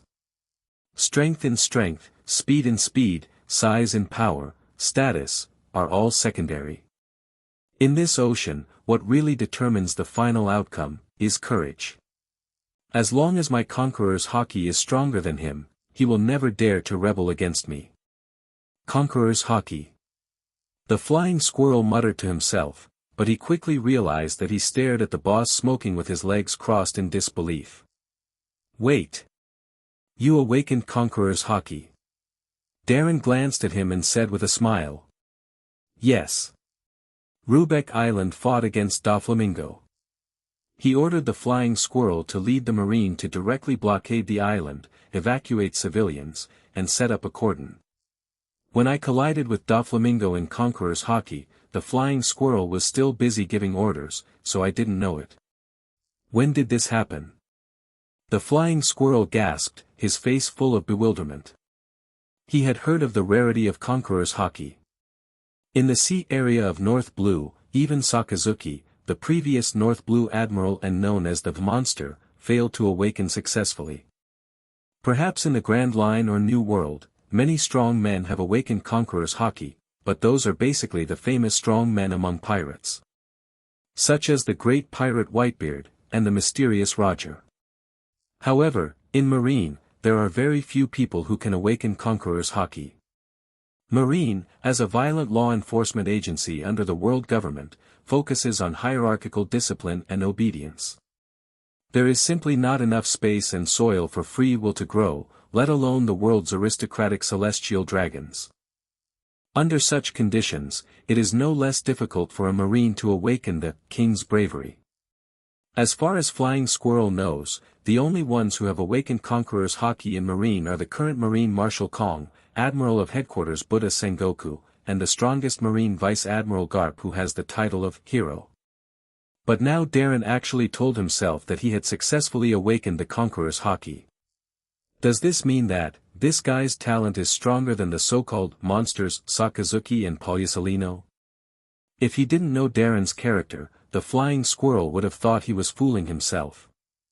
When are you going to say? Darren spit out a stream of smoke, and said with a half-smile. I guess it was the time when Shield Saint was attacked by the Sea King's creature and unfortunately died. Probably.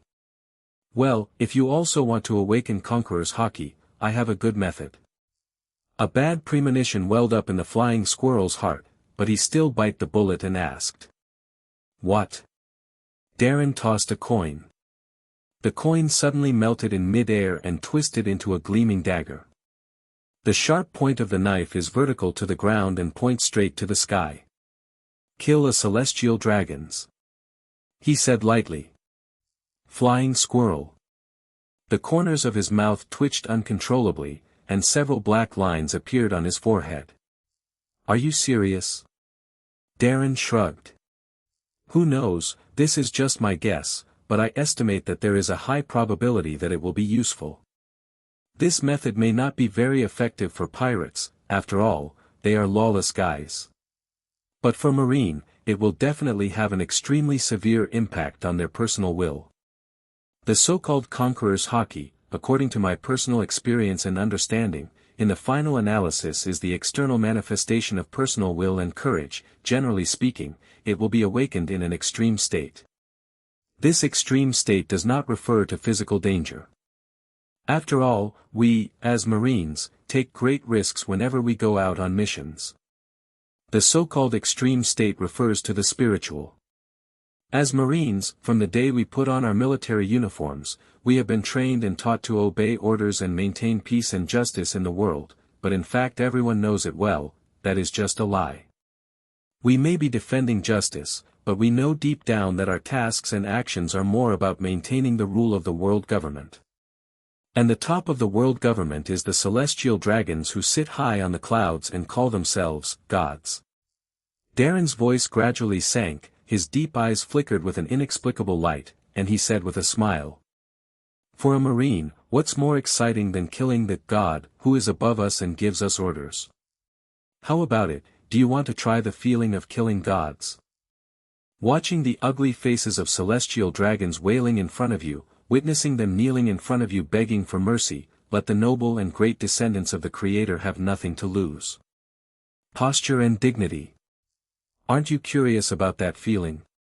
The flying squirrel looked at Darren's half-smile look, and felt a chill all over his body, subconsciously took a step back. Ha ha ha ha ha. Seeing the flying squirrel take a step back, Darren couldn't help laughing. The flying squirrel rolled his eyes angrily. You be asterisk asterisk asterisk asterisk asterisk D, don't tempt me, you are a devil.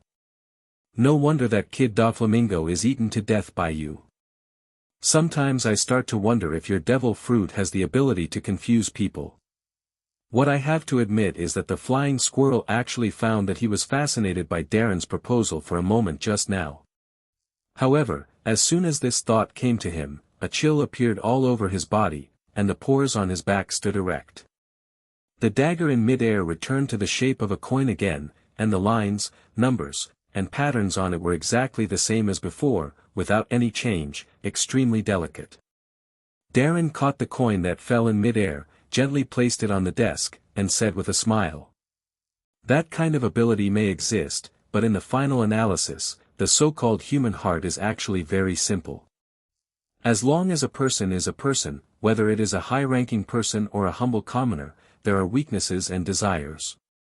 Money, wealth, power, status, fame, beauty, gambling, cigarettes, fine wine. There are many ways to kill a person, and violence is the most simple and direct way. But to destroy a person's will, one must find his weakness.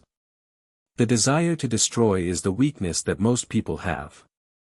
Don't be surprised, our Marines' duty is of course to guard, but Marines are also human beings, and human beings also have desires. In the face of magnificent and extremely beautiful things, you will immediately have the urge to worship, pity and protect, but in the deepest part of your heart, there will also be a distorted desire to destroy. What would it be like to destroy such a beautiful thing with my own hands? We often have similar thoughts. That's why there are love stories in which love is brutally killed if you can't get it.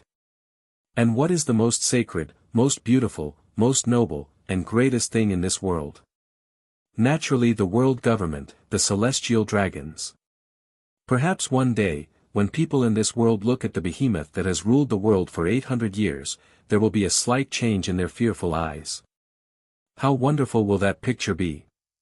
You are really a madman. When the flying squirrel heard Darren's shocking words, he couldn't help but smile bitterly and said, "Are you sure I can hear these words?" Darren smiled and said, "Why not? From that day when you said you wanted to go with me, I saw that you had such potential. The long history and brainwashing of world government has divided the sea into 3, 6, and 9 levels.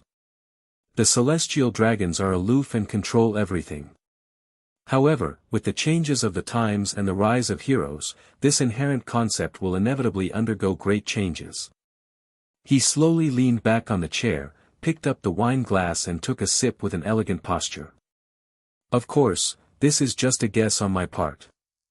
To be further sure, more examples and data are needed to support it." The flying squirrel looked at Darren's half-smiling eyes and felt uncomfortable all over his body. The corner of his mouth twitched and said, "Are you trying to use me as a guinea pig?" Darren smiled. "Your name is Flying Squirrel, isn't it?" Flying Squirrel. Darren looked at the flying squirrel's expression as if it had eaten shit, and smiled even more cheerfully. After a while, he stopped his smile and said slowly, "Actually, it's not entirely a joke. I wouldn't trust North Blue to be handed over to someone else. After I leave North Blue and go to Marineford, this sea area will be left to you, Flying Squirrel." The expression on his face became serious.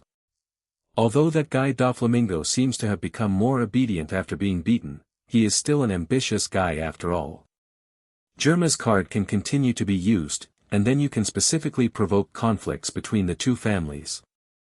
We at North Blue Marine only act as mediators in the middle. There is not much need. The dealer will end the game personally. It's better to have less, otherwise players will have to fold. But tactics and means are only one aspect after all. The most important thing is strength. The flying squirrel nodded deeply and said in a deep voice, "Don't worry, I will never be lazy in my practice." Darren nodded after hearing this. At this time, a rush of phone calls suddenly sounded. Buru buru, buru bulu. Darren and Flying Squirrel were stunned at the same time, and both looked at the military phone bug on the desk. "I'm Darren." Darren reached out to connect the signal and said in a deep voice, "Darren, it's me." Sengoku Admiral's serious voice came out from the military phone bug, showing a solemn tone. "Sengoku Admiral, what happened?" Darren frowned, looked at each other and exchanged glances with the Flying Squirrel. According to the intelligence they know, Sengoku should be uniting with CP members of the world government at this time, and they are in the process of hunting down and defeating World Destroyer, Burndy Waldo. There is a problem with the campaign against Burndy Waldo. Because of the increase in bounty, Burndy Waldo has increased his vigilance. The reinforcements from the headquarters have completely blocked North Blue's only route into the Grand Line. But Burndy Waldo and his men are hiding in the North Blue waters. On the other side of the phone, Sengoku's eyebrows were twisted together as if someone had filled them in with a black pen. "Darren, I know that you have been operating in North Blue for many years and have a certain say and influence in this sea area. This time I need to use your connections in North Blue to find out where Burndy Waldo is hiding." Hearing Sengoku's words, Darren raised his eyebrows. Since taking the blame for Shield Saint, Marine has increased the bounty on World Destroyer, Burndy Waldo from the original 200 million belly to 400 million belly. But I didn't expect that this guy would actually become cautious because of this. This was something I didn't expect. Darren thought for a moment and said slowly, "Sengoku Admiral, use the power of the North Blue Fleet and my connections. This is not a problem. But what I want to know is, has your side taken action against Burndy Waldo again? Are you assessing the extent of his possible counterattack?" Sengoku was worthy of being the resourceful general and instantly realized the intention of Darren's question. "Yes, Sengoku Admiral. If Burndy Waldo is injured, he will most likely take drastic revenge." Darren pondered and said, "I'm not just talking about us Marines, but civilians as well." Sengoku was silent for a moment and said slowly, I did fight with him several times during this period. He was injured. Darren smiled with satisfaction. I understand, Sengoku Admiral. I will arrange for personnel to search and track Burndy Waldo's whereabouts as soon as possible. I can't miss the meritorious service delivered to my door. The North Blue Sea has been completely blocked. With the navigation technology of this era, it is impossible for Burndy Waldo to enter the New World through the calm belt. This also means that this is a game of catching a turtle in a jar. The legendary great pirate, a powerful man as famous as Whitebeard and Roger, Darren certainly wanted to see for himself how far away he was from such an existence. At the same time, North Blue Rubeck Island, Port. A dilapidated pirate ship with traces of war on its surface slowly sailed into the port. On the bow of the ship, a tall and powerful figure stood with his arms folded. He wore a horned helmet, had a gray-green beard, and had a pair of dark green eyes with a turbid and sinister look. Burndy Waldo. There was a bloody bandage on his chest. It's really a boat in the gutter, that damn yellow-skinned monkey. Burndy Waldo raised his hand and pressed the bloody bandage on his chest. At that location, although the wound hit by the laser beam had stopped bleeding, it still hurt slightly. No one expected that the tall Marine Rear Admiral was even more vulgar than his appearance. While he was fighting with Sengoku, he suddenly made a sneak attack. Waldo, are your injuries okay? At this time, an old little man walked up with difficulty. He still had a sling bottle on his arm, his expression was sluggish, and his skin was wrinkled and mottled. Biojack, the vice-captain of the Wald Pirates, is also the group's think tank, similar to Wald's brother. Don't worry, brother, I'm fine. When Burndy Waldo faced his brother, he smiled honestly. He has been dependent on his brother since he was a child, and he has always wanted to go around the world and have a great adventure. Biojack glanced at Burndy Waldo with some worry, opened his mouth, but finally said nothing. So brother, are you sure that North Blue's largest underground world agency is on this island? That guy named Doflamingo. Burndy Waldo raised his head, squinted his eyes and looked at the bustling islands and ports in front of him, and said sadly. Biojack nodded and said in a weak voice. Yes, the Don Quixote family is already the largest mafia force in North Blue. According to the intelligence we have collected, their scope of influence is huge and their methods are rampant. Even North Blue Marine has to stay away from them. It's just Waldo, are you sure you want to do this? We can still turn back now. Burndy Waldo burst out laughing. Brother, our dream of traveling around the world has not come true yet. How could the great adventure of the Ward Pirates end in this mere North Blue? He waved his hands suddenly, his momentum rising. Go and find that kid named Doflamingo, we will get the power to destroy Marine from his hands. Rubeck Island. Don Quixote Family Station. In the magnificent resident hall, the cool breeze blew the curtains on the windowsill, causing them to ripple and wrinkle. The open glass windows creaked in the wind, and dust danced in the sunlight. On the spacious and soft leather sofa, Doflamingo, wearing a white shirt, leaned back on the sofa, his head tilted back, and a book covered his face. No. No. No. Doflamingo, who was sleeping soundly, suddenly started to tremble violently. He suddenly opened his eyes, bent over and gasped for breath, and a thin layer of cold sweat broke out on his forehead. He was breathing heavily, and his eyes were bloodshot under his sunglasses. He suddenly picked up the red wine on the coffee table next to him and drank it hard. Gurgling. The wine as red as blood slid down his neck, staining his white shirt red, but he didn't pay attention. Dover. Torbol and the others had walked in at some point, looking at Doflamingo who was lighting a cigar shakily, with worries in his eyes. I'm fine. After taking a few puffs of the cigar, Doflamingo managed to calm down and waved his hands. Same dream. The burning city wall, the scolding of the untouchables, the father's cry, and the burning pain. How is our business lately? Compared with the arrogance and immaturity when he first came to North Blue, Doflamingo's brows at this time are less domineering and more sinister and mature. His body has also grown 10 centimeters taller, his face is stern, and his short golden hair has been grown a little longer and combed back into a neat back. He already looks like the cold and arrogant temperament of the king of the dark world. Speaking of business, Torbol swings his cane enthusiastically, with sticky mucus dragging under his nostrils, and dances. I said. After this period of cleaning up, our Don Quixote family has captured most of North Blue's underground industry. We are now, the well-deserved kings of the underground world in North Blue. Diamante on the side also said excitedly. All this has come so easily. No one can stop our rise.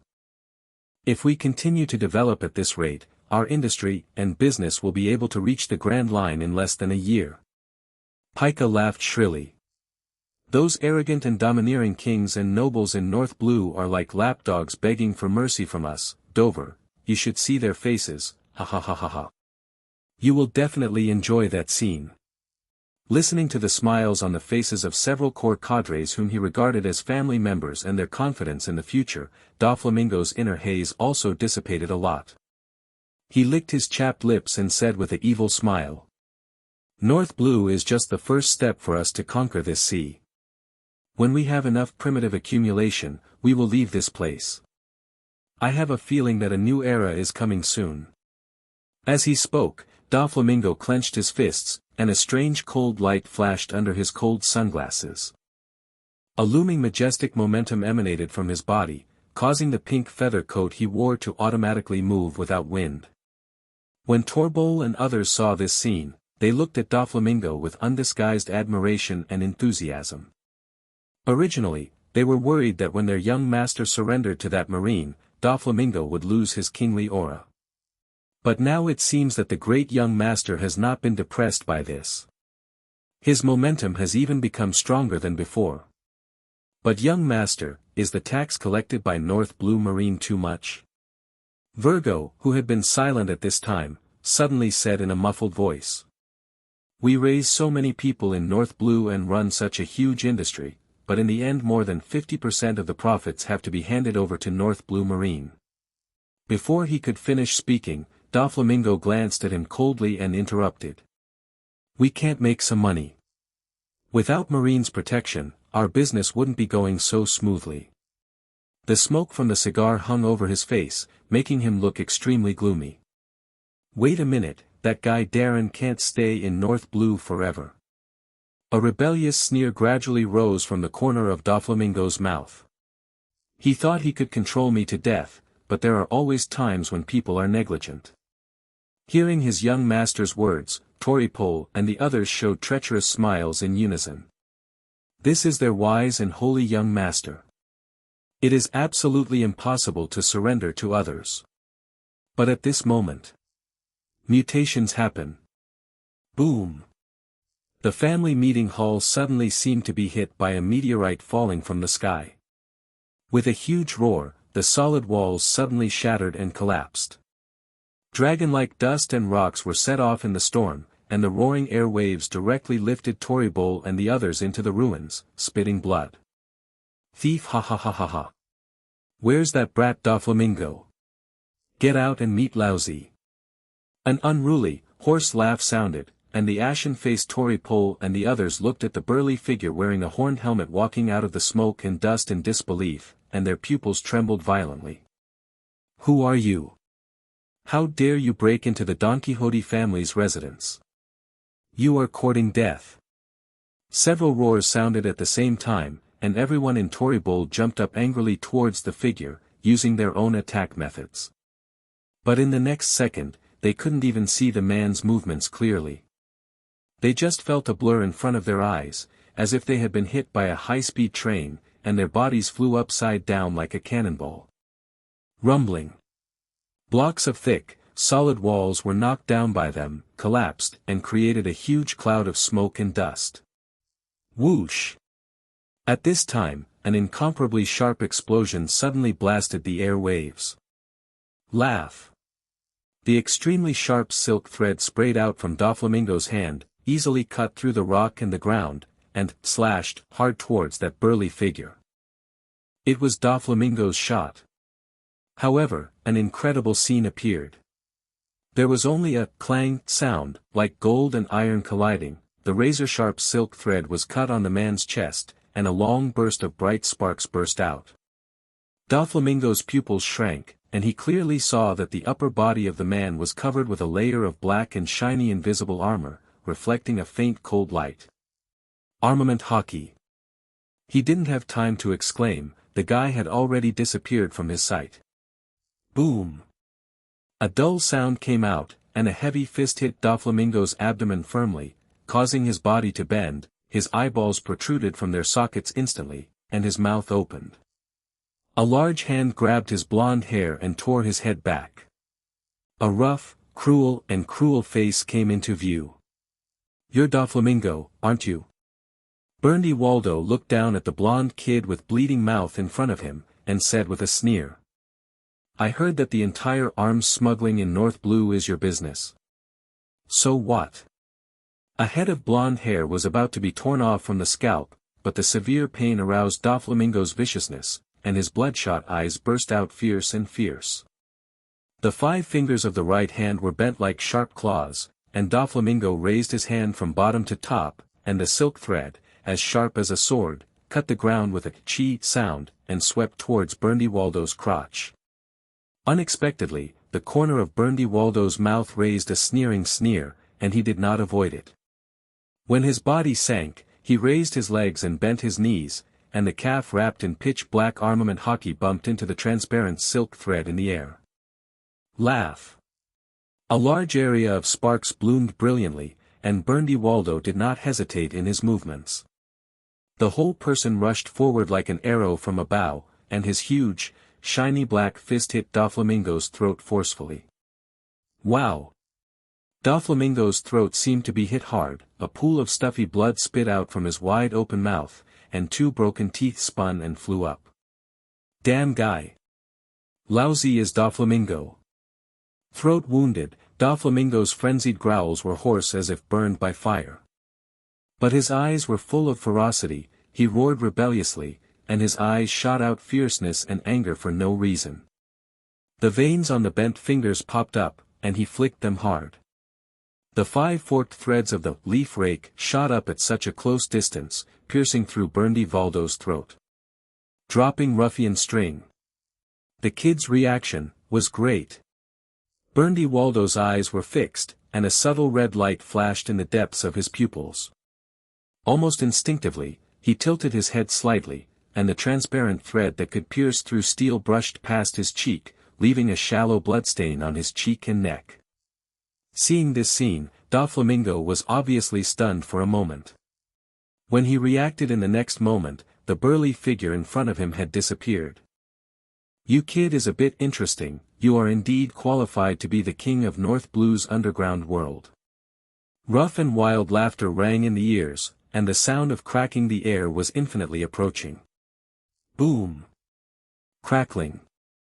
A fist hit Doflamingo's chest like a meteorite, and there were bursts of bone cracking that made Tory Bull and the others' scalps tingle. Bernie Waldo let out a yell.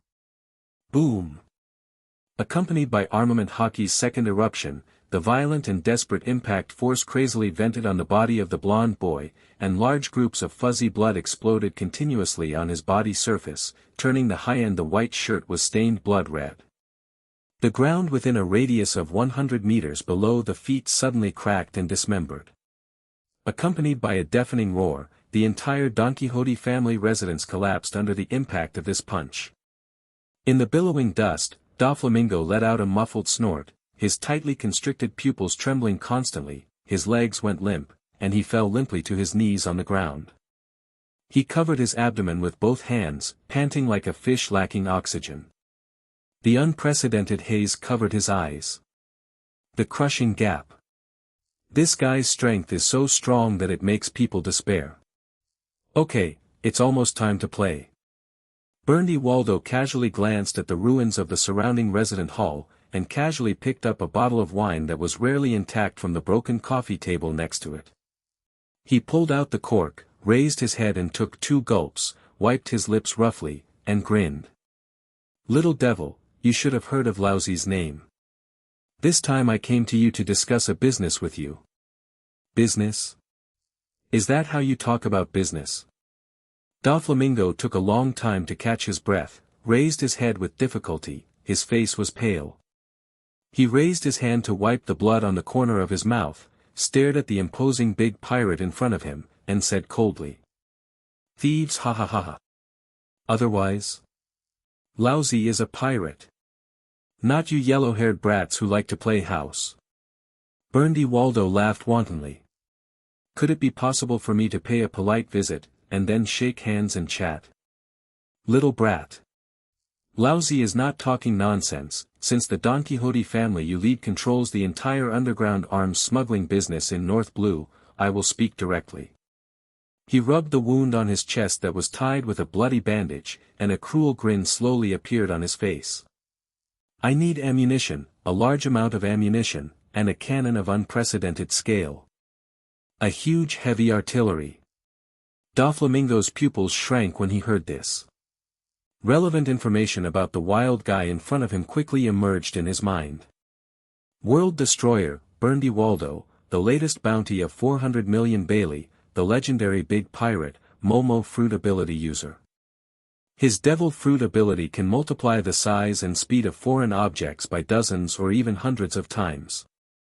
Even the simplest flintlock gun in his hands can exert a terrifying power far surpassing the heavy artillery of marine warships. With such a terrifying ability, he blows up towns one after another and marine warships one after another, wantonly destroying everything that stands in his way. And now, this guy wants to build a cannon of unprecedented scale. A giant cannon of that size, if it is boosted by the ability of Burndy Valdemomo's fruit, its power may wipe out a small island in an instant. Do you want to blow up the naval headquarters? Or the Holy Land Mariehua? Seeing Burndy Waldo's distorted and crazy expression, Doflamingo felt a chill run down his spine, and couldn't help but ask. That's not your concern, Dover brat. Burndy Waldo sneered.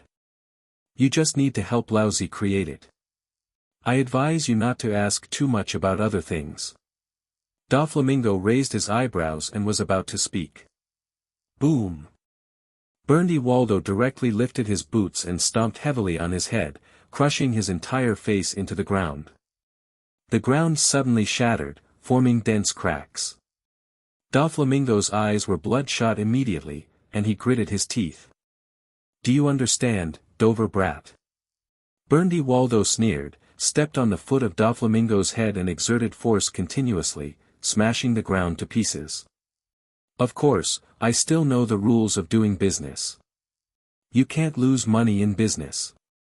Your life is the income of this business. He sneered. You have 3 days. The moment the voice fell, Doflamingo felt his head relax.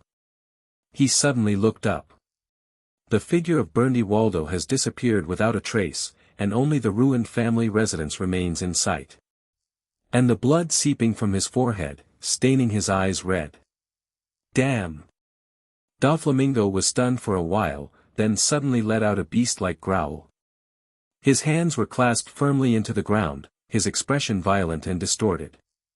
A strip of ferocious blue veins protruded on his forehead like an earthworm, looking extremely terrifying. Dover. Toribole and the others walked over cautiously, dragging their seriously injured bodies. They looked at Doflamingo's uncertain face and dared not breathe loudly. At a certain moment, Doflamingo suddenly laughed maniacally.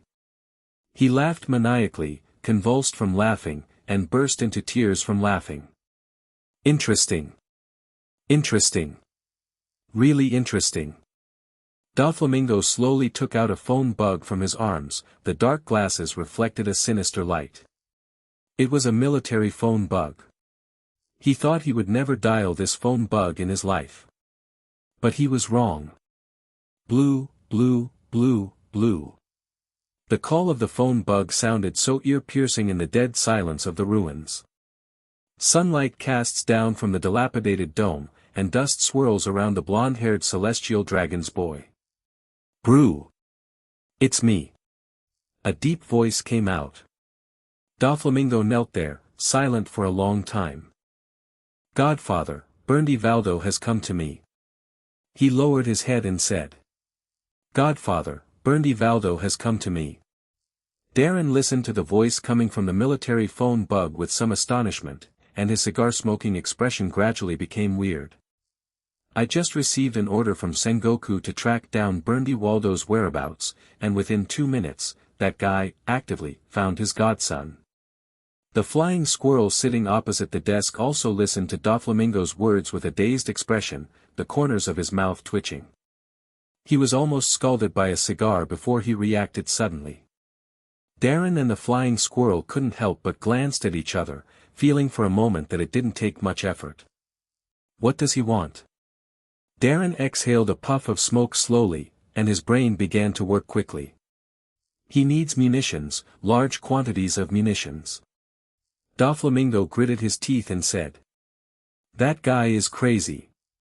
He almost raised the garrison on Lubeck Island to the ground, and threatened to give me 3 days to build a large heavy artillery. A super large heavy artillery.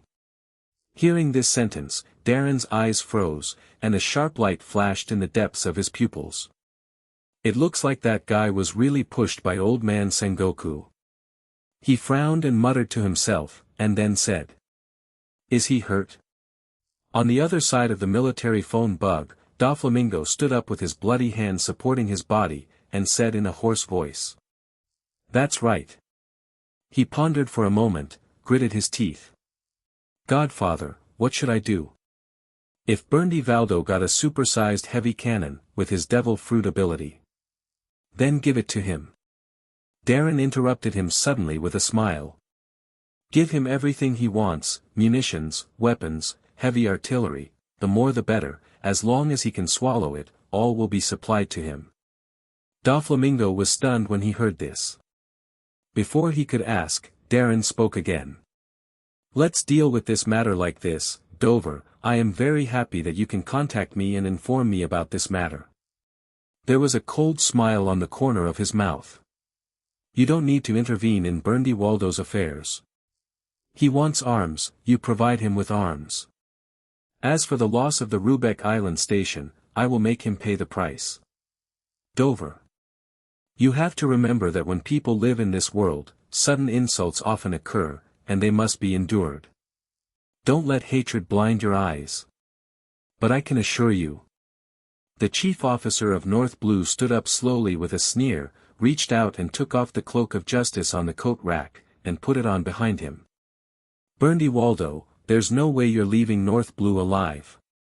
Late at night. The waves were churning, the sky was dark, and the stars were dim. On the territory of Germa 66, the military fortresses are decorated with lights and feasting. Today is the christening day of the eldest daughter of the Germa Kingdom of North Blue, the Vinsmoke family. In order to celebrate the birth of the eldest daughter of the royal family, Vinsmoke Judge, the king of the Germa Kingdom and the commander of Germa 66, held a splendid and grand banquet party, and invited representatives of many member countries of North Blue to attend. It's really boring. Are we sure we want to participate in this so-called baptism day? The warship slowly docked, Cake standing on the deck yawned. This sea is not just about fighting and killing, but about people's understanding of the world. Besides, the Kingdom of Germa is our long-term partner of North Blue Marine. Darren said something with a smile. Listening to his words, Guillaume and Cake couldn't help rolling their eyes together. If they didn't know the inside story, people might really believe Darren's nonsense. Admiral Darren, my lord is already waiting for your arrival in the banquet hall. At this time, a man in the image of a butler in a black tuxedo stepped forward and bowed towards Darren, who walked off the deck. You are welcome, King Judge. It is an honor to witness the christening of Princess Vinsmoke. Darren smiled, his movements graceful and graceful. Everyone followed the butler's footsteps and quickly entered Germa's banquet hall. The banquet hall is magnificent, with sparkling crystal chandeliers hanging on the dome, and the waiters in suits shuttled back and forth among the crowd with trays in their hands, serving drinks and food to the guests attending the banquet.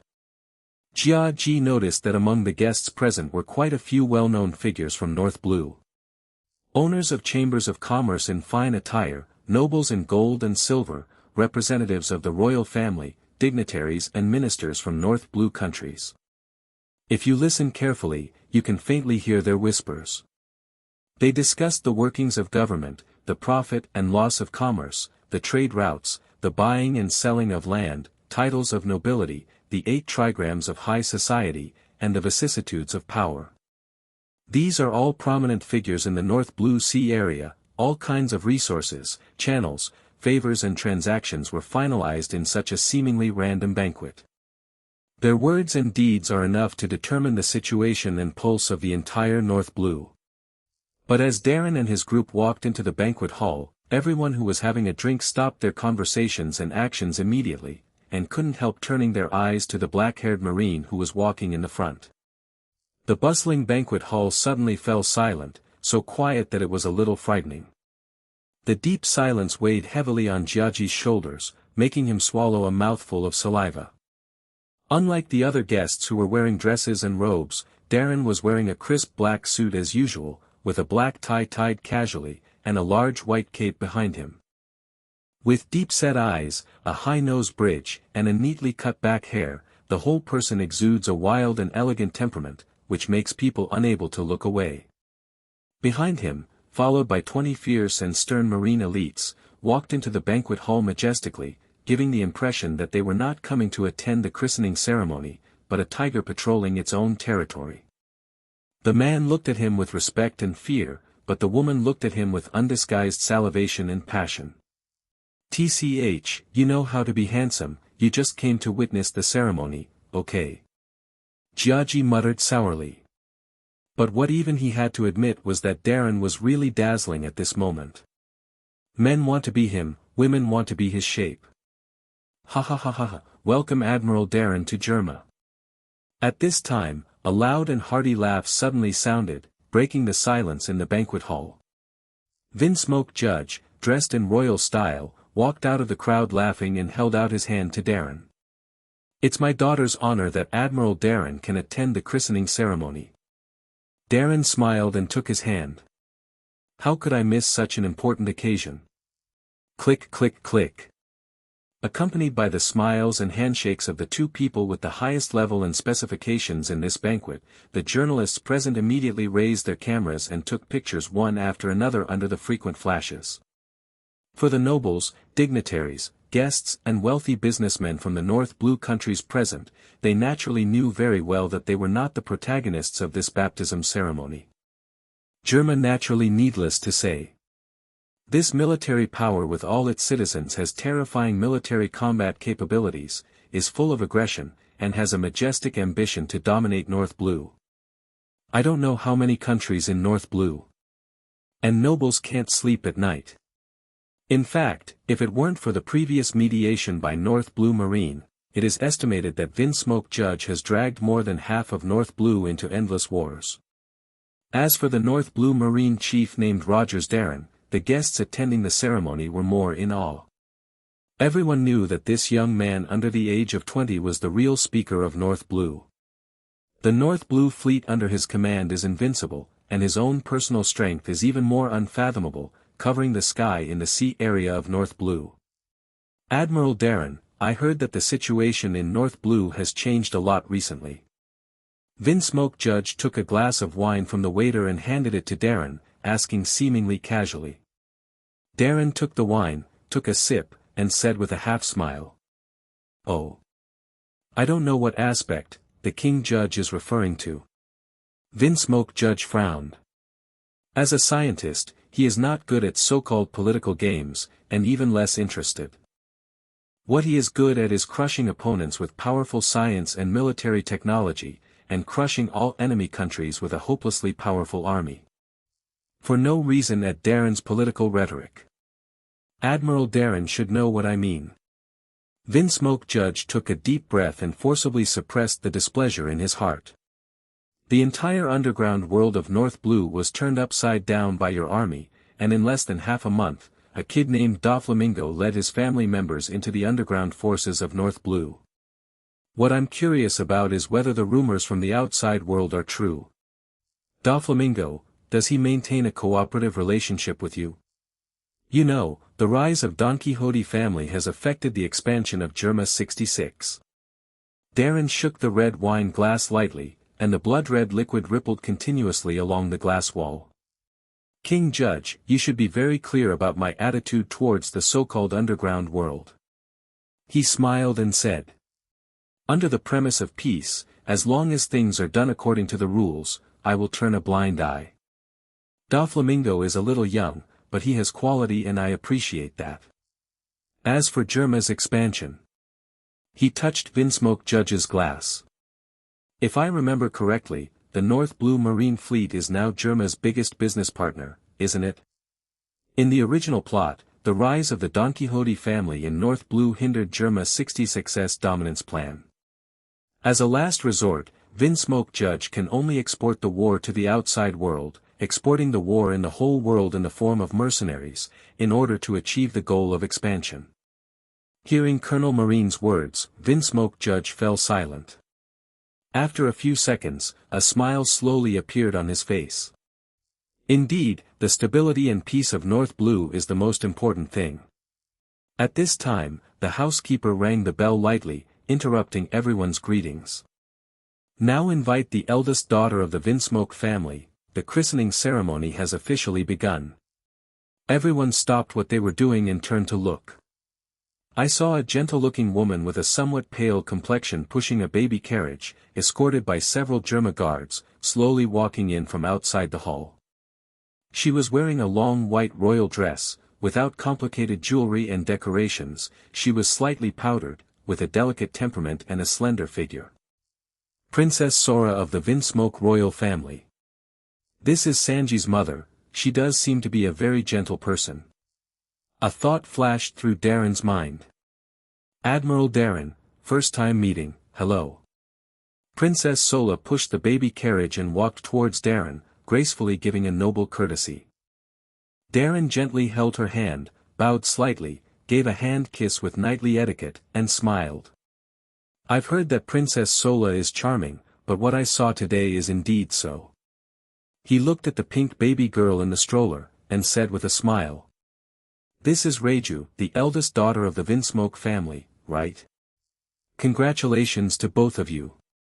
On behalf of myself, I have prepared a small gift for little Reiju, and please don't refuse it. As he spoke, he gestured to the flying squirrel, who quickly walked over and handed a list to the butler behind Vinsmoke Judge. Although I couldn't see the specific items on the list clearly, but the dense words on it. This meeting gift is clearly not thin. I am very grateful to Admiral Darren for his generosity, and may the friendship between Germa and North Blue Marine last forever. Princess Sola smiled slightly, and gracefully picked up the wine glass. Darren clinked a glass with her and drank it down. Soon the christening ceremony will begin. The little Reiju carved in powder and jade was gently put into a wooden barrel filled with warm water by the housekeeper, and was baptized under the witness of all the guests. The guests immediately applauded enthusiastically, and then the banquet officially began. Can I hug her? Darren looked at the little Reiju lying in Princess Sola's arms, and said with a smile. Sora hesitated for a moment, then said softly. No problem at all. As she spoke, she carefully picked up little Reiju and handed it to Darren. Darren took the cute baby with curly eyebrows and pink hair, biting his little finger in his arms, feeling a little dazed for a moment. This is Sanji's biological sister in the future venomous fan, Vinsmoke Reiju. He gently pinched little Reiju's face, and he already had a judgment in his mind. Vinsmoke Judge, sure enough, has modified his bloodline with bloodline factors. She will be the pride of Germa 66. Vinsmoke Judge came over at this time and said in a deep voice. Darren glanced at him and suddenly smiled. I believe so. He put little Reiju back into the soft crib, and asked seemingly casually. King Judge, I want to discuss a new business with you. Darren smoothed little Raju's hair gently, and helped her cover the little quilt. Germa 66, is there a sea stone? 3 days passed quickly. Sengoku Admiral, everything is ready. 3 hours later, the target Berndi Valdo will land on an island in the northern waters of Rubeck Island. This island belongs to no man's land. I suggest launching operations on this island. In the cabin of the warship, Sengoku gradually frowned as he listened to the low voice coming from the military phone in front of him. Darren, can you confirm the authenticity of the information? In the past 3 days, Berndi Valdo's whereabouts have been erratic, and even the government can't find the slightest trace of the ward pirates. If the intelligence goes wrong, once our Marines' actions are exposed, we will do it for this time. All efforts made in the encirclement and suppression will be in vain. As he spoke, Sengoku couldn't help but glance at Porcelino, who was picking his nails next to him. Sengoku Admiral, please rest assured that there will be no mistakes. The source of intelligence information is reliable. As far as I know, Berndi Valdo has purchased a large amount of smuggled arms through North Blue's underground world channel, and the specific place of transaction is the target island. Darren's steady and powerful voice came from the phone bug. Hearing Darren's confident words, a smile slowly appeared on Sengoku's face. Very good, the old man really saw the right person. He pondered for a moment. What suggestions do you have for the campaign against Berndi Valdo? Darren pretended to hesitate and said. Sengoku Admiral, I'm just a colonel in the headquarters, and I'm going to encircle and suppress a big pirate like Berndi Valdo. I'm afraid it's not appropriate for me to make a military suggestion. Sengoku laughed angrily when he heard the words. You kid, don't pretend to be there for the old man. If you have any ideas, please speak up quickly. After the operation is successful, you will be indispensable for the credit. Besides, your application for promotion has already been submitted, old man, and it can be passed as long as it goes through procedural inquiries and reviews. A headquarters commodore is already qualified to participate in this level of military operations. Sengoku is no fool. As an existence recognized as the resourceful general in Marine, his political skill and military strategy are definitely among the best in this sea. Because of the Celestial Dragon's Shield Saint incident, the ward pirates have become more cautious and tricky. Including the intelligence networks of the Marine and World Government CP departments, Berndi Valdo was nowhere to be found. I even used a lot of personal connections, communicated with the political leaders of the major kingdoms in North Blue, and tried to find clues about Berndi Valdo, but in the end they all failed. However, in this case, in less than 2 days, Darren, the Admiral of North Blue, directly provided information specific to the precise time and place. This incident in itself is enough to explain a lot of problems. Thinking of this, an extremely absurd idea suddenly came to Sengoku's mind. Could it be? Darren, did you arrange this arms deal? Sengoku's expression suddenly became serious, and he asked in a deep voice. The phone bug was silent for a second, and Admiral North Blue's smiling voice came out slowly. Sengoku Admiral's vision and resourcefulness are astonishing, nothing can be hidden from you. Yes, this business was arranged by me. Berndi Valdo has been frantically recruiting troops and buying munitions in the past few days, and built a cannon of amazing scale, trying to destroy the troops led by Sengoku Admiral. Boom! Sengoku slammed his fist hard on the desk in front of him, his face was so gloomy that it seemed to drip water. Damn Berndi Valdo! Is he trying to blow away Marineford? As a Marine Admiral who has fought against Berndi Valdo many times, Sengoku knows the terrifying power of the former's Momo fruit better than anyone else. If he really gets a large-scale heavy artillery, not to mention the Marine troops he leads, I am afraid that with Berndi Valdo's crazy, violent, and arrogant character, he may really dare to bomb the naval headquarters Marineford with one shot. To the sky. But since he knew this information in advance, he had enough time to deal with it. Thinking of this, Sengoku's anxious heart calmed down a little at that moment. You didn't give him that heavy cannon, did you? Darren. Well, I still believe you, kid. You shouldn't do such a stupid thing. No, Sengoku Admiral. I built him a cannon of unprecedented scale. Darren said suddenly. Sengoku. 1 second later. What did you say?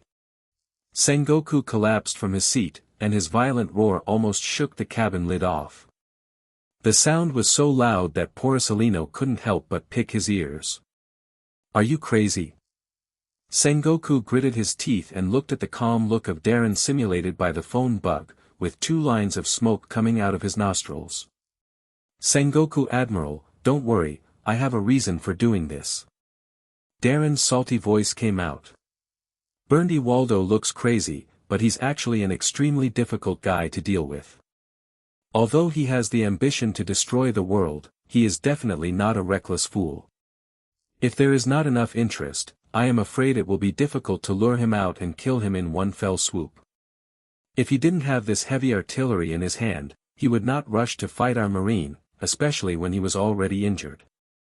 This time we trapped him in North Blue, which is the best opportunity, absolutely not to be missed. Otherwise, once he has a chance to escape to the Grand Line or even the New World, it will be several times or even dozens of times more difficult for us to attack him in the future. Listening to Darren's well-founded analysis, Sengoku's eyebrows were still tightly frowned, and he raised his hand to pinch his temple and said. But Darren boy, it's too risky for you to do this. No, Sengoku Admiral, please trust me. Admiral North Blue's voice had a convincing bearing. Since I dared to hand over that heavy cannon to Berndy Waldo, I naturally have the confidence to deal with him. As for what you just said, about this mission. I have an immature idea. Darren paused for a second and said word by word. I hope that this operation will be given to me to command. I will lead the North Blue Fleet, in the battle. The cabin of the warship did not know when it became quiet. Even Porcellino stopped picking his nails, and raised his head with great interest, with a playful smile on the corner of his mouth. This guy Darren, now directly asked for power from the Admiral of Headquarters. Boy Darren, do you want to take command of this mission? Sengoku frowned suddenly, his face serious. Yes, Sengoku Admiral. There was no hesitation in Colonel Marine's voice as he answered decisively. I have enough confidence. The situation in North Blue is complex. I know the routes, town distribution, troop deployment, etc. in the waters near the target island very well. I sent someone to arrange this transaction, and I have every reason to execute it. And the most important point is, this time to encircle and suppress Berndy Waldo and the Ward pirates, the North Blue Fleet will serve as the main force of our marine, and I will be in charge of combat command, so that I can maximize their strength combat capability. Darren knew he couldn't back down at this point. He has been in North Blue for so many years, and he knows one thing very well, the so-called power and status must often be earned by oneself. Make the right request at the right time. Sometimes the best way to win the respect of your boss is to challenge his authority. When Sengoku heard Darren's words, a light flashed in the depths of his deep eyes. Darren, do you know the strength of Berndy Waldo? He suddenly asked another question. Sengoku Admiral, I know very well. Berndy Waldo, as a big pirate with the same reputation as Roger and Whitebeard, his strength should not be underestimated, but this is a war, and the factors that determine the outcome of a war are not only related to combat power. Sengoku pondered for a moment, then asked again. Then do you know that if the mission fails due to your command, you will face very serious punishment, and even affect your political career in Marine? Sengoku Admiral, I am naturally very clear about this. If the mission fails, I am willing to accept all punishments from this department. Hearing these words, the light in Sengoku's eyes became brighter and brighter. He paused and looked sideways at Porcellino beside him. Porcellino Rear Admiral, what's your opinion? Porcellino fumbled with the stubble on his chin, put on a thoughtful look, and finally said slowly. Well. I think it wouldn't hurt to let Colonel Darren give it a try. After all, his performance since he became the North Blue Admiral, both in terms of governance and military ability, has always been outstanding. Porcelino's last words directly dispelled the remaining doubts in Sengoku's mind. Indeed, if any of the Marine generals had been changed, Sengoku would never have handed over the command in the face of such an important task as the crusade against Burndi Valdo. But Darren is different. It can be seen from his past resume and service that although he has not received an officer training camp education, his military talent and resourcefulness are definitely outstanding among Marines. Of course, the most important thing is Darren's courage. Taking the fleet under his command as the main force of the attack and volunteering to carry out the mission of crusade against Burndi Valdo, this kind of courage is not something everyone can possess. In that case, the temporary command of this mission will be given to you. After thinking deeply for a moment, Sengoku slowly gave his answer. But you have to understand that the battlefield is changing rapidly. If there is an unpredictable special situation, the old man will take back the command right at any time and direct the battle in person. No problem, Sengoku Admiral.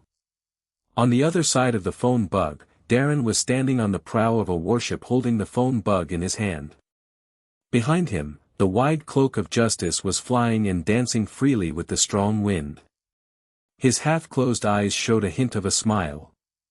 He slowly put away the military phone bug and looked up at the sea in the port. Warships are sailing at a steady speed from the open sea of Branch 321 into the harbor of the naval port, forming an arrow-shaped fleet lineup according to his orders. On the land of the military port, Marine soldiers armed with live ammunition are carrying out the tasks assigned by their superiors with a serious expression, loading boxes of military supplies onto the warship. Soldiers at all levels are silently performing their respective duties, cleaning and maintaining the dark gun barrels on the warship and concentrating on preparing for the expedition. Old man Sengoku really agreed. A voice of astonishment sounded behind him. Darren turned around, and what caught his eyes was Jiaji's unbelievable face. Such an important operation as the crusade against the great pirate Burndi Valdo, he actually gave you the command right. Darren smiled, lit a cigar, and winked at Gage. The department still knows how to respect and cultivate talents. Damn! Why isn't it me? Jiaji gritted his teeth and cursed in a low voice. For some reason, watching that be ***************** D Darren gain power was worse than killing him. That's Burndi Valdo. The legendary pirate with a bounty of 400 million Baileys. In the past few years, naval headquarters many high-level combat forces, including the former Marine Admiral Black Arm Zephyr, the current Admiral Sengoku and Vice Admiral Garp, have launched crusade against this guy many times. And now, after finally blocking the entrance of the Grand Line and trapping Burndi Valdo in North Blue, it is a good opportunity to completely solve the latter. But such a once-in-a-lifetime opportunity fell into the hands of the D Darren. Darren, are you sure you want to lead this operation? Burndi Valdo is not the same as the North Blue Pirates. At this moment, Guillaume said with a complicated expression. Darren glanced at her and said with a smile. Don't worry about me, I'm a rascal, a scum. What do you mean by that sentence? Oh, I remembered. Villains always live a long time. Guillaume gritted his silver teeth and said coldly. I'm not worried about you. I'm afraid that you made a mistake in command, which led to the destruction of the North Blue Fleet that was built with great difficulty under Burndi Valdo's world-destroying power. Even in the end, all the hard work Sengoku Admiral put in before was in vain. Darren shrugged nonchalantly. Who knows about this kind of thing? That's Burndi Valdo after all. Whoever takes command may cause the mission to fail.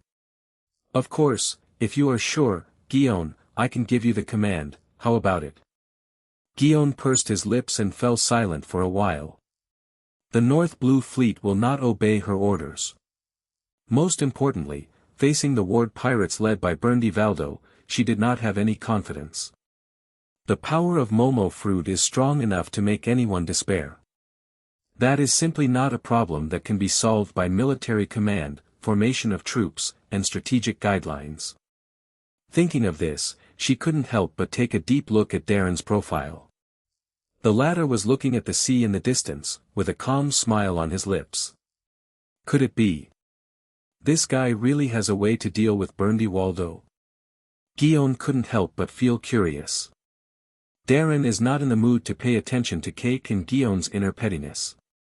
He stood on the bow of the warship, squinting and scanning the warships ready to go in the harbor. He had a panoramic view of the numerous North Blue Marine soldiers on the deck of the warship. Although he spoke with confidence, Darren knew better than anyone that Burndy Waldo was strong. He must be cautious and cautious enough, otherwise, if he is a little careless, his life will have to be accounted for in this operation. Darren, all the warships for the mission have been prepared. The steady voice of the flying squirrel sounded behind him, and his face, wearing a military cap, was full of unprecedented dignity. Darren nodded and smiled. Very good, thanks for your hard work. The flying squirrel looked at Darren's generous back, hesitated to speak for a while, and finally couldn't help it. Although the time was tight, we finally caught up.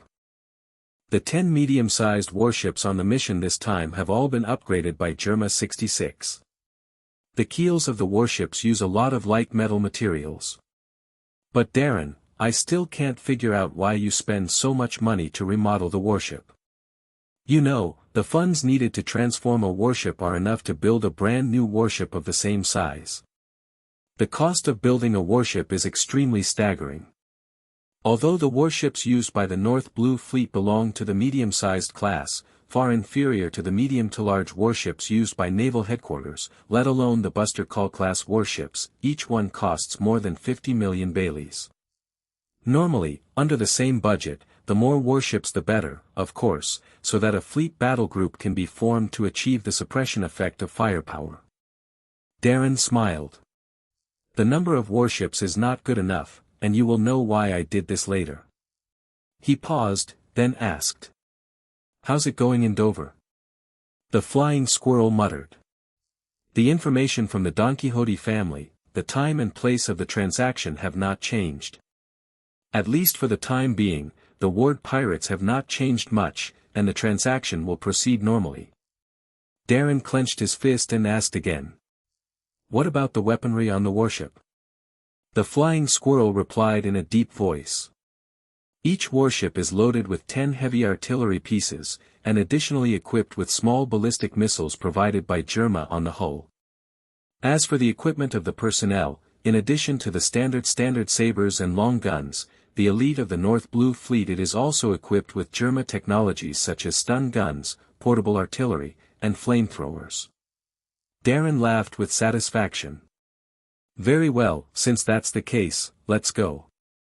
Hey! Darren, can we catch up? The distance from here to the target island. At this time, Jiaji ran over panting, holding a crumpled nautical chart in his hand, dancing anxiously. Much more than 3 hours. Guillaume, who followed closely behind, said in a deep voice. Meeting their worried eyes, Darren smiled and raised his hand in a gesture. Accompanied by his movements, bursts of tense and short bugle sounds sounded on the watchtower of the warship, and quickly rippled out. This military gesture. Flying Squirrel, Cake, and Guillaume were stunned at the same time. They turned their heads and saw that the sails of the masts of the warships were quickly retracted by the marine soldiers. Ready? Hurry up. Darren exhaled a thick smoke, and said lightly. The voice fell. Before everyone could react, an invisible and strange force field suddenly spread out from Colonel Marine's body as the bright blue arc leaped between his 5 fingers. Boom! A series of dull sounds came from the hull of the warship under their feet, and Jia Ji and the others were shocked, almost unable to stand still, only feeling a strong centrifugal force suddenly envelop the warship they were on. Could it be? Jia Ji's eyes were wide open, and a look of disbelief appeared on his face. The flying squirrel also seemed to realize something, and looked stunned. We'll catch up. Colonel Marine raised his head high, and an almost violent force field surged out of his body, causing his large snow-white cloak to flutter in the wind. He turned back and smiled at everyone. "By the way, I forgot to tell you." Incomparable sharp light and strong fire of ambition bloomed in his deep eyes. "I never said that the dominance of the North Blue Fleet only stops at the sea." After the words fell, he clenched his fists suddenly. Boom! Another burst of majestic buzzing sounds came from the hull of the warship, the soles of the feet shook violently, and a huge Uzumaki suddenly rolled up from the sea. In the shocked and frozen eyes of Cake, Gion, Flying Squirrel, and countless North Blue Marines, all the surrounding environment and things began to sink further downward at a steady speed. No, it's not that the surrounding environment is sinking. But the warship they were on, flew up. Boom! Magnificent water columns and waves rose into the sky from the military port. The North Blue Fleet composed of 10 warships rose from the roaring white waves, soared into the sky at an astonishing speed under the violent magnetic field. Ah ah ah ah ah ah ah. Jiaji's screams came from the deck of the main battleship.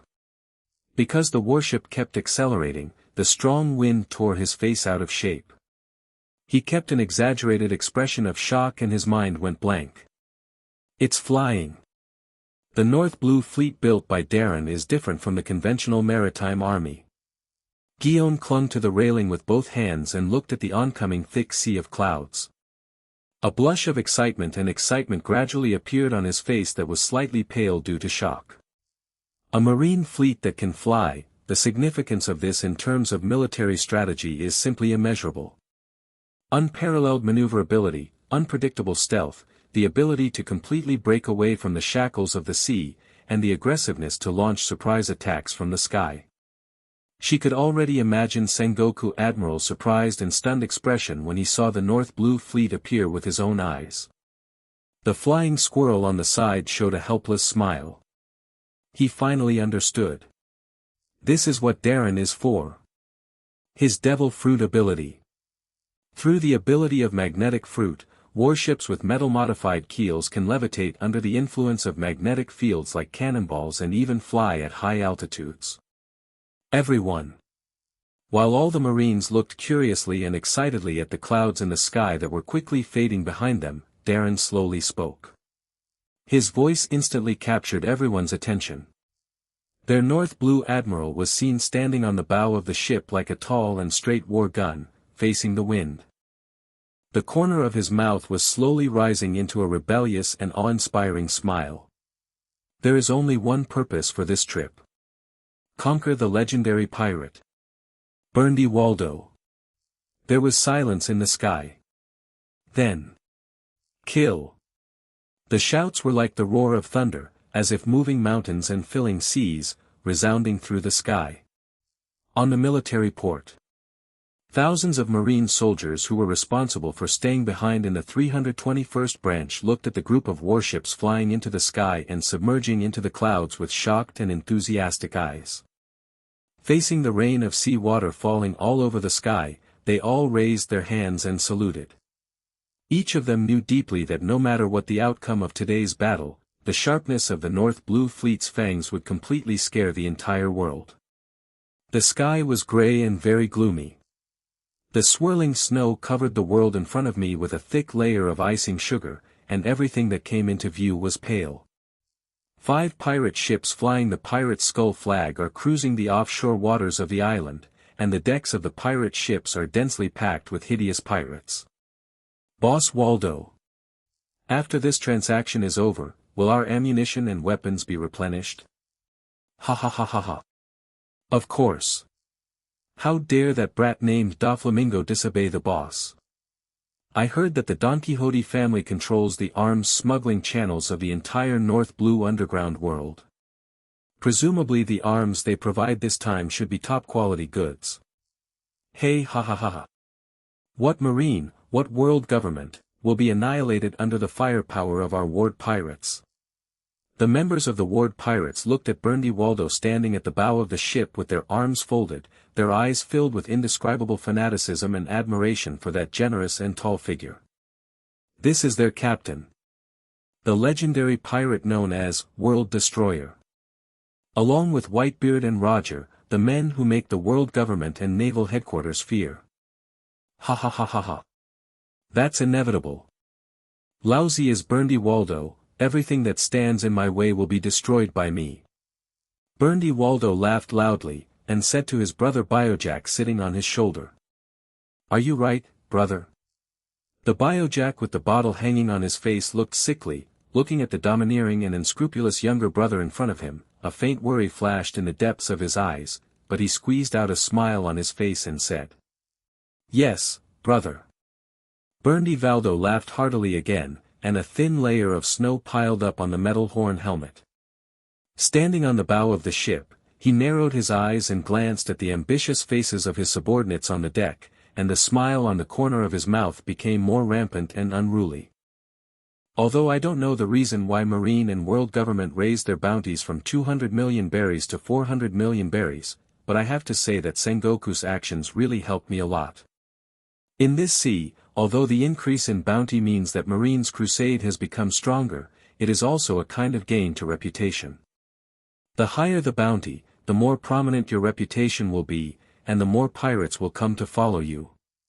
In the past half a month alone, in the sea area of North Blue alone, the number of pirates under his command has skyrocketed from the original hundreds to thousands. The number of pirate ships has also increased from 1 to 5. And that's just in North Blue. As long as he returns to the Grand Line, or even New World, there will be countless pirates joining him, and the Ward pirates can become the best pirates in this sea. Burndy Waldo has long coveted a large pirate fleet like the Flying Pirates led by Golden Lion Shiki. This is really a good era. Burndy Waldo murmured with a sneer. Burndy Waldo glanced at the island in the distance, and gave orders to his subordinates. Get ready to log in. In the blizzard, the distant island showed a white outline, like a white town looming under the gloomy sky. That deserted island was the agreed transaction location. Yes, Boss Waldo. The pirates looked excited and eager to try. After they joined the Ward pirates, they have been in a state of shortage of arms, so they are full of expectations for this transaction. The sailors quickly turned the rudder and pulled the sails cable to adjust the course. Under the action of the wind, the trajectories of the 5 pirate ships gradually shifted, drawing traces on the sea surface, and sailing towards the deserted island. Etc. Just when the 5 pirate ships were about to dock, Biojack, who was sitting on Burndy Waldo's shoulder, suddenly spoke. His pale brows were furrowed tightly as he surveyed the pocket of shore before him. 5 warships were crammed into the harbor like this, looking extremely crowded. The icy wind hit his face, making him shiver uncontrollably. Under the stimulation of the cold air, he suddenly coughed violently, his face flushed from coughing. Ahem. Waldo, for safety's sake, I don't think all ships should be docked together. The terrain of this coastline is too narrow. If the Marine appears to attack at this time, we don't even have a chance to escape. Oh. Burndy Waldo glanced at her brother, disapproving of Biojack's caution. Ever since his bounty was raised, his elder brother has always looked worried, and he acted carefully to ultimate. In addition to necessary supplies and recruiting crew members, their pirate ships can never dock unless they dock. All pirate ships must be inspected and all telephone bugs and other communication equipment confiscated. This approach even made Burndy Waldo wonder if her brother was becoming more and more timid because of his illness. It's just North Blue, not Grand Line. Even if that be D Sengoku catches up, he has absolutely no fear at all. However, thinking of his brother's care for him when he was a child, and his increasingly serious health and illness, Burndy Waldo did not refute Biojack's proposal, and the smile on his face remained unchanged. Since it's my brother's suggestion, then. He pointed to one of the pirate ships. You, don't dock, cruise around the coastline of the island, and wait for Lousy's signal. As he spoke, he took out a telephone bug from his arms and threw it to a pirate on the pirate ship. After hearing the words of their captain, the the pirates on the pirate ship made regretful sounds, and their faces suddenly fell. Pirates have no so-called discipline. The reason why they go to sea to become pirates is not for their dreams and freedom. After all, there is no so-called great secret treasure in this era, and the era of great pirates has not yet come. They become pirates for plunder, wealth, fame and power. Therefore, even within the same pirate group, it is not uncommon for pirates to fight and kill each other for loot. Even Berndy Waldo himself would laugh and let them kill each other. After all, the weak are not qualified to follow him. When a new batch of arms is obtained, those who see it will naturally be entitled to it on a first-come, first-served basis. Their ship did not dock, and the other 4 pirate ships came ashore. Naturally, the latter divided up the Don Quixote family's arms first. Naturally, they could not get any equipment and weapons without landing. Even if you can get it, it will be the remaining low-quality goods. However, with the majesty of Berndy Waldo right there, they did not dare to say anything against him and could only secretly curse at their bad luck. The target island is several nautical miles away. A warship floats on the turbulent sea. Reporting to Sengoku Admiral, Berndy Waldo has landed on the target island and is heading towards the agreed location. An orderly standing on the watchtower put down his lookout glass, turned around and saluted Sengoku on the deck with his arms folded. "Well, can you see how many people he brought?" Sengoku also used the binoculars to observe the movement on the distant island. His eyebrows were tightly knit, as if someone had filled it in with black pen. The warship was quite far away from the target island. Even with the most accurate observation mirror from naval headquarters, he could only vaguely see a line of black spots slowly advancing in the snow. After all, Berndy Waldo is one of the top powerhouses in this sea. To be on the safe side, to avoid being noticed by his observation hockey, Sengoku must keep the warship at a certain safe distance. Although this guy's threat to marine and world government comes from his devil fruit ability to a greater extent than his own combat power. The exact number cannot be determined, but what is certain is that most of the pirates are stationed by him on the 4 pirate ships that are docked. 4 ships. Sengoku was taken aback when he heard that, his eyes half closed under the black-rimmed glasses. According to the intelligence, the Ward pirates have expanded to 5 pirate ships after recruiting during this period of time. The orderly replied. "Yes, Sengoku Admiral, but for some reason, one of the pirate ships did not dock and we have lost sight of it. It's really cautious." Polyasolino, who was picking his nails beside him, said without raising his head. Sengoku ignored the B***************, frowned even tighter, and murmured solemnly. "Was it Biojack's work?" Biojack is the deputy captain of the Ward Pirates and the elder brother of Berndy Waldo. Although he is sickly and weak and has no combat effectiveness, he has the wisdom and prudence that ordinary pirates do not have. As the core figure and staff member of the Ward Pirates, he is the brain of the pirates, complementing Berndy Waldo's powerful strength, and posing a serious threat. In the many crusades in the past, it was because of Biojack's resourcefulness that Berndy Waldo escaped successfully, causing Marine to fall short.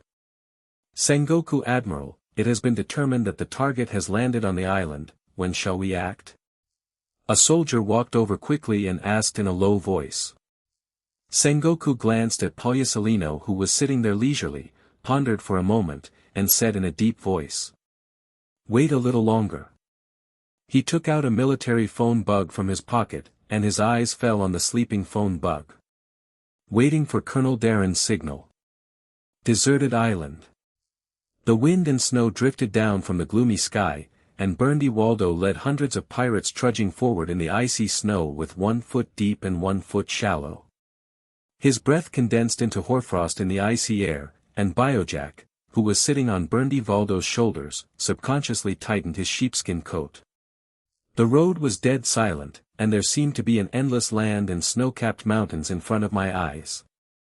"Waldo. I have some bad premonitions." Biojack looked at the snow-capped mountains and wilderness, and couldn't help but shuddered. "Ha ha ha, brother, you are thinking too much. As soon as we get the ammunition, we will leave this island immediately, the world will be so big at that time, is there any place we can't go? Burndy Waldo comforted Biojack with a smile, his eyes were full of burning ambition like flames. No, I didn't mean that. Biojack shook his head and said, his gloomy sick face seemed to be paler because of the cold weather.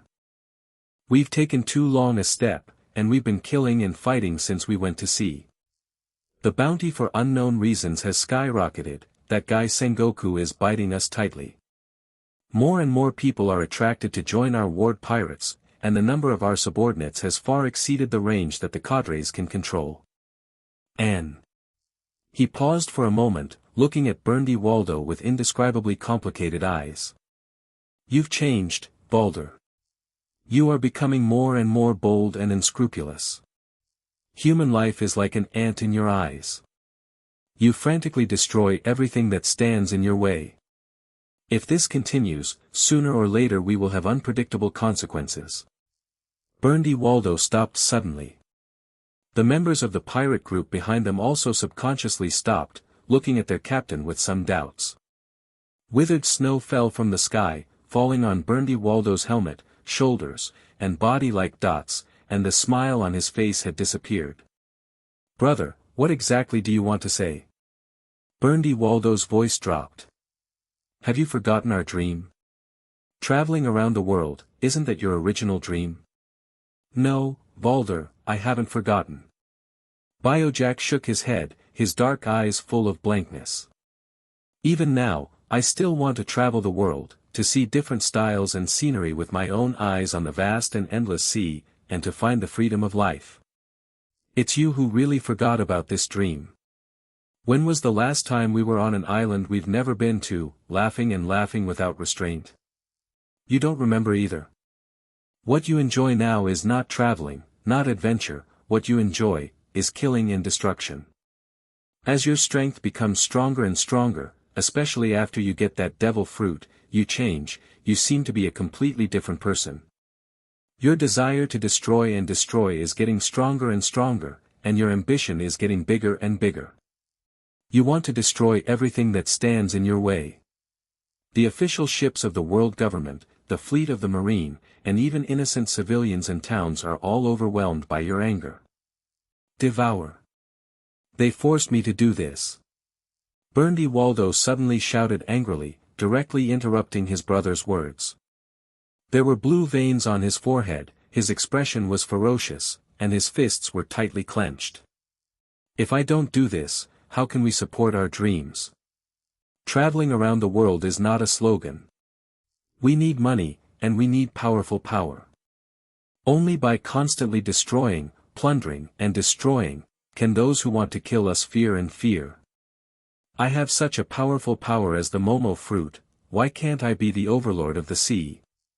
Just stand behind me and watch, brother. I will definitely destroy all those who try to hinder us. Whether it is marine or world government, they will all prostrate at my feet, Burndy Waldo. After finishing speaking, the corner of his mouth raised an unscrupulous grin again, and strode towards the distance. Biojack sat on his shoulder, staring blankly at his profile, sighing inwardly. Snowflakes fall. After Burndy Waldo and his group passed through a forest covered in silver, their eyes suddenly opened up. On the snow-capped open plain, a dozen figures in black mafia suits stood there with vigilant expressions, and wooden boxes were stacked behind them.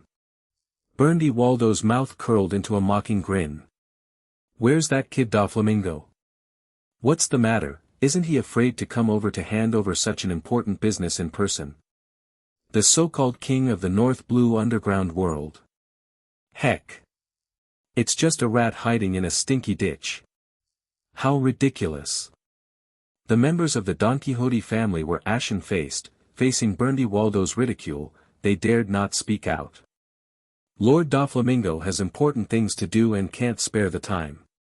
One of the mafia members bowed slightly. Burndy Waldo glanced at him. So everything Lousy asked for has arrived. The leading mafia member raised his hand, and the others behind him immediately took action. One by one, large wooden boxes were brought forward and pried open with an iron bar.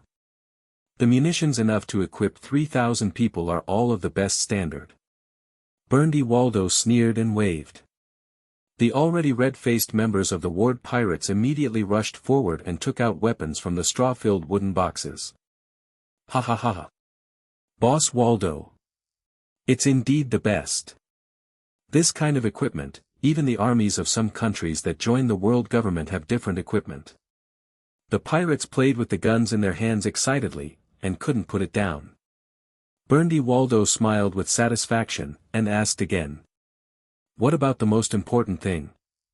The leading mafia member said in a deep voice. Also ready. As he spoke, he turned around and came to the edge of the snow-covered forest. He bent down and groped on the ground for a while, then he seemed to have caught something and pulled hard. Laugh. A large expanse of snow was lifted, and when the snowflakes flew up, the terrifying object covered by the canvas was revealed. The huge black and shiny gun barrel has a smooth surface. The diameter of the gun barrel is more than 3 meters, and the length is more than 8 meters. In the black hole of the gun hole, there is a strong smell of gunpowder. Loaded with 2 huge discs as wheels, the entire cannon stands in the pale snow, like an irregular black steel behemoth, which is daunting. The moment he saw this giant cannon, Berndy Waldo's eyes suddenly ignited with a strong light. Whoosh! His figure suddenly disappeared in place, and in the next second, he appeared next to the cannon like a ghost. Stretching out his hand to gently touch and caress the behemoth in front of him, Berndy Waldo's expression gradually twisted with excitement. What about the shells? It's over here. The mafia member replied, walked aside, and also pulled up a canvas hidden under the ice and snow, revealing the ammunition box underneath. The scale of this heavy artillery is unprecedented. It took a lot of resources to build. Its range can easily reach more than 3 nautical miles. With this special shell, its power is enough to easily sink a large warship. Berndy Waldo grinned. Lousy doesn't believe your assessment. It's better to test things like weapons yourself. After all, he directly opened the ammunition box, easily picked up a black cannonball with a diameter of more than 2 meters, and stuffed it into the huge barrel. The tail of the ignited fuse was constantly swaying in the strong wind, and the blooming sparks illuminated Berndy Waldo's ambitious face. Next second. Boom! Accompanied by a deafening loud noise, the snow hanging on the jungle within a radius of 100 meters was shaken off by the magnificent volume. Under the flames of the gun barrel, the black cannonball drew a parabola high in the air, and sank heavily into the top of a snow-capped mountain in the distance. Boom! There were heart-pounding groans and vibrations from the ground beneath our feet, surging flames shot up to the sky from the top of the mountain, and the huge amount of snow kept shaking, engulfed in the rocks generated by the bombing, and continued to collapse. Everyone stared dumbfounded at the horrific scene, and at the gradually collapsing, almost smooth hills and peaks. They couldn't help but gasped.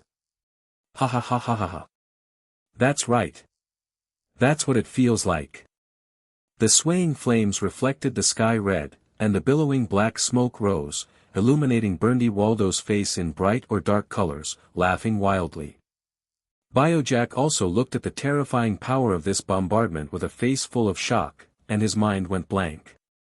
My brother didn't use his devil fruit ability just now. In other words, this exaggerated power comes purely from this heavy cannon. It's hard to imagine how exaggerated this kind of bombardment would be if Berndy Valdemomo's fruit increased 100 times. Maybe, it can really easily blow up a town, no, an island, even directly raised naval headquarters to the ground with one shot. For a moment, Biojack couldn't believe his judgment. Very good, that brat Doflamingo did not disappoint me. I'm very satisfied. Berndy Waldo gently patted the black barrel.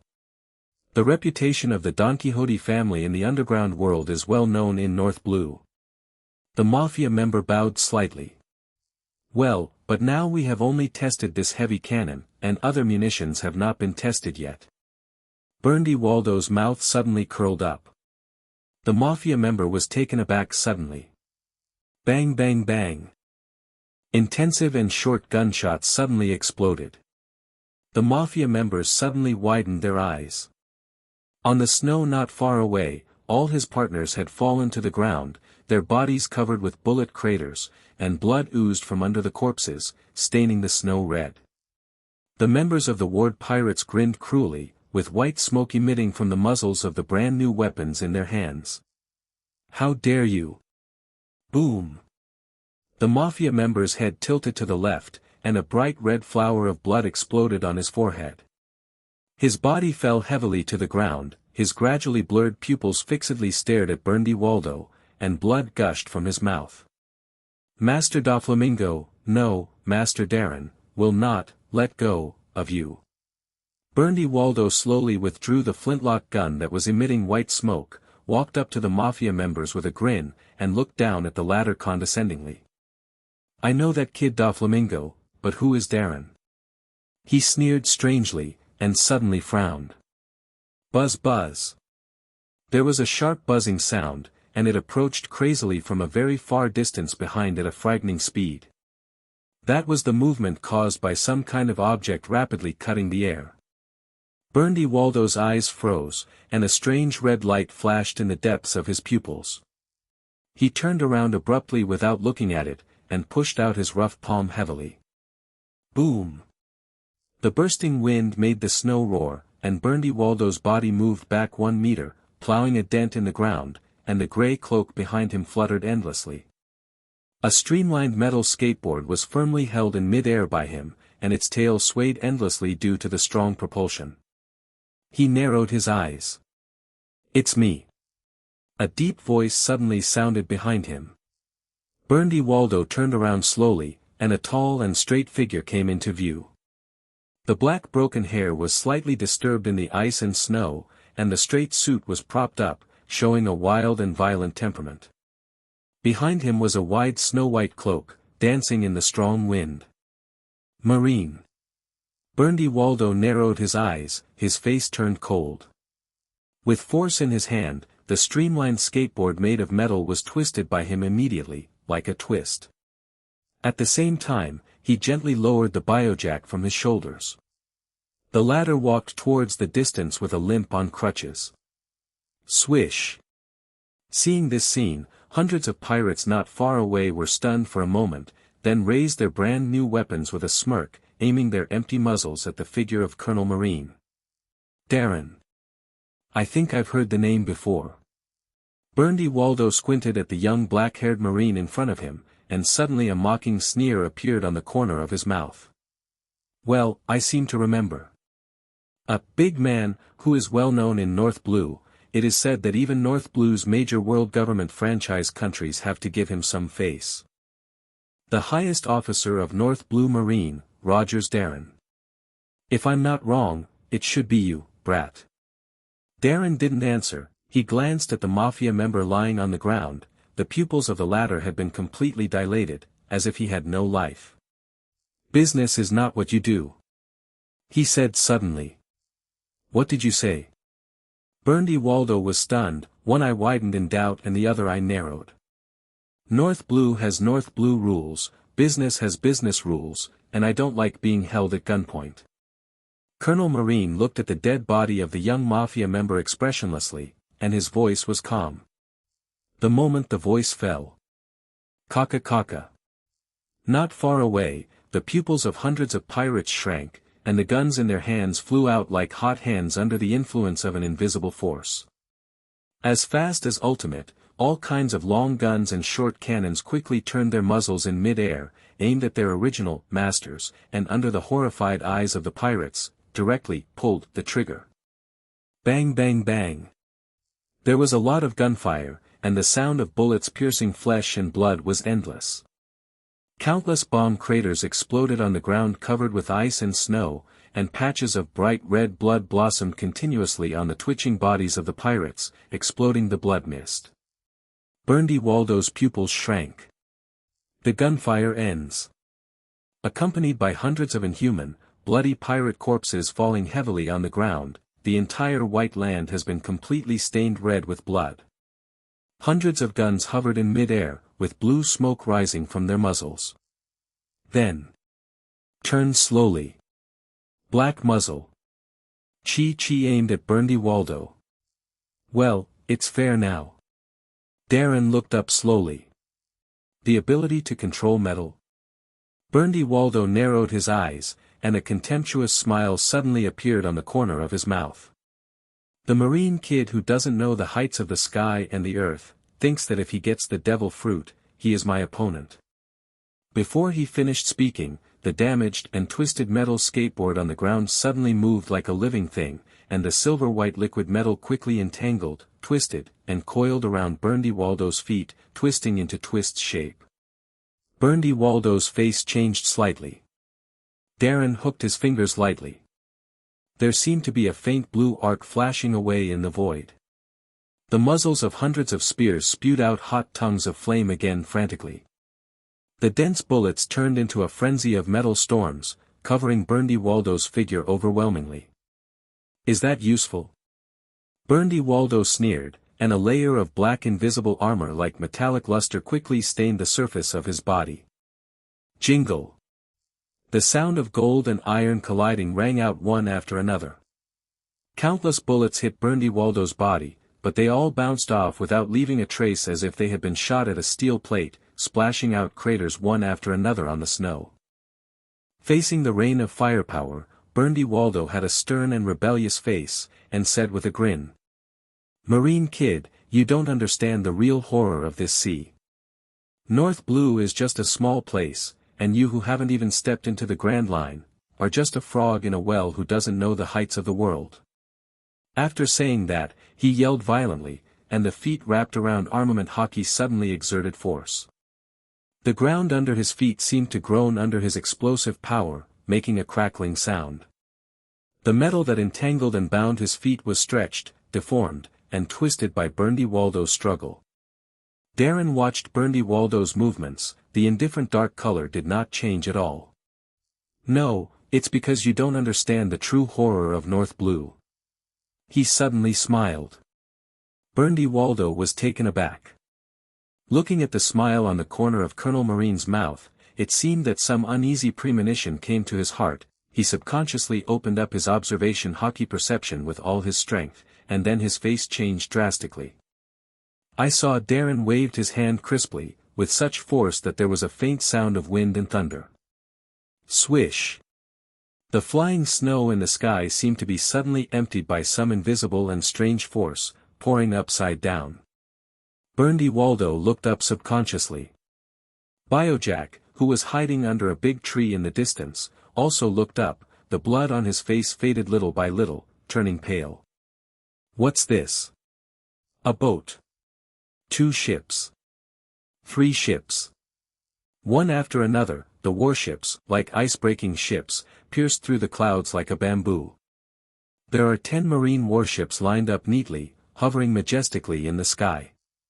The black cannon barrel protruding from the bow and the side of the hull looked down on the deserted island below solemnly and cruelly, like iron-blooded and cruel war beasts, slowly revealing their sharp fangs.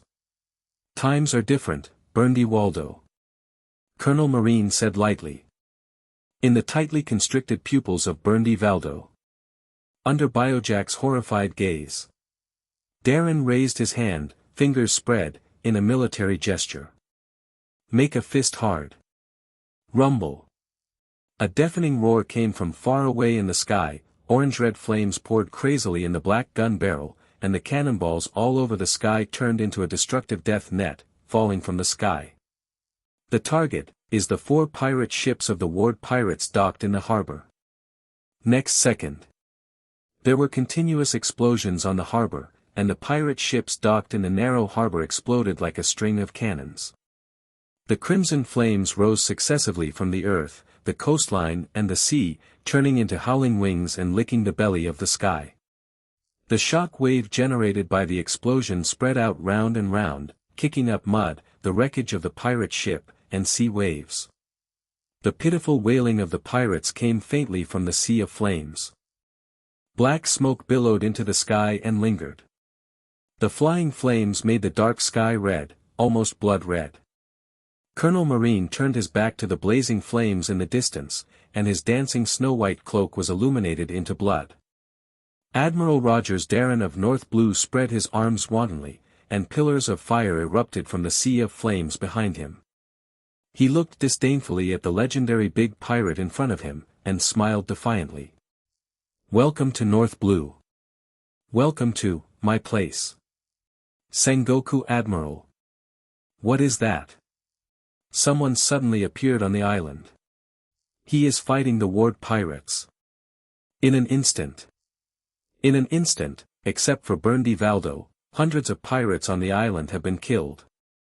On the surface of the sea several nautical miles away from the target island, the marine soldier standing on the watchtower and observing the movement on the island with a binoculars suddenly screamed excitedly. "It's Colonel Darren. He showed up on the island. Killed hundreds of Berndi Valdo's men in an instant." "What?" Sengoku exclaimed in astonishment, hurriedly took the lookout glass handed over by the guard, and quickly searched in the field of vision. But at this moment, Poliusolino, who was lowering his head to pick his nails, suddenly raised his head, and said with a half-smile, "There's no need to look for them, they're here." Sengoku was startled when he heard the words, and then subconsciously opened his observation hockey perception. As if he had sensed something, his pupils suddenly shrank into thin needles, and he looked far away towards the sky above the island among the clouds. Then, the eyes of all the marines on the warship widened suddenly, their mouths opened slightly, and their minds went blank, as if they had seen something unbelievable. In the sky far away, one after another marine warships pierced through the clouds, flexibly switching camps high in the sky as if they were not controlled by wind and gravity, and lined up. A pair of black and huge heavy cannon protruded from the hull. After a second of silence, suddenly fired. The storm-like firepower covered the harbor of the deserted island like washing the ground, blasting clusters of crimson flames one after another, and then exploded into a blazing sea of flames. The tremors of the earth shaking and the mountains shaking continued to come from afar, and the turbulent waves visible to the naked eye howled and churned in the offshore sea of the deserted island. The 4 pirate ships of the ward pirates, all destroyed. In the dead silence, someone on the deck finally swallowed a mouthful of saliva with a grunt, and spoke hoarsely. With the breaking of the silence, all the marines on the warship burst into cheers. "That's our Marines' warship. That's right, the Seagull flag of justice. But where did this marine fleet come from? Flying Marine Fleet. We haven't received any signal of reinforcements from our headquarters. Wait. We're in North Blue. Could it be?" The Marines chattered, and immediately realized something, and turned their eyes to their Marine Admiral in unison. "Nice job." At this moment, Sengoku suddenly swung his fist heavily and shouted excitedly, the wide cape of justice flaunted behind him. He gazed fierily and salivatingly at the North Blue fleet lined up in the sky, and his heart was beating wildly.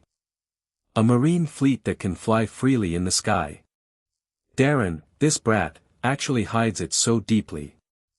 The corner of Sengoku's mouth couldn't help but twitched into a hearty smile. As Marine Admiral, the most resourceful man in the justice camp, Sengoku knows better than anyone how important a flying marine fleet is in war. Among other things, their old opponent of Marine, Golden Lion Shiki, relied on his lion fruit's ability to forcibly raise his pirate fleet into the sky. Its whereabouts are secretive and elusive, even in the face of the encirclement and suppression of several times the number of marine fleets, it can easily escape from the battlefield. Coupled with the incomparably powerful combat power of Golden Lion himself, he is completely invincible. With such ability, Golden Lion Shiki even surpassed Roger and Whitebeard in one fell swoop, becoming the big pirate that caused Marine the most headache and fear. Marine has been suffering from the inability to target Golden Lion's abilities, and can only passively adopt a defensive strategy. But it's different now.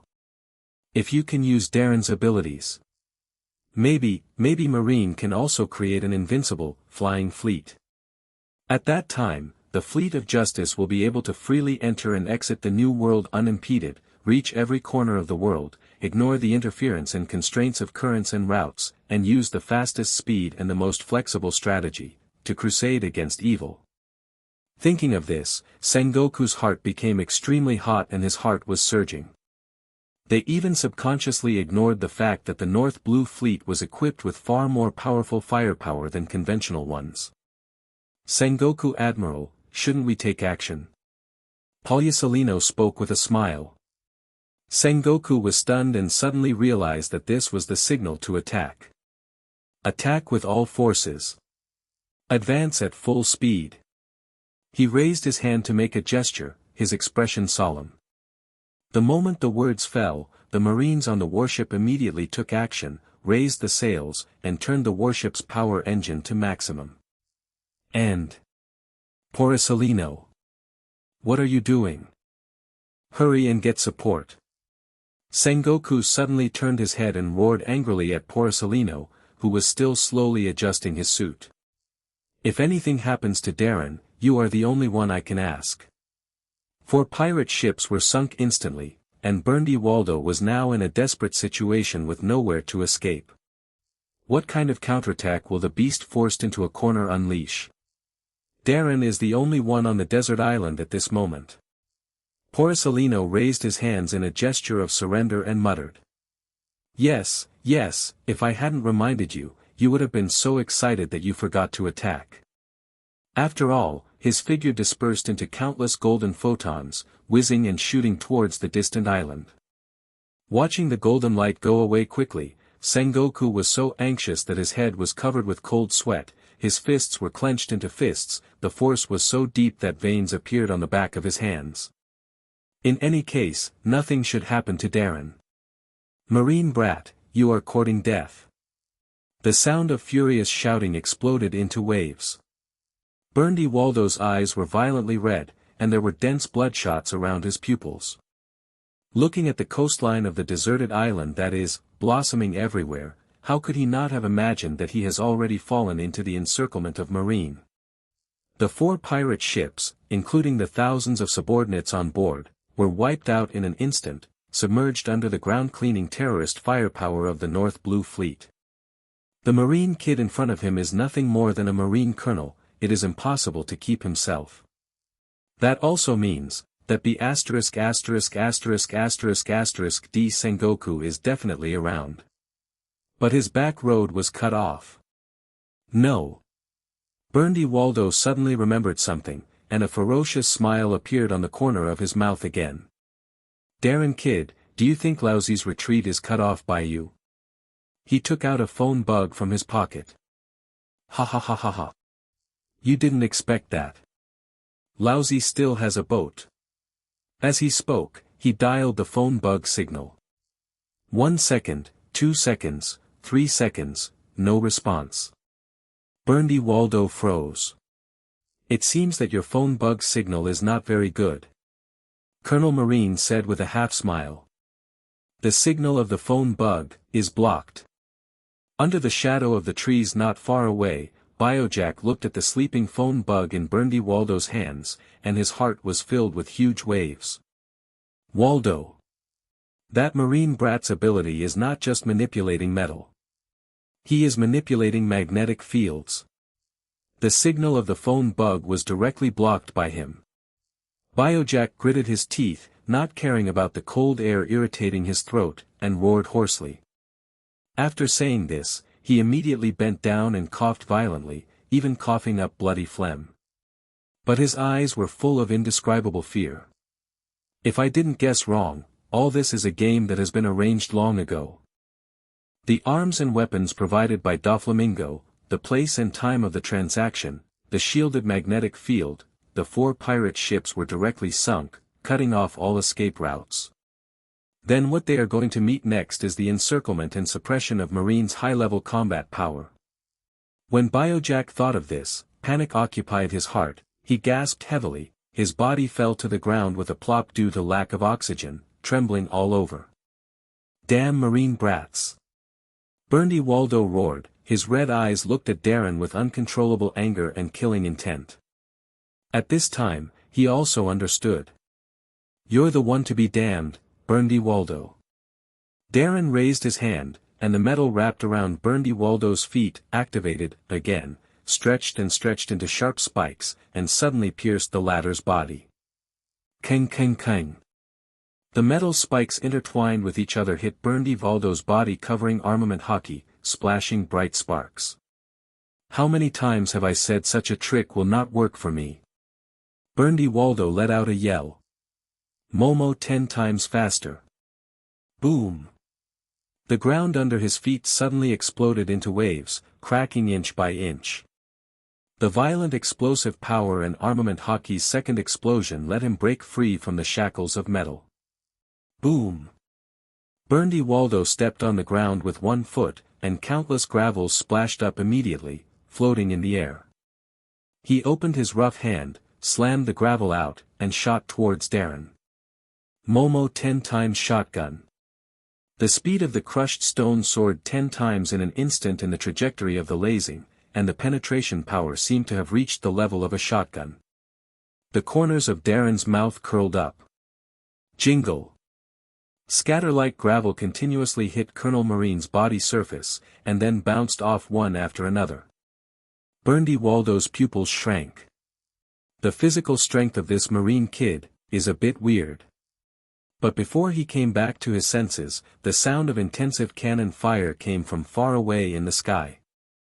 A total of dozens of heavy artillery pieces on the 10 warships opened fire in unison, and orange-red flames erupted high in the sky. The cannonballs all over the sky fell crazily, like a big net full of gunpowder smoke and death, enveloping towards Burndy Waldo. Momo 10 times faster. The figure of Burndy Waldo disappeared instantly. Facing the bombardment pouring down from the sky, his figure kept moving and turning in mid-air like a ghost, like a phantom, dexterously dodging the densely packed shells. Marine 6 styles shaving and moonwalk are actually used by him to perfection. Rumble. The shells kept falling to the ground, setting off raging explosions and flames on the ground one after another. Ha ha ha ha ha. Speed is power. In this sea, no one can keep up with lousy speed. Burndy Waldo laughed wildly, and his figure dodged a shell again. Yeah. Darren sneered, stretched his hands and 5 fingers and grabbed it suddenly in the void, and then pulled forward hard as if he had grabbed something. Burndy Waldo was startled for a moment, and then found in astonishment that the cannonballs falling in a parabola following the effect of gravity suddenly changed direction in midair. Boom! A cannonball made a strange turn and exploded directly in front of Burndy Waldo. Huge flames soared into the sky. Followed by the second. The third one. The fourth. The cannonballs seemed to be controlled by the hands of invisible giants, sitting in mid-air with unreasonable movement rules, constantly launching unscrupulous and indiscriminate bombing in the center of the explosion. The surging flames mixed with billowing black smoke lingered around, making the dark sky red, and the scorching air waves spread out, and the rising temperature in the air quickly melted the snow on the ground. Suddenly. Whoosh! The crackling sound of the air suddenly exploded. Burndy Waldo, who was covered in black smoke and had burnt skin, suddenly appeared behind Darren like a ghost. Momo 50 times faster. Darren's dark pupils instantly shrank into the shape of wheat awns. So fast. A brat like you who relies on external forces will never understand the true horror of this sea. Die. Burndy Waldo punched Darren in the back of the head with bloodshot eyes. Under the effect of 50 times the speed, this punch directly pierced through the air, generating an extremely surging white air wave. This Marine kid hasn't awakened observation hockey. It's impossible for him to react in front of his 50 times speed. However, the next scene made Burndy Waldo's heart tremble. I saw the Marine kid, who was facing away from him, suddenly turned around, and the metal wrist on his arm suddenly twisted and spread into a high-density metal shield, lying across in front of him. He predicted his actions. How can this be? A punch like a mountain collapsed. Click. The high-density metal shield was suddenly twisted and shattered. Burndy Waldo's punch hit Darren's crossed arms hard. Boom! The surging air waves burst out immediately and spread out in circles. Crackling. Darren's arms kept exploding blood mist, and there was a toothache sound of bone cracking. Boom! In the next second, he flew upside down like a cannonball. His body rolled and flew hundreds of meters in mid-air before landing, plowing a long bloody groove on the snow. Viscous blood trickled down his arms drop by drop, and Darren stood up from the ground with difficulty. The burning pain from his arms made him grin his teeth, and a shocking bloodline overflowed from the corner of his mouth. Berndy Waldo's punch broke his forearm bone. If it weren't for the cushioning of the metal shield and the strength of his body, which has already been cultivated to be different from ordinary people, I am afraid that under the impact of Berndy Waldo armament hockey, his arms would be shattered directly. Sure enough, hockey is the most powerful force in this sea. Darren wiped the blood from the corner of his mouth with his hand, and looked down at his hands. Blood spattered from the twitching wound, the forearm of the left arm was bloody, and the blood vessel squirming under the broken skin could be faintly seen. On his face, there was a cruel grin. But, you can still fight. For this sea, mastering hockey is the most obvious dividing line between strong and weak. Armament hockey can greatly increase the user's defense and destructive power, and gives hockey users the only means other than Seastone to resist the Logia demon fruit power. As for observation hockey, it allows the user to obtain a powerful breath perception ability, and accurately predict the opponent's dynamics and attacks in battle. With Darren's strength, he is indeed invincible in North Blue. But placed on the vast and endless sea, he who has not yet mastered hockey still looks pale and powerless when facing a legendary pirate like Berndy Waldo. Even if he has reached the non-human category in terms of his own fruit development and physical training. Darren stood up unsteadily from the ground, his body hunched down slightly like a cheetah ready to go. Heart-wrenching pain was felt in his arms, but his eyes were brighter than ever. Billowing thick smoke rose from the ground in the distance, and a black boot slowly stepped out of the thick smoke. Darren's eyes moved up, and he saw the burly figure of Berndy Waldo break free from the smoke. There are traces of skin burns all over the surface of his body. In the face of the fierce bombardment of the North Blue Fleet, even the hardening of armament hockey's whole body is not completely immune. Marine kid, feel it? The gap between you and me. Berndy Waldo stared violently at Colonel Marine in the distance, panting lightly with a ferocious tone. He had never been so angry in his life. He is World Destroyer, Berndy Waldo. A great pirate as famous as Whitebeard and Roger. But it capsized in the gutter of a small place like North Blue. It's simply ridiculous, and totally unacceptable. Don't think you're guaranteed to win. Even if that be ********** D Sengoku is on the way to support, I still have enough time to kill you, then connect to the phone bug communication and leave. Then you can try, your time is running out. Darren grinned, his eyes wild. You wanna die? Boom. The ground within a radius of 10 meters suddenly collapsed by 1 meter, and thousands of snowdrifts poured up under the majestic impact. The figure of Berndy Waldo disappeared instantly. Too fast to catch. Momo, 50 times speed. The world suddenly became silent. Darren's spirit suddenly entered a state of high concentration, and a faint blue arc jumped between his fingers. The invisible and strange magnetic field spread from his body, completely covering the area within a radius of more than 100 meters. The falling snow in the sky seemed to slow down at this moment. In his brain, all biological magnetic field fluctuations within the scope of the magnetic field were clearly presented in the depths of his mind. Suddenly, a trace of blue light flashed in Darren's deep eyes. Caught. The location is in the sky. The moment this thought came out, a sharp blast of strong wind suddenly exploded above the head. A boot wrapped in black armament hockey, like a steel tomahawk that cracked mountains and cracked rocks, fell with great force.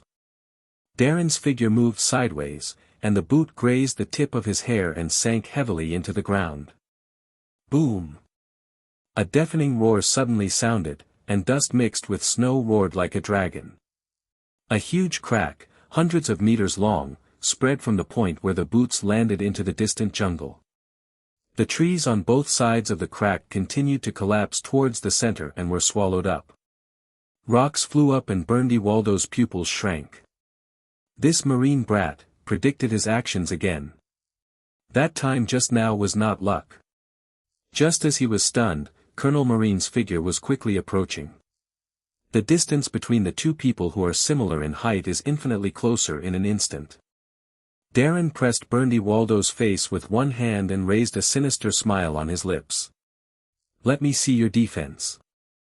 Then slammed the latter's head to the ground heavily. Click.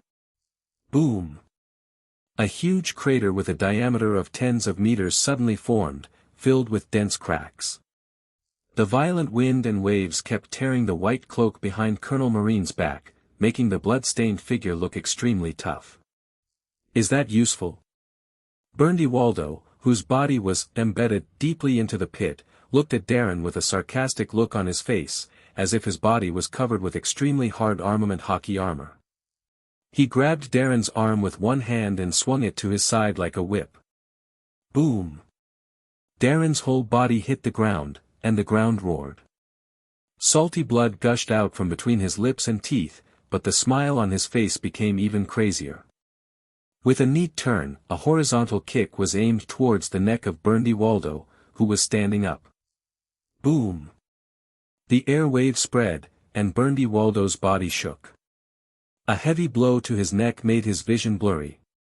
Even armament hockey's defense could not completely resist Darren's monster-like power impact. A trace of unreasonable anger suddenly surged out.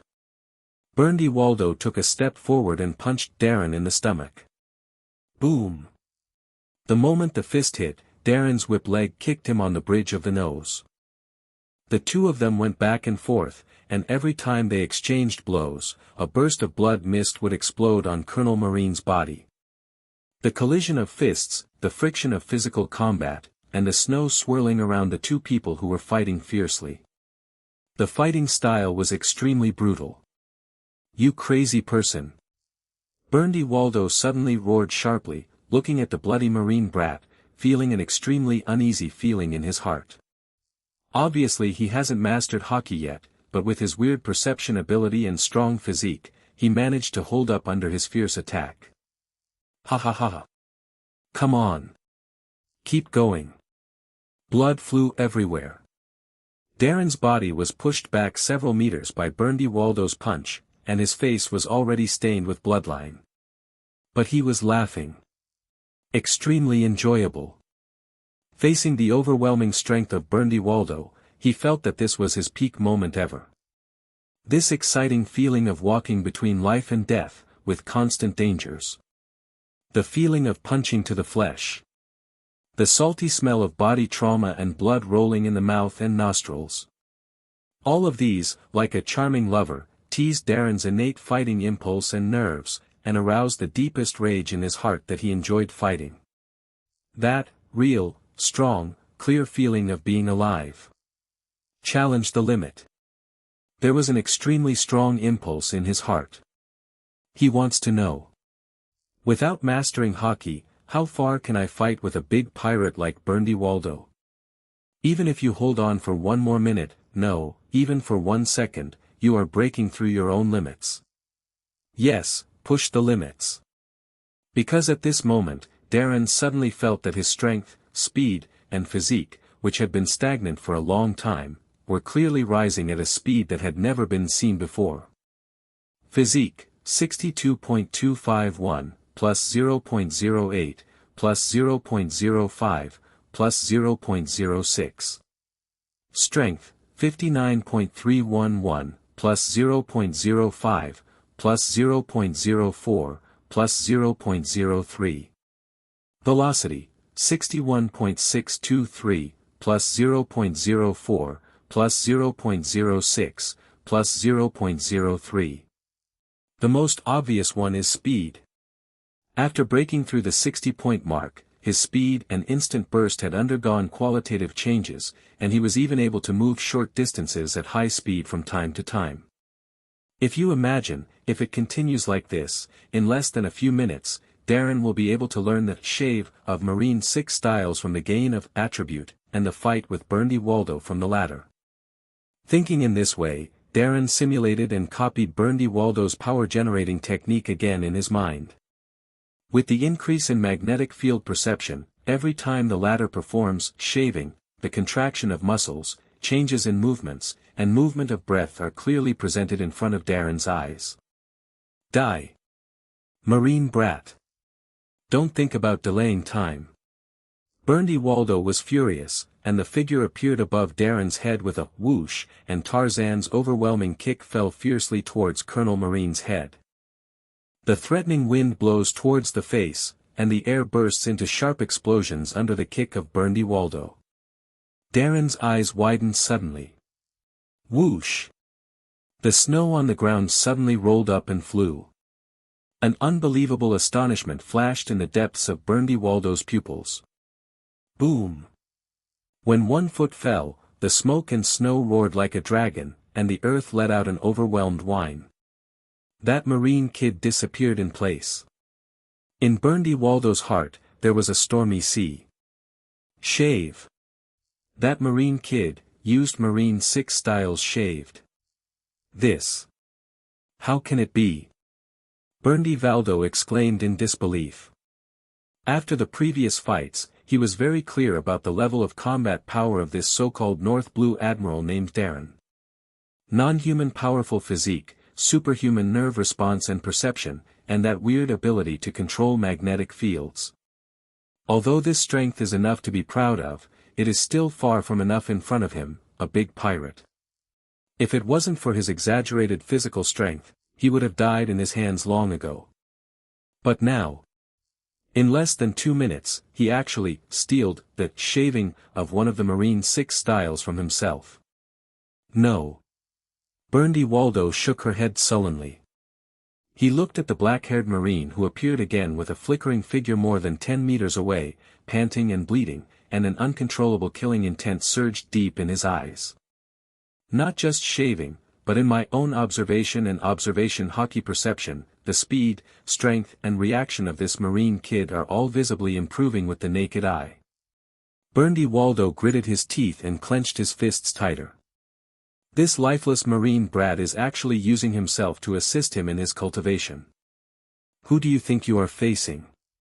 Anger immediately occupied his bloodshot eyes, and Berndy Waldo roared, bursting out at a faster speed than before, and appeared in front of Darren in an instant. Momo 100 times faster. Die. Marine brat.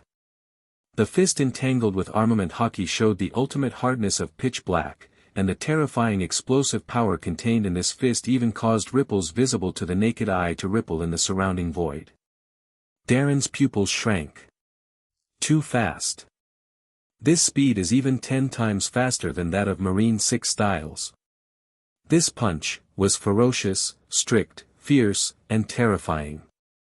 Can't dodge. Even though the magnetic field perception predicted Berndy Waldo's movement, the instantaneous explosive power transformed by this speed has exceeded the level of Darren's nerve response at this time. This is the smell of death. That being the case, Darren gritted his teeth and grinned. He ignored Berndy Waldo's fist that was coming towards his chest, and threw the same punch. The distance between the two instantly narrowed.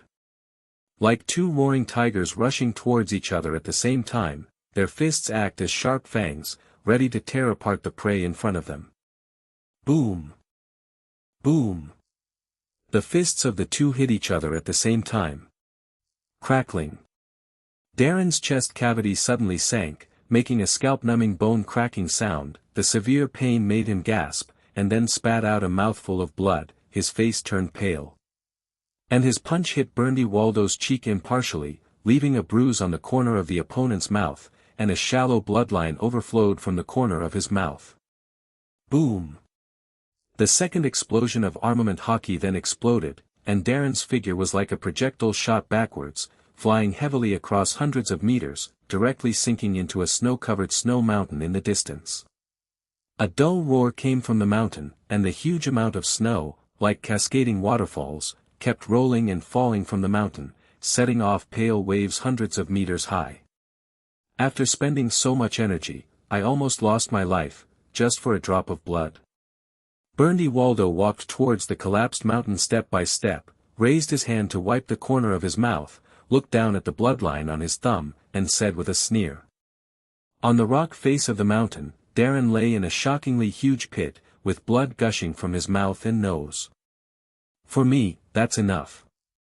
Colonel Marine's military uniform was already in tatters, his torn muscles seemed to be flowing, and blood gushed from his mouth and nose.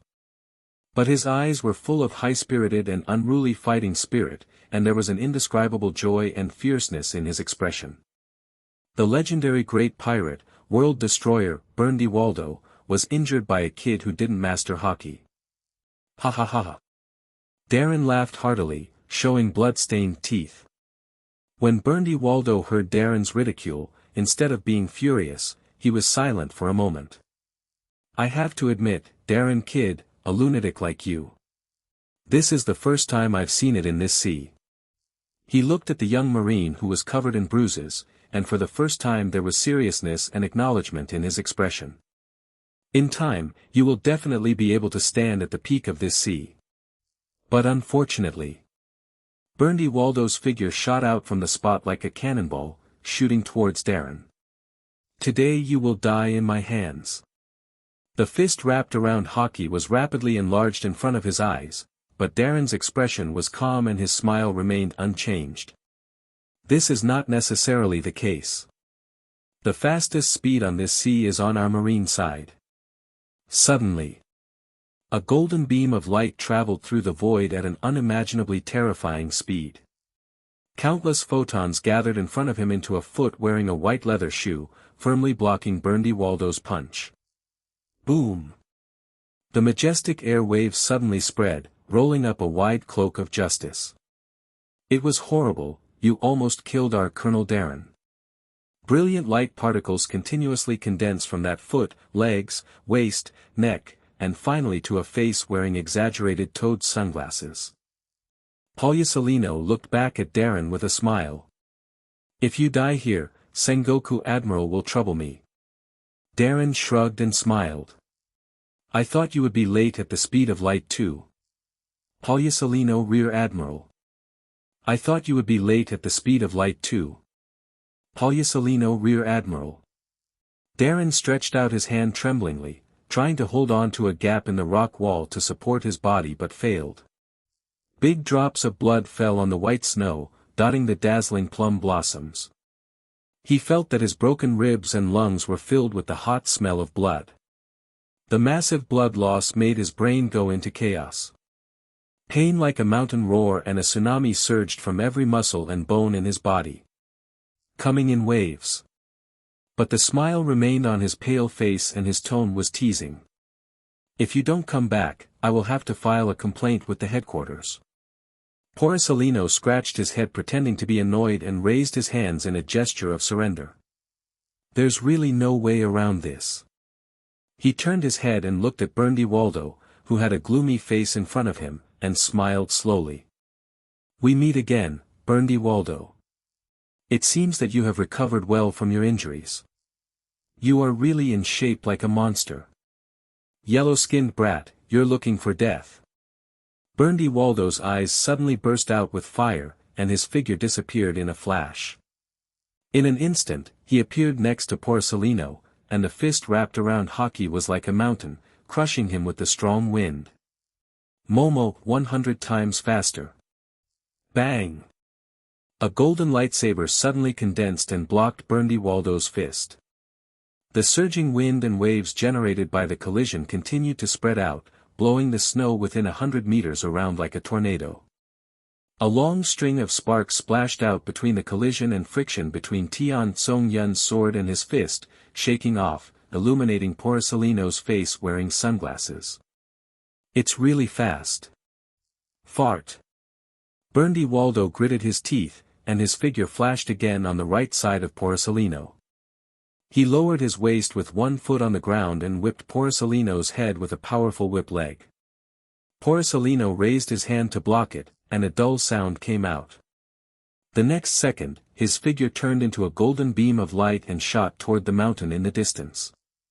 Boom! A huge explosion suddenly exploded in the mountain. The loud noise of the mountain wall collapse was deafening, and the rolling rocks mixed with snow rolled and poured down.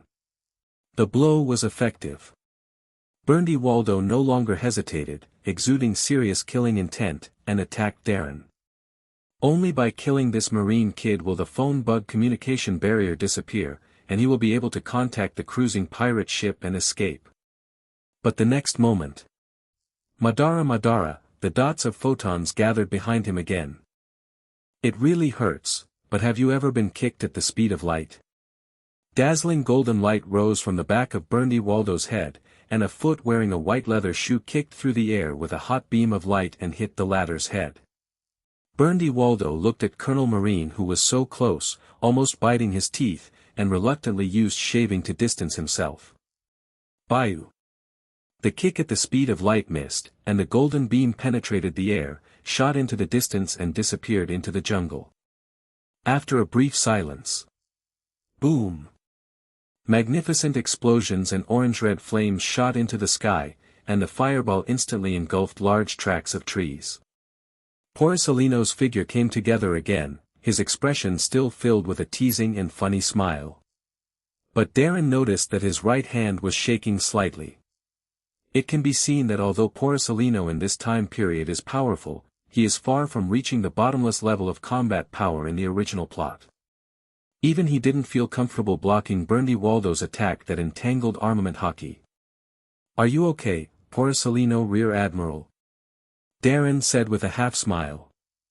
Porcelino shrugged helplessly and pointed at Berndy Waldo, whose figure emerged 100 meters away. "This guy is a world destroyer." The roar of artillery fire suddenly came from the coastline, and Berndy Waldo's face darkened. In that direction, a massive marine warship was rushing into the harbor arrogantly. A large number of marine elites with solemn expressions were jumping off the deck and rushing into the burning coastline, attacking those who were lucky enough to escape from the North Blue Fleet. The pirates who survived the bombing launched a final siege.